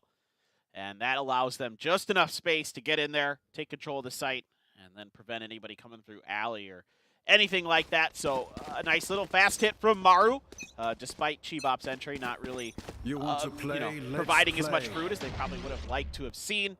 Now again, they're going to dodge this knife.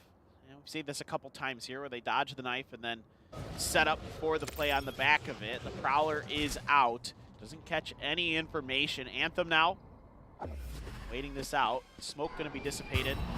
Haunt not going to see Anthem here. It does not.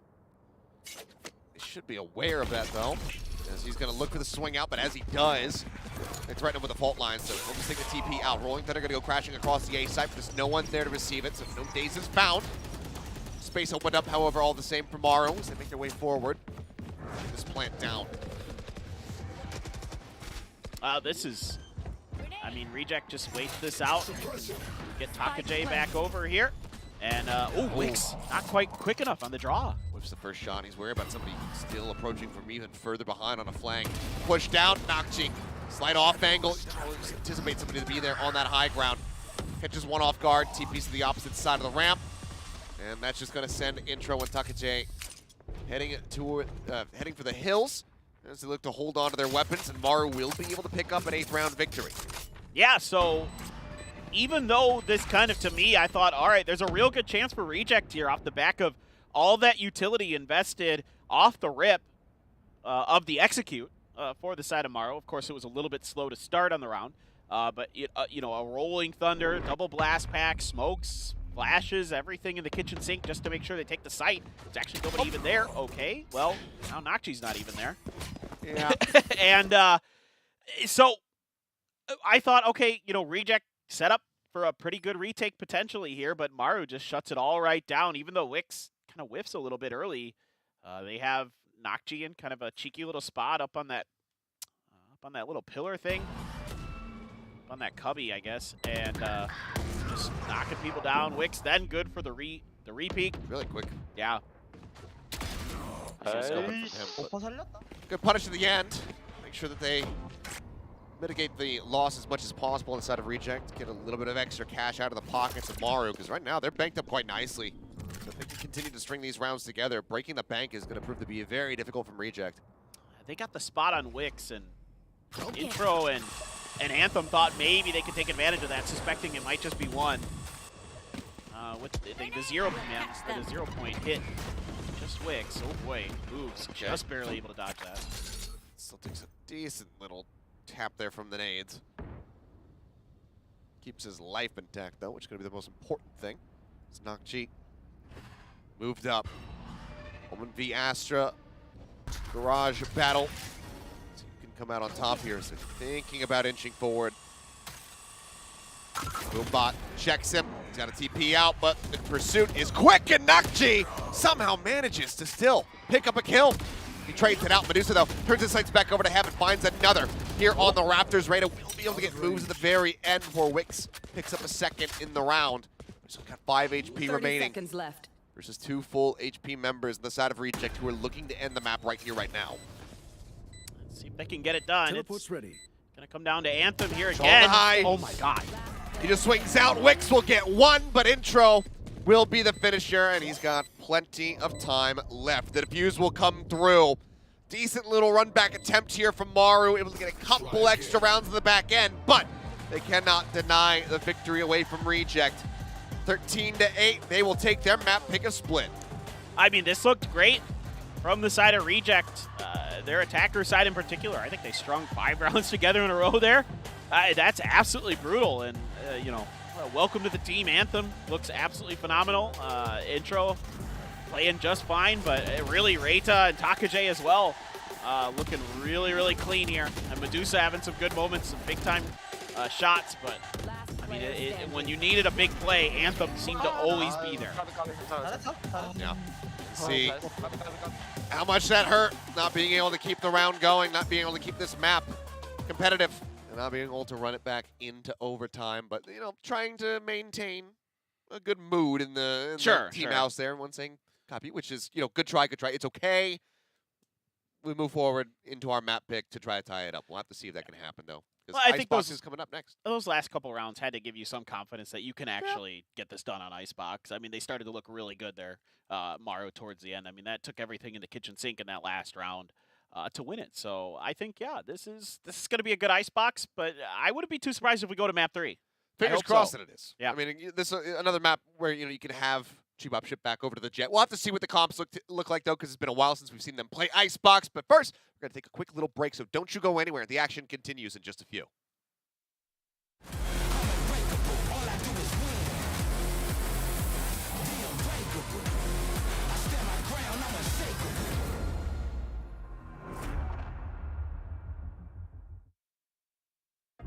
Ladies and gentlemen, we're in for an incredible night. Oh, we're taking it up a notch. I can't believe what I'm seeing right now.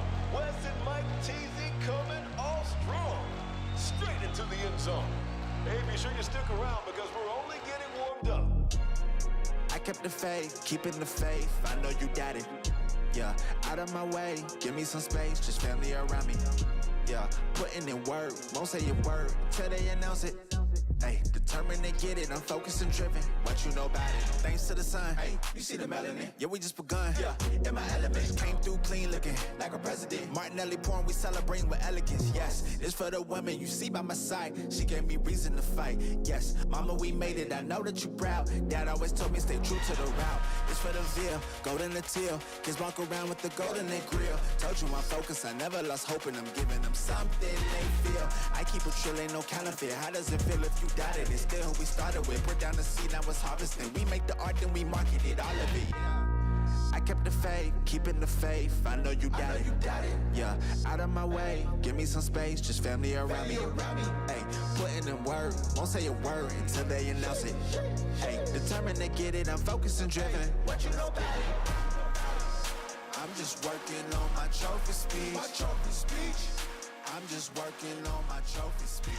You can't stop me. I'm going to kill you. We'll spare you. Shut up. Come on, when the asphalt's fire, it's down to the wire. 4 lanes we shredded. First place we headed. You can't stop me. I'm going to kill you. We'll spare you. Shut up.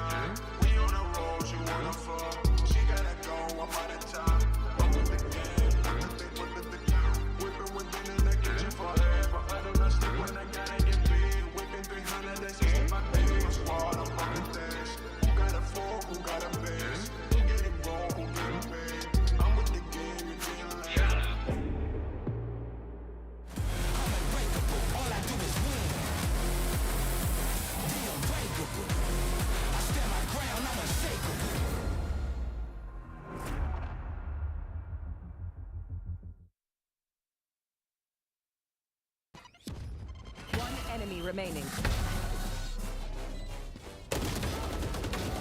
Last player standing.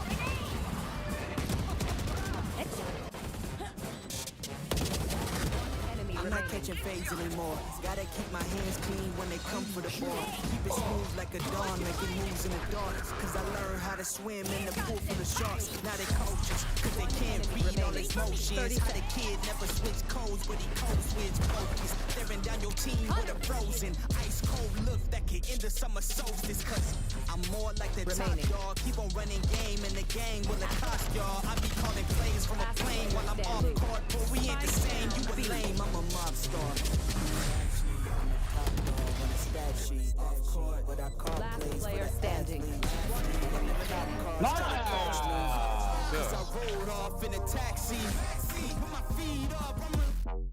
Split went in the way of Reject. Maru Gaming tried to get back into the game, but not really. They did not succeed. So what do you think happened on Split?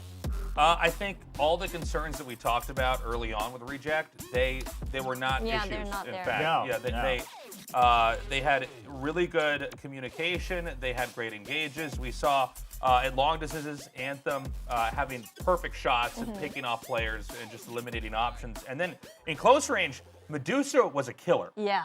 And I think that's really what we saw back there. Now, I think Maru Gaming didn't look terrible. They did put up an okay fight, but they're going to have to step it up, or this is probably going to be a 2-0.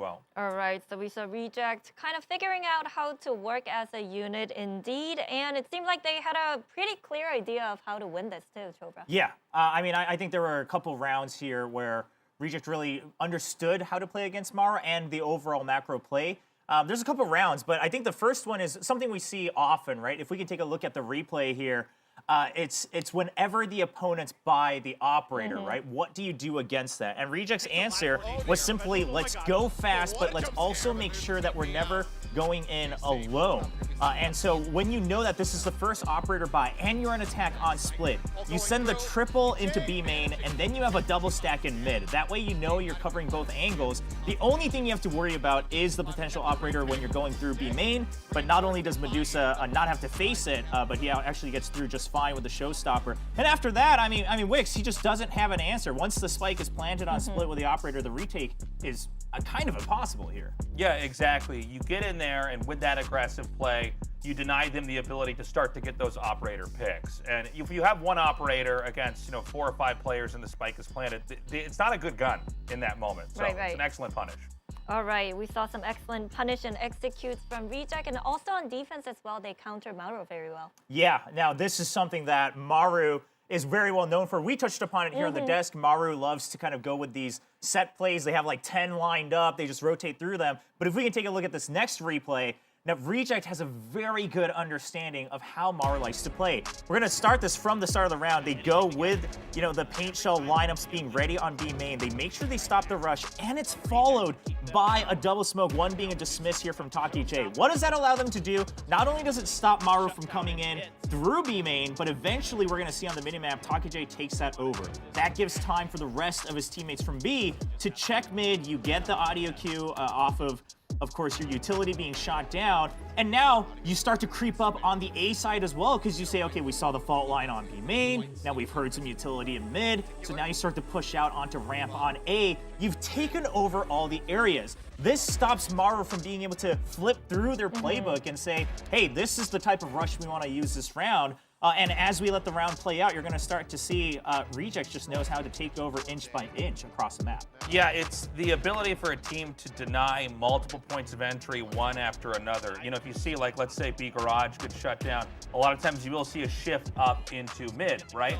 But then they can go ahead and check nearby mail. Is anybody coming through here? All right, well, let's confirm back advance, and then they can loop back around into B Garage, like we're seeing here now. And it was a pretty masterful defense overall. It was a round where if Maru Gaming was able to get into any of their initial points that they wanted to try to come in, maybe it would have been a moment they could have started to swing. The 6-10 score, that's a moment you really need to start coming back and coming back quickly. Yeah, absolutely. And we saw it here. Even though Moves is able to get through, the way that Reject had already positioned was they basically give up a mid. Taki J says, I've taken control of B Garage. On the other side, you say we have full control of A ramp. So then you just kind of empty out mid. It doesn't matter if they try to come through there. We got the first kill, and they're able to win the round once again. And I also want to mention Medusa too. I mean, he was really shining on that map, right? You want to talk about him? Medusa, I mean, it's very clear why he plays a duelist on this team. And there's one moment I think everyone's going to remember here. If we play the highlight here for Medusa, take a look at the replay. We had a moment where Junghai was about to get another clutch with his Rolling Thunder, right? So Maru, they actually identify where Anthem is. They start to really play this post plant quite cleverly. They push him out, they take over screens, and you're gonna see Junghai. He gets his ultimate with 2 extra kills here. But then, Medusa, what does he do as he's the last man alive? He pushes him out, and he hears the Rolling Thunder come out, and it's going to be the Raze Satchel Charge. He not only boosts himself away to buy time, but then he pushes him in! And the quick thinking there, knowing Raze's utility, what a good clutch. I mean, it was a really cool tactic to see in that moment, right? And that's not something that you just get from practicing with your team all the time. That's instinct kicking in. You see this moment, you say, okay, I think I know the angle he's going to come at it. I need to scoot myself away, but then I also need to get his crosshair off center. He does it, he punishes. At moments like that, had Medusa not pulled that off, this could have either been, we could have still been in overtime, right? This could still be being casted now, or who knows, maybe Maru Gaming skips a few more rounds ahead and wins. Absolutely, just because that was the round after the pistol, right, where Reject had just gotten their bye. It was going to be another save round, no force play available for Maru Gaming. I mean, sure, it's still not a great win having only 1 man alive, but if you lose that round, things start to flip, even though it's split, which is very defense heavy. So that was a very necessary clutch from Medusa, and it shows that he's that ice-cold duelist that they need on Reject. Yeah, so a lot of high game sense plays from Medusa as well, kind of bailing his team out whenever things got difficult. But what would you guys would have liked to see from Maru? I mean, I think for one, they had these role swaps here in Split that we're not used to seeing. I'm not going to say that that's the problem, but they seem to be a little more hesitant than they usually are. And I wonder if it's partly because Anthem was popping off on that chamber on Reject. We didn't see that coming. Yeah, well, you get a sniper that gets that many connecting shots, and it can take a team that is normally very aggressive and very in your face, and they start to dial it back into conservative behavior. And we've talked about this before, where Maru Gaming did seem to try to be a little bit more conservative in the first year of Valorant, and it didn't really work. And then when they did step it up a little bit more and be more aggro, that paid off. But you get shot down by a sniper a couple rounds in a row, and it's kind of a normal thing to happen. But yeah, and I think they weren't getting much ground. Yeah, and I think something you just hinted at and something the casters had mentioned during the game is also Maru has often struggled with this tendency to be the slow starter, which we've come to realize in Valorant does not work. No slow starter has ever won the tournament, right? You have to be just blasting through top condition all the time. And okay, maybe you come back here in map 2, but if that's how you start all of your best of 3s, best of 5s, you're not going to be able to win a championship or a last chance qualifier. Yeah, if you look at the statistics of who wins the first game and then who wins a best of 3 or best of 5, it's very heavily that team that wins the first one. But interestingly, with Maru Gaming, they have a lot of really bad first maps. Yes. And then seem to recover like we just don't see with other teams. So it's worth taking into consideration. This may be a pattern where we go into map 2 and they actually look a lot better.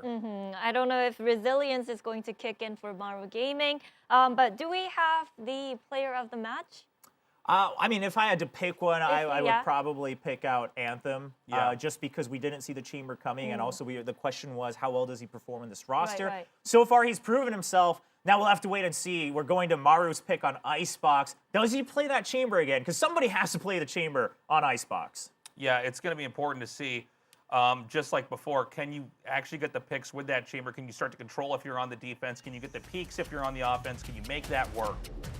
Well, we're going to see if Anthem is going to be on chamber once again, this time on Icebox, heading to Agent Select just in a short period of time. I mean, I would love to see it. His aim was so solid. I think it also allows, again, Intro to play an initiator where you can be a little bit more flexible, a little more aggressive, get that information. Yeah, we're going to see the chamber locked in. Predicted. And we're going to have the Killjoy here for moves. You know, Medusa and Nocti both locking in those Sages. The Vipers, again, very predictable choices on this map. Yeah, and I mean, I don't think there's any real surprises here with this agent selection. But I want to say, I think that's the problem. The fact that Shibab playing the Jet is not a surprise. That we heard Medusa calling him out that he's a one-trick Jet. And you're going back to a Jet on Icebox, which has slowly fallen out of favor. Some teams still make it work.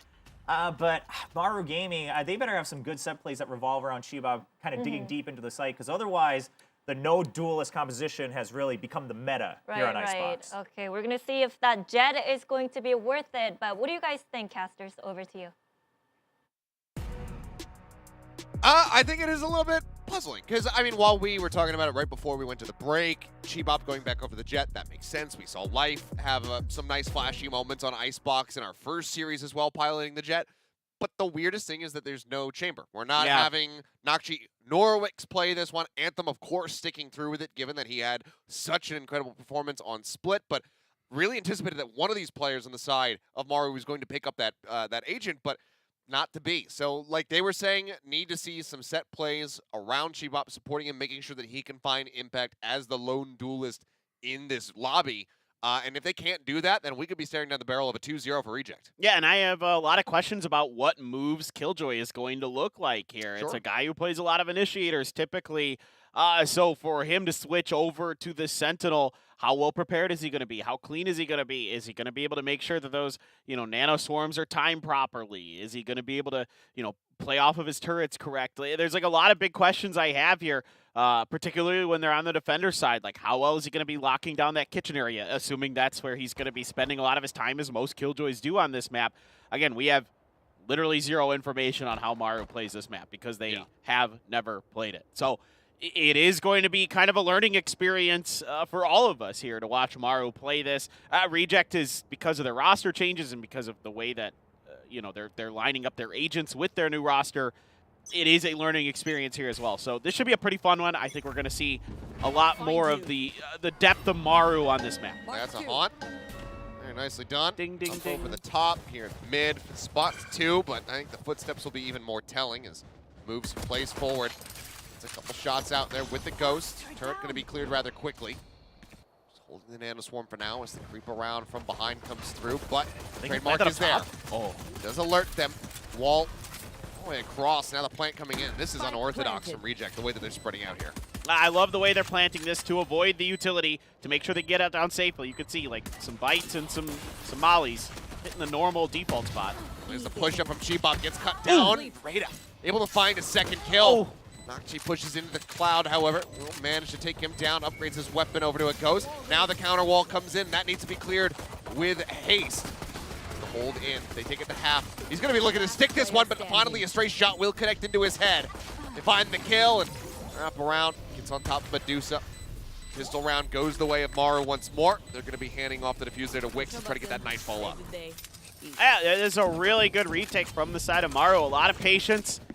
Even though the initial kind of double hit from Reita is quite good. I love the way that they planted the spike. I love that they get deep in enemy territory, but the retake's good enough that Wall is in a phenomenal position where it takes a really long time to break it down. You can throw your own poison cloud on top of it as well, but then they just start spamming through the smokes. I mean, these are just really, really good shots from Reita. Almost has. I thought for a moment he was going to get Nocchi as well, but not quite on top of it. So I think good stuff from both teams on this round. So a fun pistol round, an impressive pistol round. And a force. You're right. Oh, goodness, yes. They're going big time. They've even got the shorty here with Medusa. Everybody with armor, 2.5, 2 with Spectres. As they just storm their way here onto the B side. Zhonghai lurking above and Hall once more. Similar wall goes up, but Takeje going to be taken down first and foremost. Spike will get planted. And a Swarm offering up a decent little bit of chip damage there as Zhonghai rotates out around the wall, using it against them. Now sends out the Snake Bites, just hunting for intro, trying to flush him out into the open. They have done just that. They get the kill, they're looking for Reita, and there's the finisher. 3 weapons going to be retained here on the side of Maru to make sure they have all of the Spectres. The spike will be defused and recheck. Yep, they make a bit of a gamble. They put a heavier purchase in here in the second round, but Maru are able to shut it down. Yeah, I mean, it's Zhonghai from up top, able to find 2 really, really big kills towards Snowman that, I mean, really bust that round wide open. You saw a nice snake fight in there as well from him to displace intro. That round is all Zhonghai here. Just a great one. Even gets a little bit of damage. I mean, so smart from him, and then just Wix holding it down at the end. But that's the big thing. That's the big piece of the puzzle that really kind of propelled Maru to more success in Stage 2 this year. Is Zhonghai coming over from Damwon Kia as the IGL, and it really has some really good reads on his opponents and some really good shot calling. Yeah, Split might not have been Maru's map, but I will say, like, even in that match against DRX in the Stage 2 finals, there were some times on Haven. Ooh, nice shot, Anthem. Yet again. A nice one connecting there. Reita trying to stabilize. Won't be able to do so. Does get traded out. That's going to be a 1-for-1. And they actually lock Chibop off on this side of the map. As I try to get my words out, and Intro will be able to get the punish. So while they try to fake his position, does get sussed out. That was a little bit suspicious from Chibop that he just. Ooh, Zhonghai again. He just updrafted onto his own. Yeah. Snake bite. I'm a little bit confused by that. The wall goes up. The Sage plants the spike. Not the Viper. And then it's all right. They figured it out. They get the plant down. Now they look to defend this. I don't know who you could possibly be talking about. Neither do I. It just, I mean, I don't feel like you're clout farming at all. Definitely not. I will say it's fantastic to see Shroud back competing. It is. Long time fan. I mean, yes. Okay, well, Moon swings out around the backside of Yellow. Catches them off guard. Just domes Takeje. Intro now trying to get through this wall. Just breaking through the fragment. That's going to be juicy. Quite a bit of damage down. Time running low. 4 kills for Zhonghai, though, and the defuse will be there. 2 members left standing, still with plenty of cash in the bank. Maru pick up 3 straight rounds. Yeah, I mean, picking up their bonus, and it's Zhonghai again, who's just playing out of his mind right now for the side of Maru. Just having some great reads, finding some good timings. I mean, the only thing that looked weird in that round for Maru is Chibop updrafting into that snake bite. Well, I mean, the headshot would have done it anyway, but doesn't hurt to have a little bit of extra damage in there. And I mean, see Zhonghai just feeling it. This is a really good play from Intro to throw that fragment, swing around to the other side, knowing they're going to be displaced. Had an opportunity. Had he got that second kill, that round is his. Yeah, pretty much. Okay. There's Chibop. Yep. Gonna get a second one. Sees the head running across, still looking to hold the angle, but now it's gonna be suppressed. He can't tell when out of here. Need a little bit of covering fire as he waits for this to expire. The push up though. And while it's not Anthem, it's Intro. Finding the headshot, shuts him down. Well, throws the ult in. No command, just keep everybody at bay and moves. Picked off by Reita as he tries to wrap back around towards Snowman. Wix at the top will be good for 1. Can't quite get the spray controlled though. Finally, enemy Viper. Looks like this will finally be the time for Jack to get themselves on the board. Intro low on HP, spots 1. Not quite ready for that angle. And If he gets that kill on the Anthem, suddenly it's a bit more dire of a situation, but they will manage to make it happen here in the end. On the board now is Reject. Yeah, I mean, this is the one where they really need to get it done as they're finally able to invest in the rifles because of the forced buy on round 2. Chibop, though, able to find that early pick, but they chase him right down. You said they get the suppress on him, and it's all hands on deck to push for the site. Anthem again, still just really clean here. Coming into this, he's having a pretty decent app. 3-3, but still had a couple really. Zonghai is a buggy. Well, yeah, duh. I mean, he's kicking ass. Like, go for the bucky when you're playing this well. You know, luck may be on your side now. That is, you don't see that every day. You don't. Luo King for K1 sometimes does go for the buckies. He likes shotguns, but that's tomorrow. So buckle up. He's like Zumba, like 2.0, basically. Like, I watched a lot of his video, and he's always grabbing those shotguns. So, you know, he's tilting Tombiz into orbit from afar. Chibop going to be suppressed. Peeks out. It's a shot there onto Medusa's shoulder. Wicks, however, with his peek, he'll get the kill. That's going to force the res immediately from Medusa. Going down. Getting the reveal that they're looking for, though. As they start making their way forward. The Nightfall from both sides, crashing across everybody without audio now. She does get picked. Forward, though, into what could be this Bucky. Can prove to be difficult, but actually, no, as I take a look at the mini-map, the Bucky is on the opposite side of the map, and now he's going to have to try to retake the site alongside Wicks with that shotgun in hand. Plant coming down. Mike is there. From high. Makes his way past screens. The call comes in. Intro looking for the push. He gets the headshot. The instant shutdown, and Wicks is not going to be able to find anything. Intro coming alive, finding 2 here in the round, as Reject will find 2 in the map. Pretty good round here from Reject, even with the crisscrossing Nightfalls. They still had to invest quite a bit into that. So also for Maru, you're happy that you're able to scoop a couple big ults out with the res and the Nightfall, and still able to put up a bit of a fight.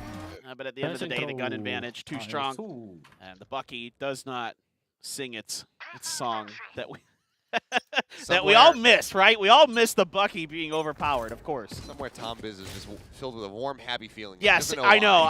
Yeah, he does not even watching the game anymore, and he just he's too busy sending me, you know, bad messages on Twitter. Not nice messages. He's making fun of me, Achilleos. It's okay though. Any pause we have to make fun of you with? I have no idea. You can't use the same ammunition that I have. No, but the thing is he uses the bald against me, even though he's bald. It's like he owns it too well. It's interesting. It's not fair. Well, see the stack is coming. Toxic screen up front, a turret on the back of A here. Now it is the buy, and you have the operators on the other side of the map. So see if they can get this down. Immediately, the screens pop up a turret, but you have the lockdown available. You could just try to flush them out here. Yeah. Anthem picked off at the start. Zhonghai throwing a bite on the one flank, just trying to deny some space. There's another one. Catches Medusa up top. Able to gun him down. Can't quite get Tucky J though. Still puts a decent amount of damage down onto the enemy Viper before dying, and now that's going to be the lockdown used. As far as tools to try to clear this out, it's going to have to be the lockdown. It drops perfectly onto the lockdown. Will be able to destroy it. Res out on the G-Bob, he's instantly traded back. Now the pit going to be invested as well. KJ really looking to force a victory here in the round. A 2v2. 2v1 as Nakchi falls. Moves. Gets one. The pit. Dropped. Is he prepared? Not quite. Intro. He's good to close it out. The round win goes the way of Reject, and now they tie it up. I love the way the Takajay did that. He got up on top where the Viper pit had wrapped all the way up, but it didn't fool. Didn't fool moves at all. Huh. That was a great round. A lot of back and forth. A lot of great counter moves coming through in there.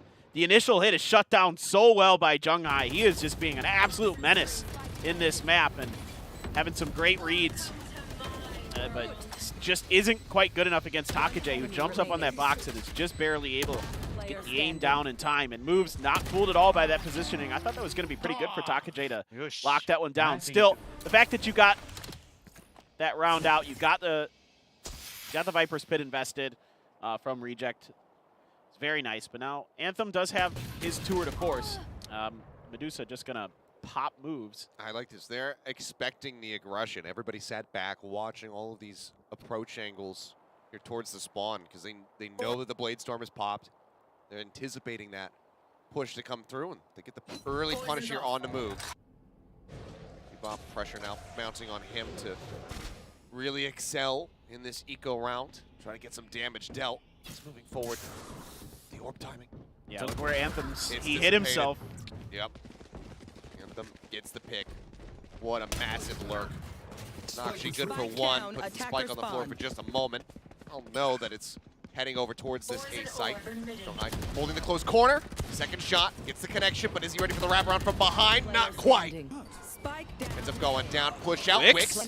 We'll find Anthem. 5 HP and a dream, though. 30 Need to be some monstrous headshots coming through from him now that he's got the Vandal in hand, and he won't be able to get Rada. So still narrow margins. Will be Reject taking the lead. It's been a crazy comeback here. I mean, 3 rounds in a row to start for Maru, and now 4 rounds in a row for Reject. And they're really starting to put the hurt down. I mean, this round now feels pretty dire. Yes. For Maru. Like, if they can't get this one going, the money's bad. They're back on some weird off-buys. And like you said, that lurk, I mean, this is just a great read from the side of Reject. Knowing that Chibop loves to get aggressive towards A with that Blade Storm, you know, or one direction or another, right? They were set up on both sides. And I think that was more for the Blade Storm than anything. Plus, on an eco round, you know, teams like to get a little frisky. So you got to be ready for it. So you can see this time around, they're going to snuggle Medusa in back behind the belt. He's just going to wait this out, see if there's any more fast pushes. But it's just an orb grab and a back off from the side of Maru. Wicks. Watching mid right now. No real space being taken by Reject. They're just seeing if there's going to be another, maybe a push out, maybe kind of a follow-up, kind of off that aggression of the last round. Right now, there's going to be some utility. They're going to see that poison orb over there. I don't think they want to mess with Junghai right now, like the way he's been playing. Chibop's expecting somebody to be moved up here alongside green, so he's got the tailwind popped at the moment, but he's not going to find a damn thing if he swings out behind yellow. In fact, all of this time that he's spent over there, it's just going to make it a longer rotation once his attack comes through. 0 point out, finds nothing by pipes. Prowler to try to lead, and now it's going to be the null command. That's going to be the call. The push is coming through here on A, but actually just swings out from behind the box, finds one, but he won't be able to get Intrum. Wicks will put him on the floor, shutting down the robot, at least for the time being. As Rada gets cleaned up. 2v3, unless they can get the res. Moving forward, they're looking for the spike. He sees him on the corner, but he cannot steady his aim. Takajay will come up with 2. Trope finally finished off, but Chibop with an operator versus 2 players. Needs to try to swap this out, but they're playing a ring around the rosy right now, and as they come around the flag, Takajay will find him. The operator lost, and the lead stretched. 2 rounds now up our Reject, 5-3. Just devastating here. What a play from Takajay. He lands the snake bite right at the feet of his opponent, picks up 2. I mean, just a huge counter. I mean, some great utility on the back towards Nakji to clean him out. It was a little sloppy at first, but yeah, Takajay on the flank, able to find the third. And yeah, they're really feeling it. Now the money's just back to, you know, an eco, 2 sheriffs in a frenzy for Chibop. And yeah, they're reading the map really, really well. I think that maybe that poison cloud over on B gave away a lot of info about where they wanted to potentially hide that operator. So now you're seeing the poison cloud over on A instead. Some damage being done to Anthem as he's trying to hold that narrow angle down in towards the A site. Right now. Too concerning though. I mean, not even really enough to force a heal out here. Yep. Just 16 that you would recover, so it's better to save that. So we're all fairly negligible. Chibop's still kind of creeping forward over at green. Isn't really committing to the aggressive position. He still sat back with that frenzy in hand. And we're dueling Nightfalls once again, but didn't work out so well for the side of Maru as it was on Nico last time as well. Around, he sees the shoulder. Shots flying. Warning shot there for moves. We'll just go ahead, back away, back up into the tube towards Kitchen. G-Bob again trying to get himself into a more forward position potentially here, even though he does have that frenzy. Anybody that he can kill would be massive, but it's caught right out of the open. Now the wall comes up. Spike is over at the A site. It's all an elaborate ruse from Reject. They cut sound so long ago. Yep, fairly rude awakening about to come through here. Seems like Moves may be privy to this. Takajay finding the kill. Plant getting ready to come in. Nakji with that elimination. Maybe he thinks, have I bought enough time? Have I put the spike on the ground? No, I have not. Just gotten a singular kill. Nakji, he will see the other Sage. Just give him a wave. Go ahead and retreat. It puts Nakji in such an awkward spot. I mean, he's got to get over to the plant. He's got to try to do something. There's no reason to save here, and now you got to worry about the opposing Sage. And then, of course, yeah, the location revealed to Anthem.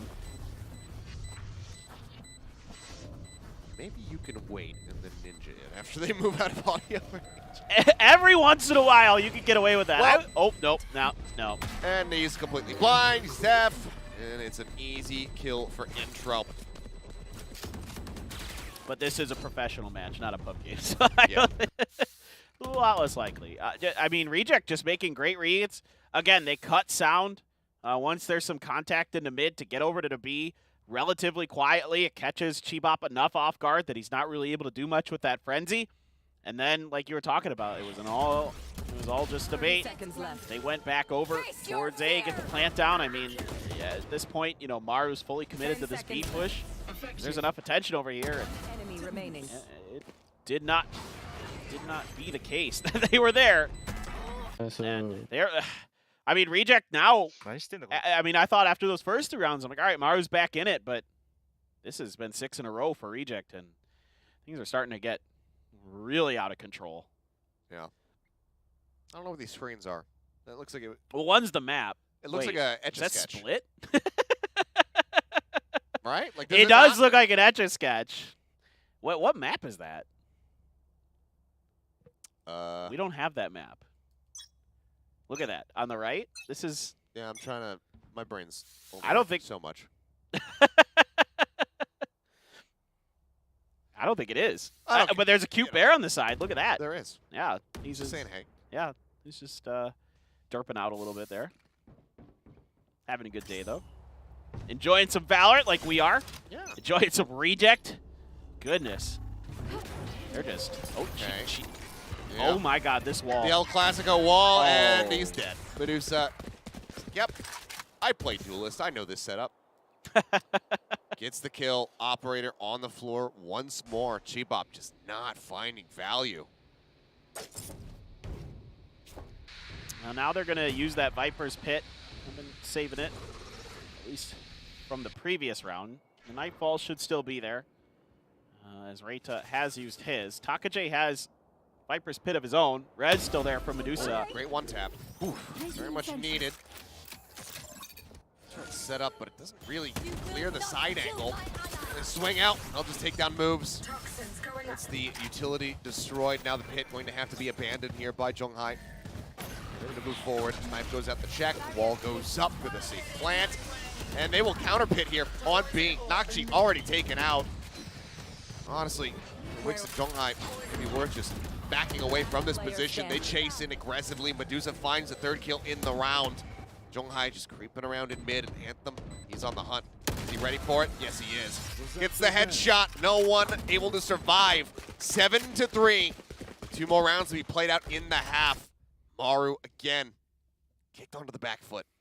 I mean, this Reject team is firing on all cylinders. They're just so well coordinated. They're just playing off of each other so well. I mean, yeah, like a great one tap, but you know, they've got their own utility, and they're being really patient with these spike plants. They're taking their time. They're waiting out the counter pushes, the counter utility from Maru before they go for it. Okay. And they're playing mind games with Maru, right? Like, Maru has to worry about, is this a fake? Is this a re-rotate? Like, because they've been doing that kind of stuff too. Or where the hell are they planting the spike on the B site? We don't know, because it's been all over the place. Where do we put our utility? It's a really, really fun way that Reject is playing this map right now, because it is so different every round. Round to round, everything looks different. It's so well thought out. Like the changes that Reject have put together for this event are top notch so far. Actually spotted. Back away. And, oh, Anthem going in for the chase. Kind of gets baited there. Yeah. Hungry for the kill, ends up getting shut down. Good headshot there from Cheap Up. More of that, please. Yeah, nice little bait and switch. Something that Maru really needs to start stringing some confidence together. They have to turn this round on its head sooner rather than later. I mean, this one's going to be tough because it's an eco, but got to find him somewhere eventually if you're going to beat him at this point. Because right now, Reject is just got their foot down on the gas, and they ain't letting go. Seems like Maru might still be suspecting 30 that this seconds is going to left. be an A hit. Oh, yeah. You're right. With the wall getting placed now, call will come through, and everybody will start storming their way over. They'll leave Cheap Up behind a little bit longer. Spike goes across. Medusa again, thinking about chasing through the wall. He does so. Zhonghai going to be safe for now. Up on top of the walkway, the drop down is there. Wick's unable to find the shot, but moves will get it in the end. 4v3. Weapon advantage still very much there for the side of Reject.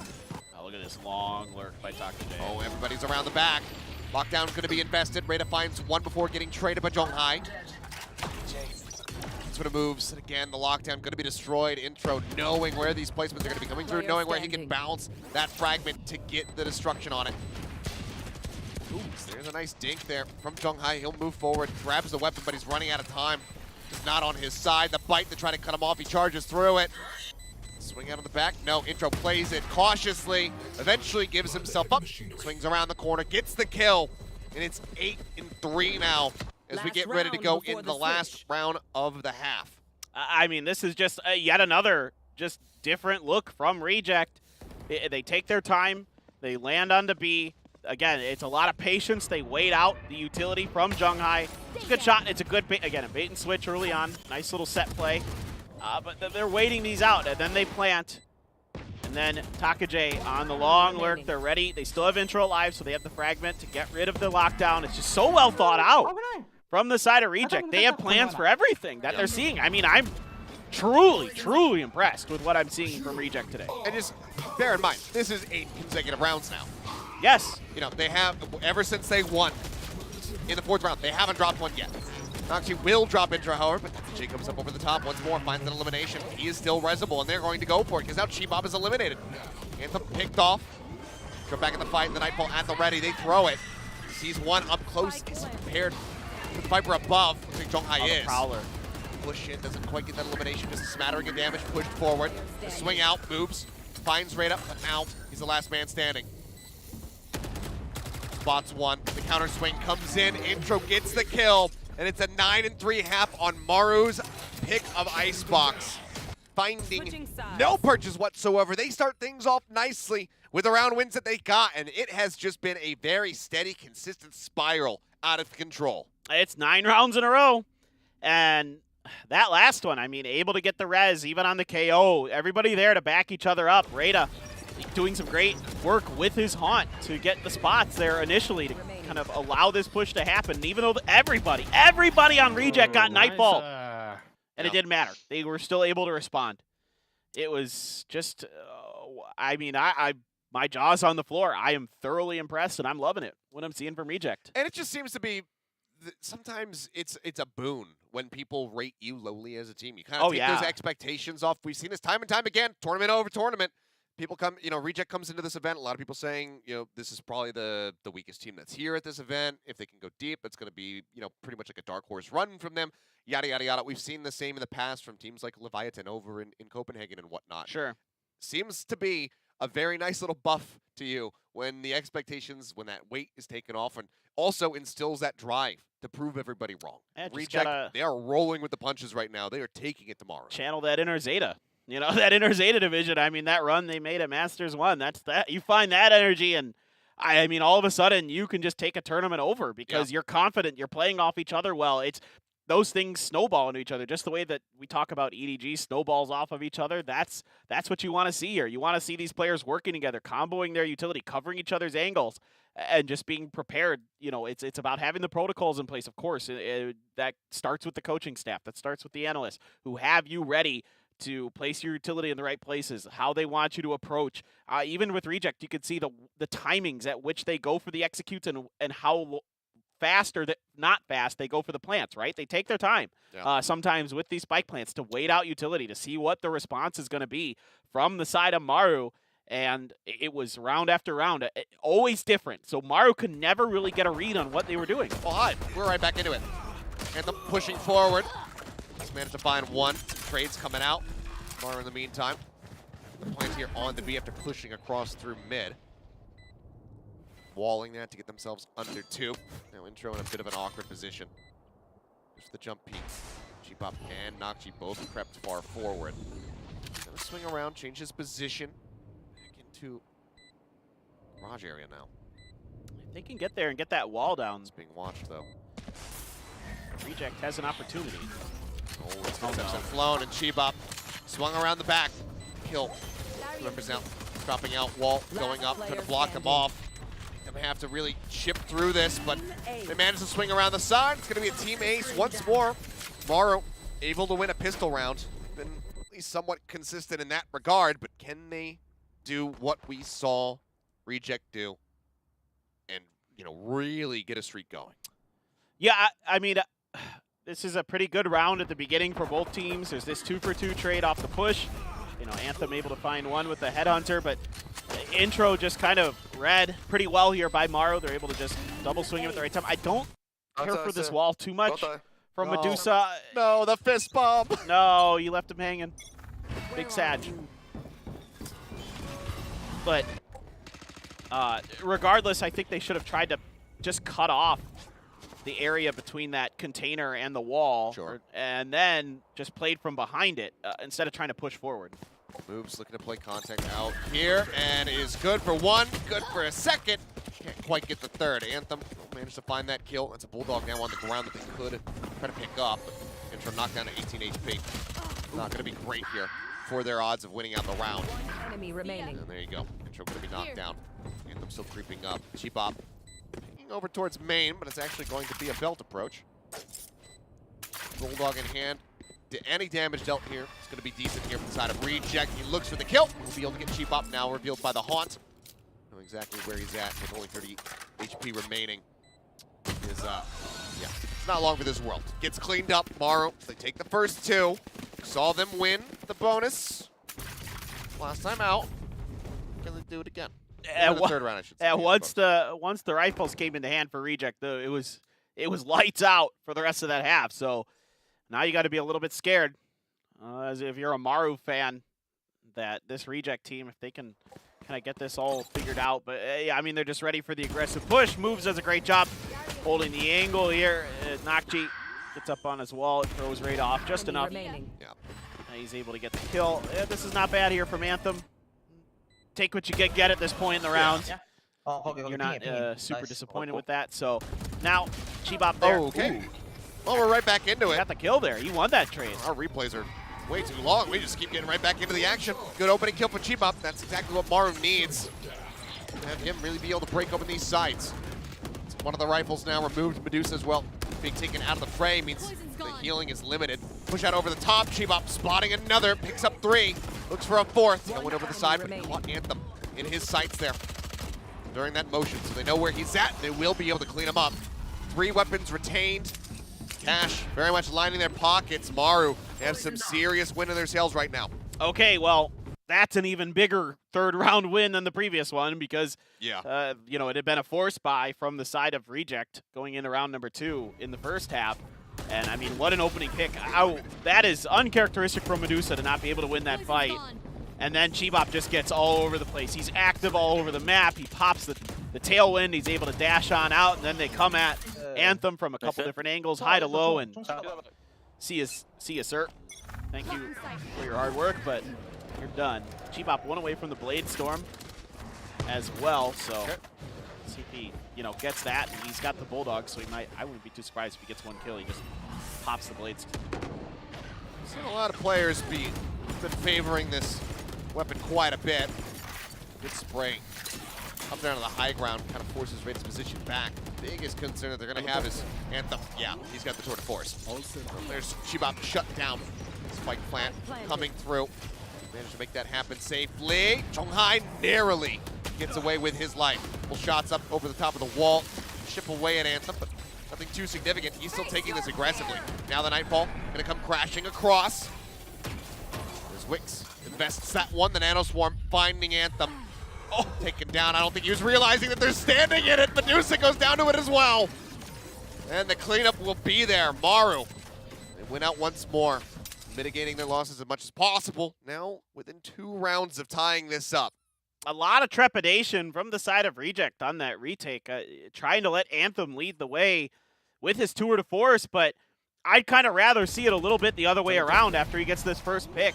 You know, there is a lot of utility invested, but we start sending, you know, the bodies out in front of Anthem, keep that tour de force alive. All you got otherwise is Sheriff, so I'd like to see that be a little bit more aggressive on that retake from the side of Reject, but off the off.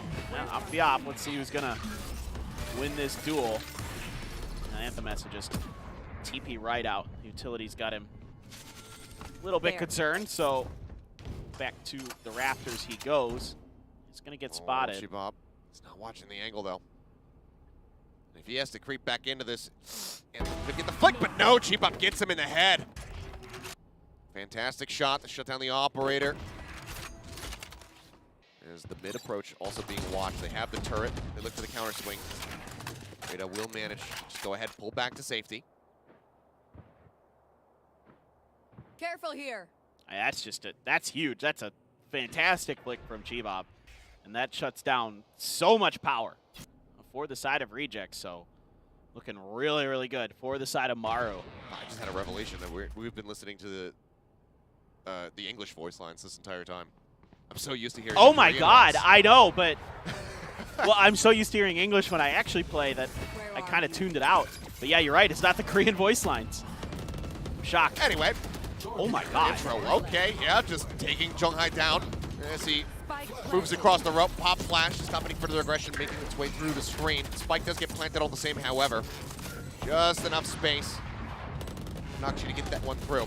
Ball now going to be broken down. Turns the sight to the left. Will find J, but ends up getting traded. There's that as well. Chibop and Wix, their work cut out for them. The Spike already held to half. Chibop swings the corner, finds one. The close angle. They will be able to gun him down. The Bladestorm is well invested in the last few seconds there of the round. Operator held on to. Rez committed just for the sake of Econ. And Reject, they will keep them at bay. Hold them at arm's length. Stop the momentum for now. Whoa. What a round here. I mean, even losing the operator early, and they're still able to recover. Good job by them to get in there, get that wall down. Medusa doing a lot of hard work up front here. I don't know how Intro hits that shot. Yeah, I mean. That is just freaking nasty. And then Medusa, you know, they get the wall up. He gets body blocked by Reita, knowing that they have to get this to at least half. I love the way they play that. Playing for each other here is Reject, and it nets them their first win of the half. See if they can maybe string together a few more, but the pockets were deep for Maru. Yeah. So they're able to invest in probably at least another round after this. Has been whittled away at a little bit just because some of these rounds have been so very close. This time, not in a position to try to shut down this lockdown, so won't be able to just go ahead and destroy it with a fragment. Snake bite out, but looks like it might have been blocked by the wall. Yep. Nakji timing that one well to keep himself safe. Hit going to be invested by Chonghai. Counter pit not quite available unless Nakji get himself an elimination. Medusa swinging around the side. Chibop down so very low. Marked, and the fragment, he lands right in it. Intro gets the kill. The Haunt moving forward. Wake's going to be taken down. Nakji, Chonghai each finding a kill very quickly, but Medusa picks up two, and suddenly it's just Nakji. The counter wall comes up. 20 HP in a dream as they hold on to this defuse, and Anthem will get him with a headhunter. They will hand off the defuse here to the chamber, allowing him to try to get that next tour de force up. This Reject bring it within 2 of closing out this series. Oh boy. Another pretty good start here for the side of Maru, but the counter utility is fantastic. They're able to isolate and eliminate Chibop with a combination of a couple different things, and finally it's the fragment from Intro. Then it's a Haunt right into the middle of that Viper's Pit, forces the members of Maru out, and there's players. It's Medusa waiting in the wings for the members of Maru to come scrambling out of there to avoid potentially pressure or the spot from the Haunt. And what a retake there for Reject. I mean, really good combinations there, utility. Yeah. And I got to say, intro looking great. Yeah. On the first map split, not as as heavy-handed of an impact as we're seeing right now from him, but he did his job. He was, he had his place set up with the KO, making sure he was flashing for his teammates, keeping them safe, buying space, denying plants, etc., with his utility. Now he's kind of just taking things over. He's taking it into his own hands, and this is the intro that we wanted so desperately to see when he was playing on Damwon Kia. Yep. Yeah, no, I mean, it is a bit of a different role for him, right? He's been on KO, whereas when he was on Damwon Kia, he was more of a controller specialist. But still, regardless. I mean, he's changed roles multiple times. That's very true, too. So it doesn't matter. We're still happy to see him, be able to perform at this level. I mean, look at this. 10 assists. He's got the most assists. He's got the most kills. He's got the least deaths. I mean, he's doing everything. He's been really impactful with his utility. He's able to counter those Killjoy lockdowns. We've seen him land a couple good fragments to either bother the spike plants or in that last round get that kill on the Chibop. I mean, it's looking really good. He has good game sense. We've seen a couple, in my opinion, a couple good times where he's fallen back off of potentially dangerous moments to avoid death.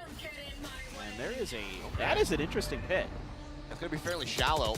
Widely just block off just enough of the plant space. You see there on the mini-map, everything that it does cover.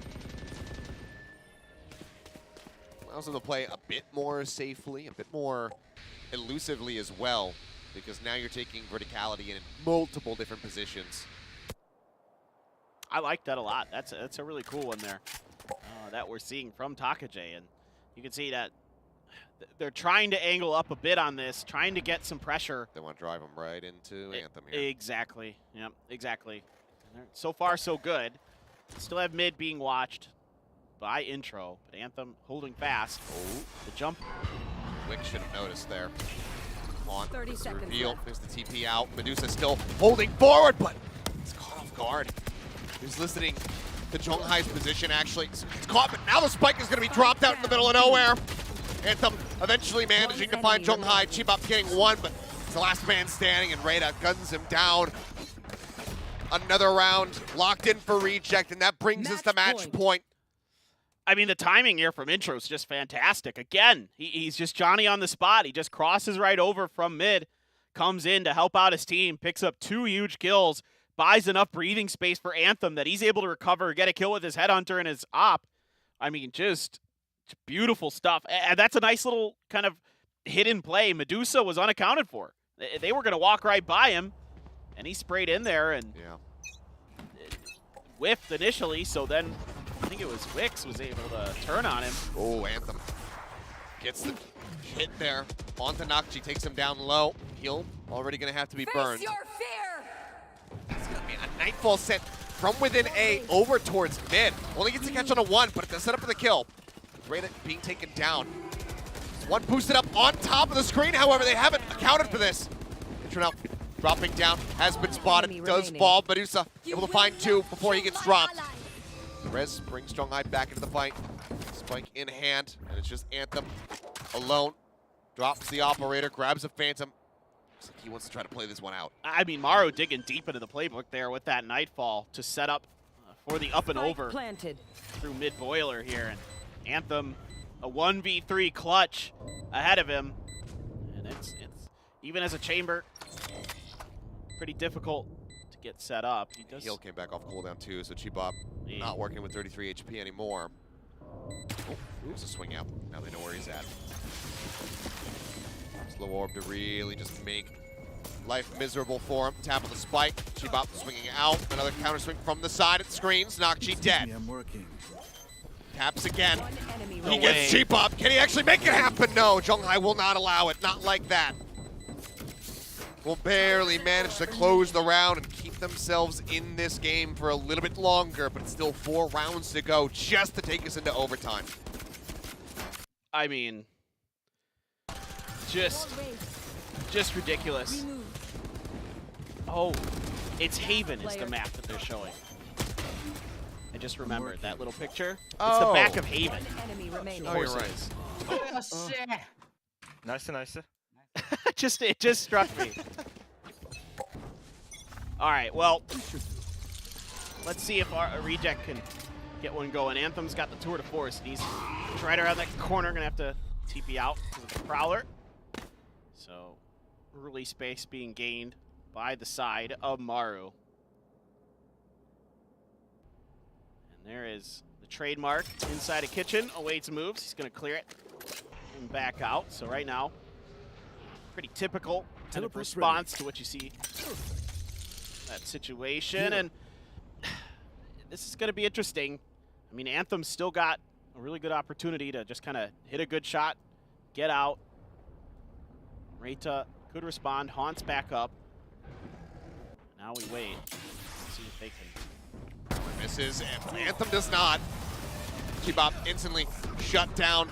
Tailwind unable to be used. You force the TP out. Fragment sent in by Intro, just trying to buy some time. Here. More bullet left to go. Everything to play for now. Tomorrow, they need these shots to connect, and so far, it's looking good. Zhonghai finds one. Swing out from Reita. He nearly gets him, but Zhonghai will win out in the end. 3 more members to deal with. Now just 2.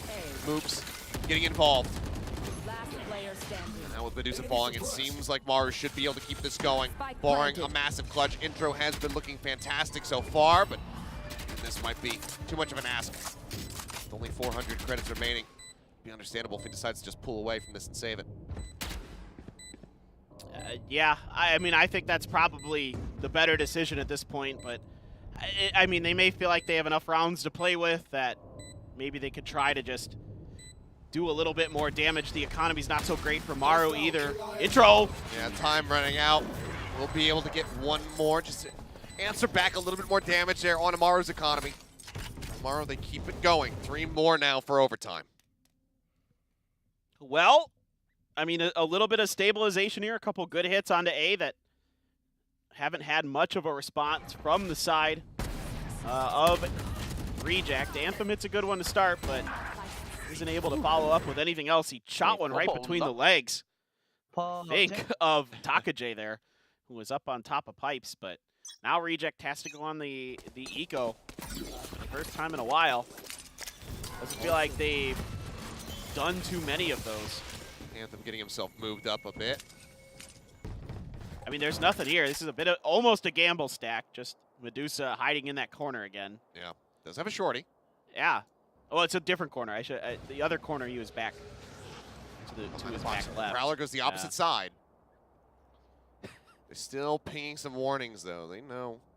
They know something's up. Eco rounds. But they didn't ping the one he's behind. Some devil has a shorty. And, okay, Wix doesn't check it. Oh, got the gun. Weapon recovered. Oh, my God. Wrap around from behind. It's not going to be able to get anything else, but just a little bit of damage dealt. Wall goes up. Plant coming through. Zhonghai needing that heal once Nakshi's done planting. Everybody else rotating in from behind. Intro gets one. The Sheriff shot. Claiming moves. The knife goes out. The flash is there. Zhonghai trying to jump. He's trying to deny his legs, but he cannot. Intro strikes him down, and suddenly it's all on Nakshi, and he's dead. 2 shots out of the Sheriff. 2 heads connected. The defuse is there from Reita. And he will bring it home for Reject for Japan. They take down Maru 2-0. I mean, this is just a beautiful performance from Reject on both maps. They looked really collected. They played great as a team. Anthem has to be someone that nobody expected to be playing like as good as he is on the chamber. And he's phenomenal. Intro, great to see him come back on Icebox and indeed look just absolutely lights out. And then, oh, Medusa. I mean, it's just, they pinged everywhere but that box. They checked every corner except that one. Oh, it's so sad. I mean, and then he grabs the gun. He has an opportunity to do some serious damage. Reita just absolutely nuts today, too. I thought Reita played really, really well. Yeah. Overall. His fade is really strong. His utility really impactful. I mean, the whole team. Yeah. Oh, honestly, yeah. Everybody from Reject. Everybody. Just one of those moments where everyone had their time in the sun. You know, Medusa, he comes into this map, bottom frags, but with the impact that we saw from him on the first map, obviously it's not a a performance issue. yeah, he shifts over to the Sage. He doesn't play like a battle Sage too much. He just fully plays util to back up his squad and plays it beautifully. Taka J, super consistent between both maps, hitting some great flanks, hitting some great timings. I mean, really, really impressive all around. You're absolutely right. From Reject, this was a team effort, and I was super impressed. I thought Maru was going to have a pretty good run at this to have a good shot at winning, but not the case. I mean, we'll have to see if they're going to be able to bounce back because they and ONS Slayers now find themselves in the lower bracket and have to make those miracle runs if they want to be a representative over at Champions. But for EDG, for Reject, it is a day to feel good about as they pick up their wins. But man, yeah, a hell of a crazy day. I think first series kind of going the way we anticipated. This one, maybe not so This much. one went a little bit different than I thought. But it's pleasant surprises the whole Yes. way throughout. But again, I mean, this is just the first day. There's a hell of a lot to unpack, and we're not qualified to do it. So we're going to go to a quick break, and then when we come back, we'll have the analyst test to break everything down and close out the show. And of course, there's plenty more to have because this is just day 1 out of 7. We're going to go the whole way through, no breaks. So we'll see you guys more tomorrow.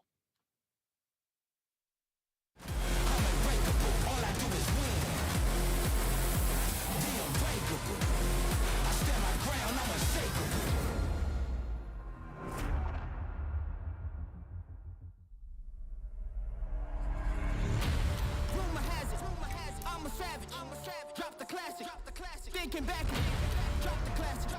To establish that the magic, it's automatic. Got a mask. Who was that? Living legend, lethal weapon, mastermind, never tired. Tell them all. Big dreams, I got big dreams since like baby. I've been joining forces with the likes of an A-team. Jumping off of buildings used to be so stimulating. Now I'm reaching new heights. I'ma need the off-whites. Play with the fire, you get burned. All of my struggles became lessons well learned. I got desires that keep me grounded, that's for sure. Cause one day we gon' make it out this earth. Where's your worth? I'm sick of your talking, you got the wrong one. I'm taking your king and I leave him broken. If I am in second, it's after no one. Just give me a second to let them know. I'm the headline, the deadline. I'm ahead time, the rare kind. I'm a living legend, lethal weapon, master, minor. The king is back like prodigal. I gave him time, it's been too long. Was silent calm, but now the storm. I'm not the one you can't ignore. I never politic, if I want it, I'ma get mine. Never fake the funk, can't perform for your empire. Snatch him out the throne, make them all fall in line. I let the clock tick, count down, cause I'm sick of your talking, you got the wrong one. I'm taking your king and I leave him broken. If I am in second, it's after no one. Just give me a second to let them know. I'm the headline, the deadline. I'm ahead time, the rare kind. I'm a living legend, lethal weapon, master, minor. Big time. Out of the ashes, a phoenix arises. Faith of a mustard seed can move any mountains. The people are watching, so I cannot stop it. Been down for too long, now I gotta rock it. Had to get it out the mud, you know how it goes. Now we sitting at the top, had to bring the bros. Never thought I'd be the one who would play the role. Now look at where we at, man, who would've known? Temperature rising, I feel the pressure is on me. Luckily, I've been out here building an army. Camouflage on a ride, we run this party. We kick them out the game, cause they wanna come tardy. This is for the ones who've been chasing their goals. If they was sleeping on the kid, now they bout to be woke. Lights, camera, action, we ready to roll. Alright, faces, everybody, let's put on a good show. I'm sick of your talking, you got the wrong one. I'm taking your king and I leave him broken. If I am in second, it's after no one. Just give me a second to let them know. I'm the headline, the deadline. I'm ahead time, the rare kind. I'm a living legend, lethal weapon, master, minor. Big time.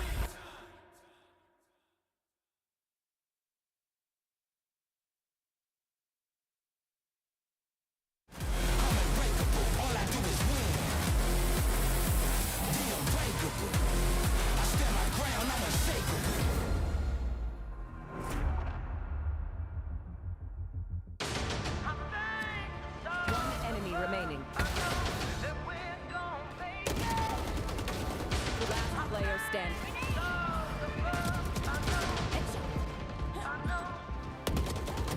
Enemy remaining.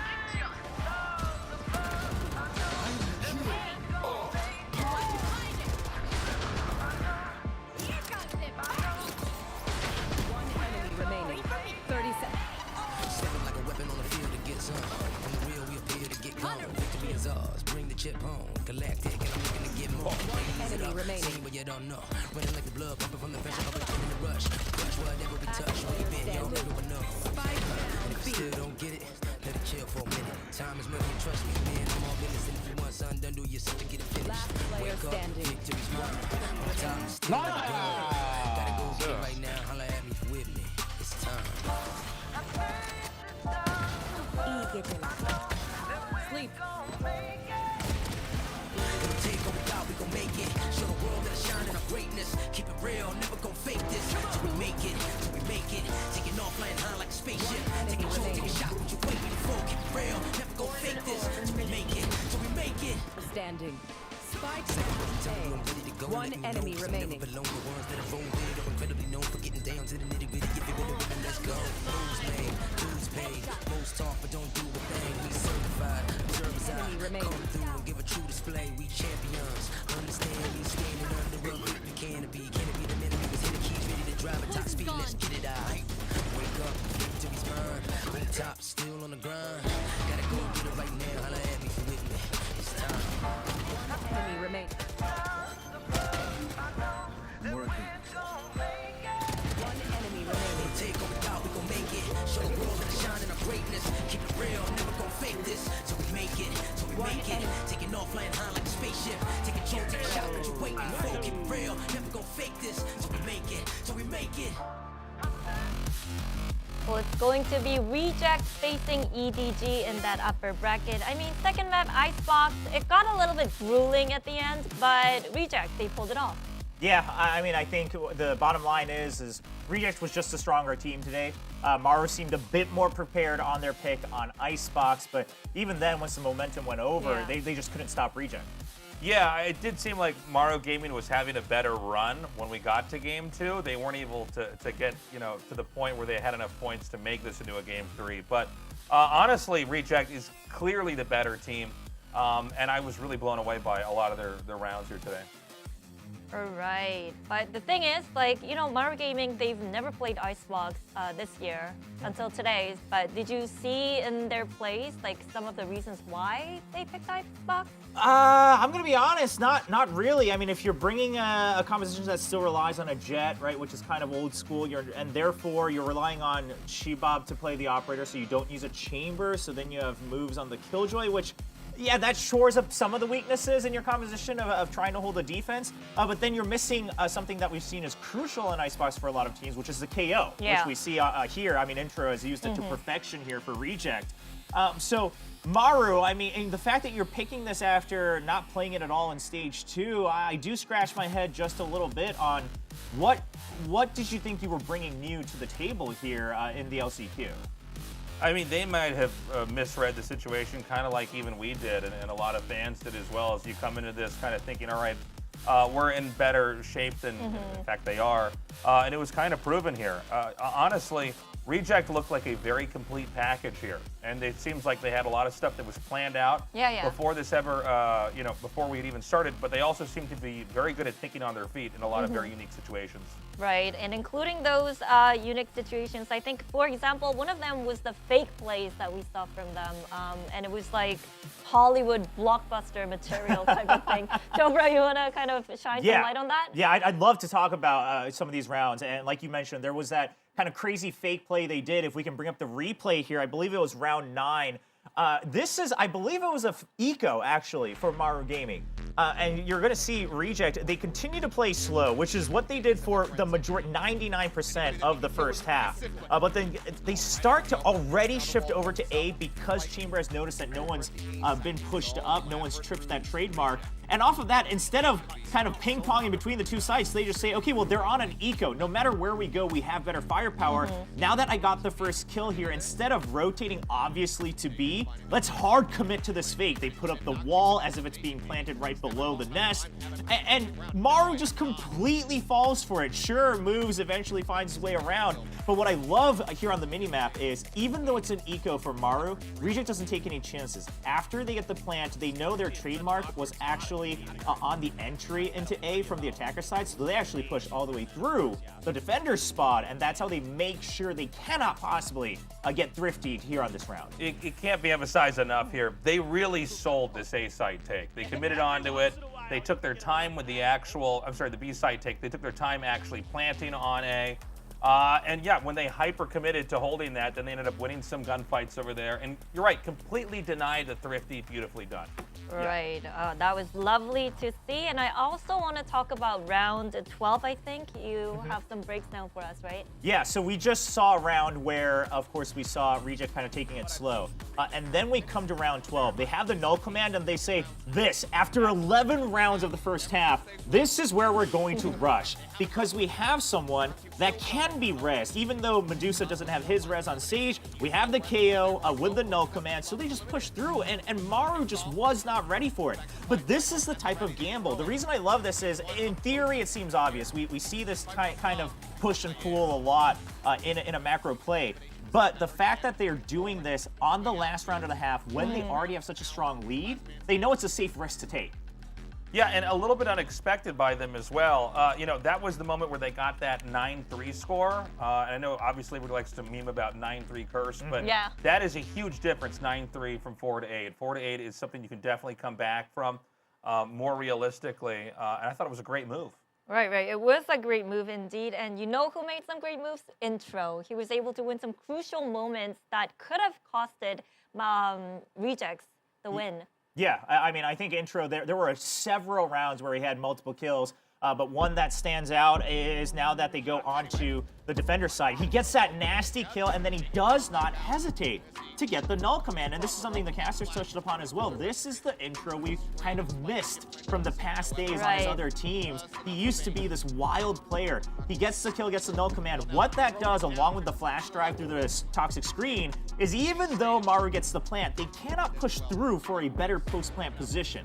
So after that, Intro has really already done his job, and then he's able to get the help get the finishing kill as well. And I would agree. I think he is absolutely the man of the match here on Icebox. Yeah, definitely the MVP, looking at the way he was able to perform back then. And it's really exciting to see just how much synergy the team has here. I mean, this was the big theme for us coming into this today, was how is Reject going to do? Because we know, the independent parts of this machine are all very good, but are all the cylinders going to be firing at once? Is everything going to be working together so they can actually pull off an important match like this one?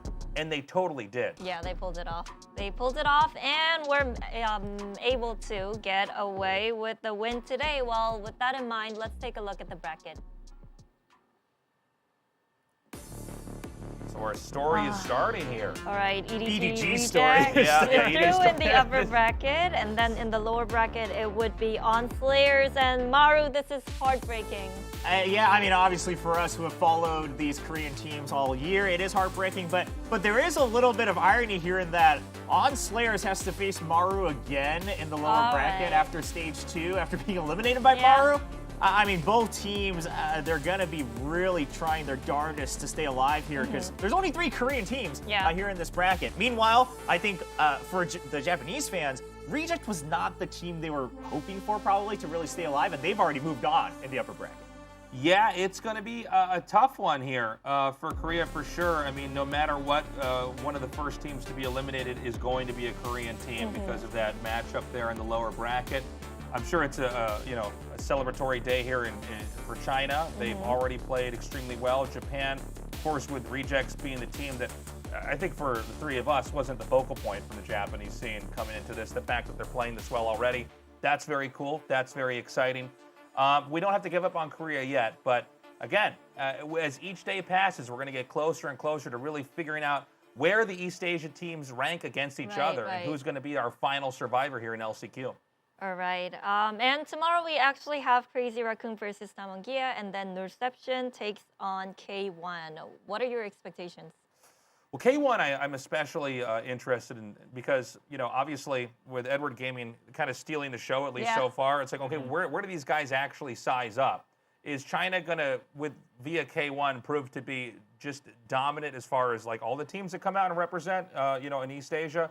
Or are they going to have to fight a little bit more with Japan, with Korea? So that's what I've been looking at. Yeah, what do you want to see? Yeah, and I would say tomorrow's going to be a real tough test for K1. They're going up against Norception, who just came back from Copenhagen. No roster changes. They have a star player in Meteor, of course, who often plays the Jet or the Chamber. Now, the other story, as you mentioned, Damwon Kia's playing. They just went through some big roster changes. Lakia's back in Korea, baby. I want to see, is he back in form? Can he really prove that he can create some new Lakia zones worldwide and make a splash here in the LCQ? Yeah, well, we're gonna have to find out tomorrow because that's all we have for today. Well, thank you guys for joining us tonight. We'll be back tomorrow starting at 4 p.m. KST. We'll see you then.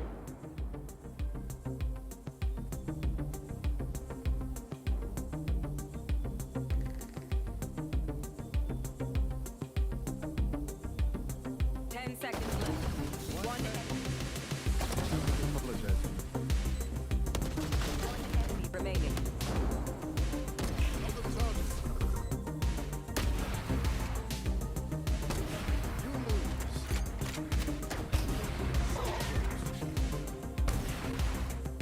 One enemy remaining.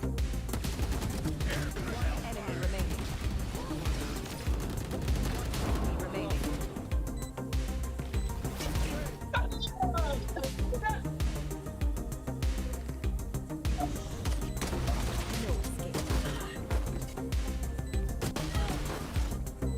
One enemy remaining. Enemy remaining.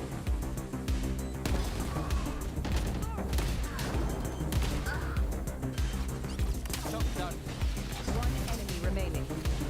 Spike down B.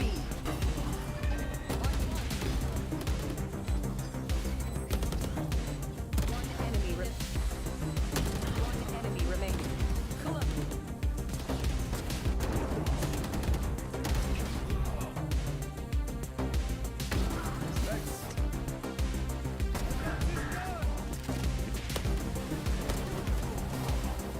No charges. Satisfied.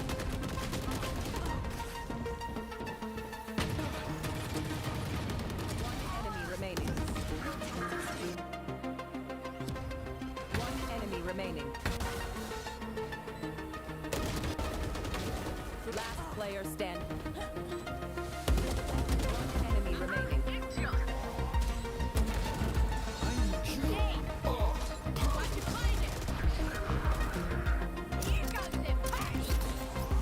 One enemy remaining. 30 seconds.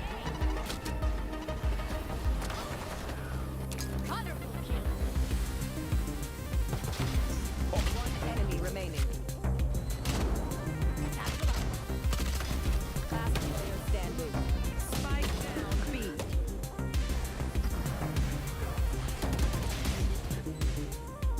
Last player standing. One enemy remaining.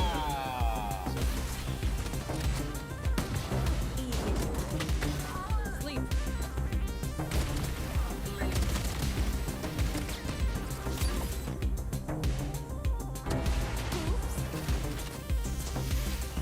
One enemy remaining. Ending.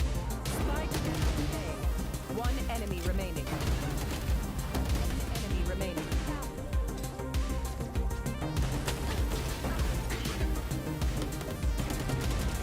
Poison's gone.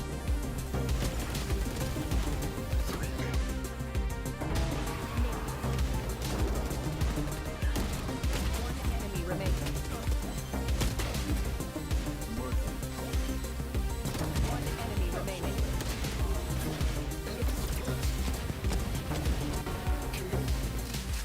One enemy.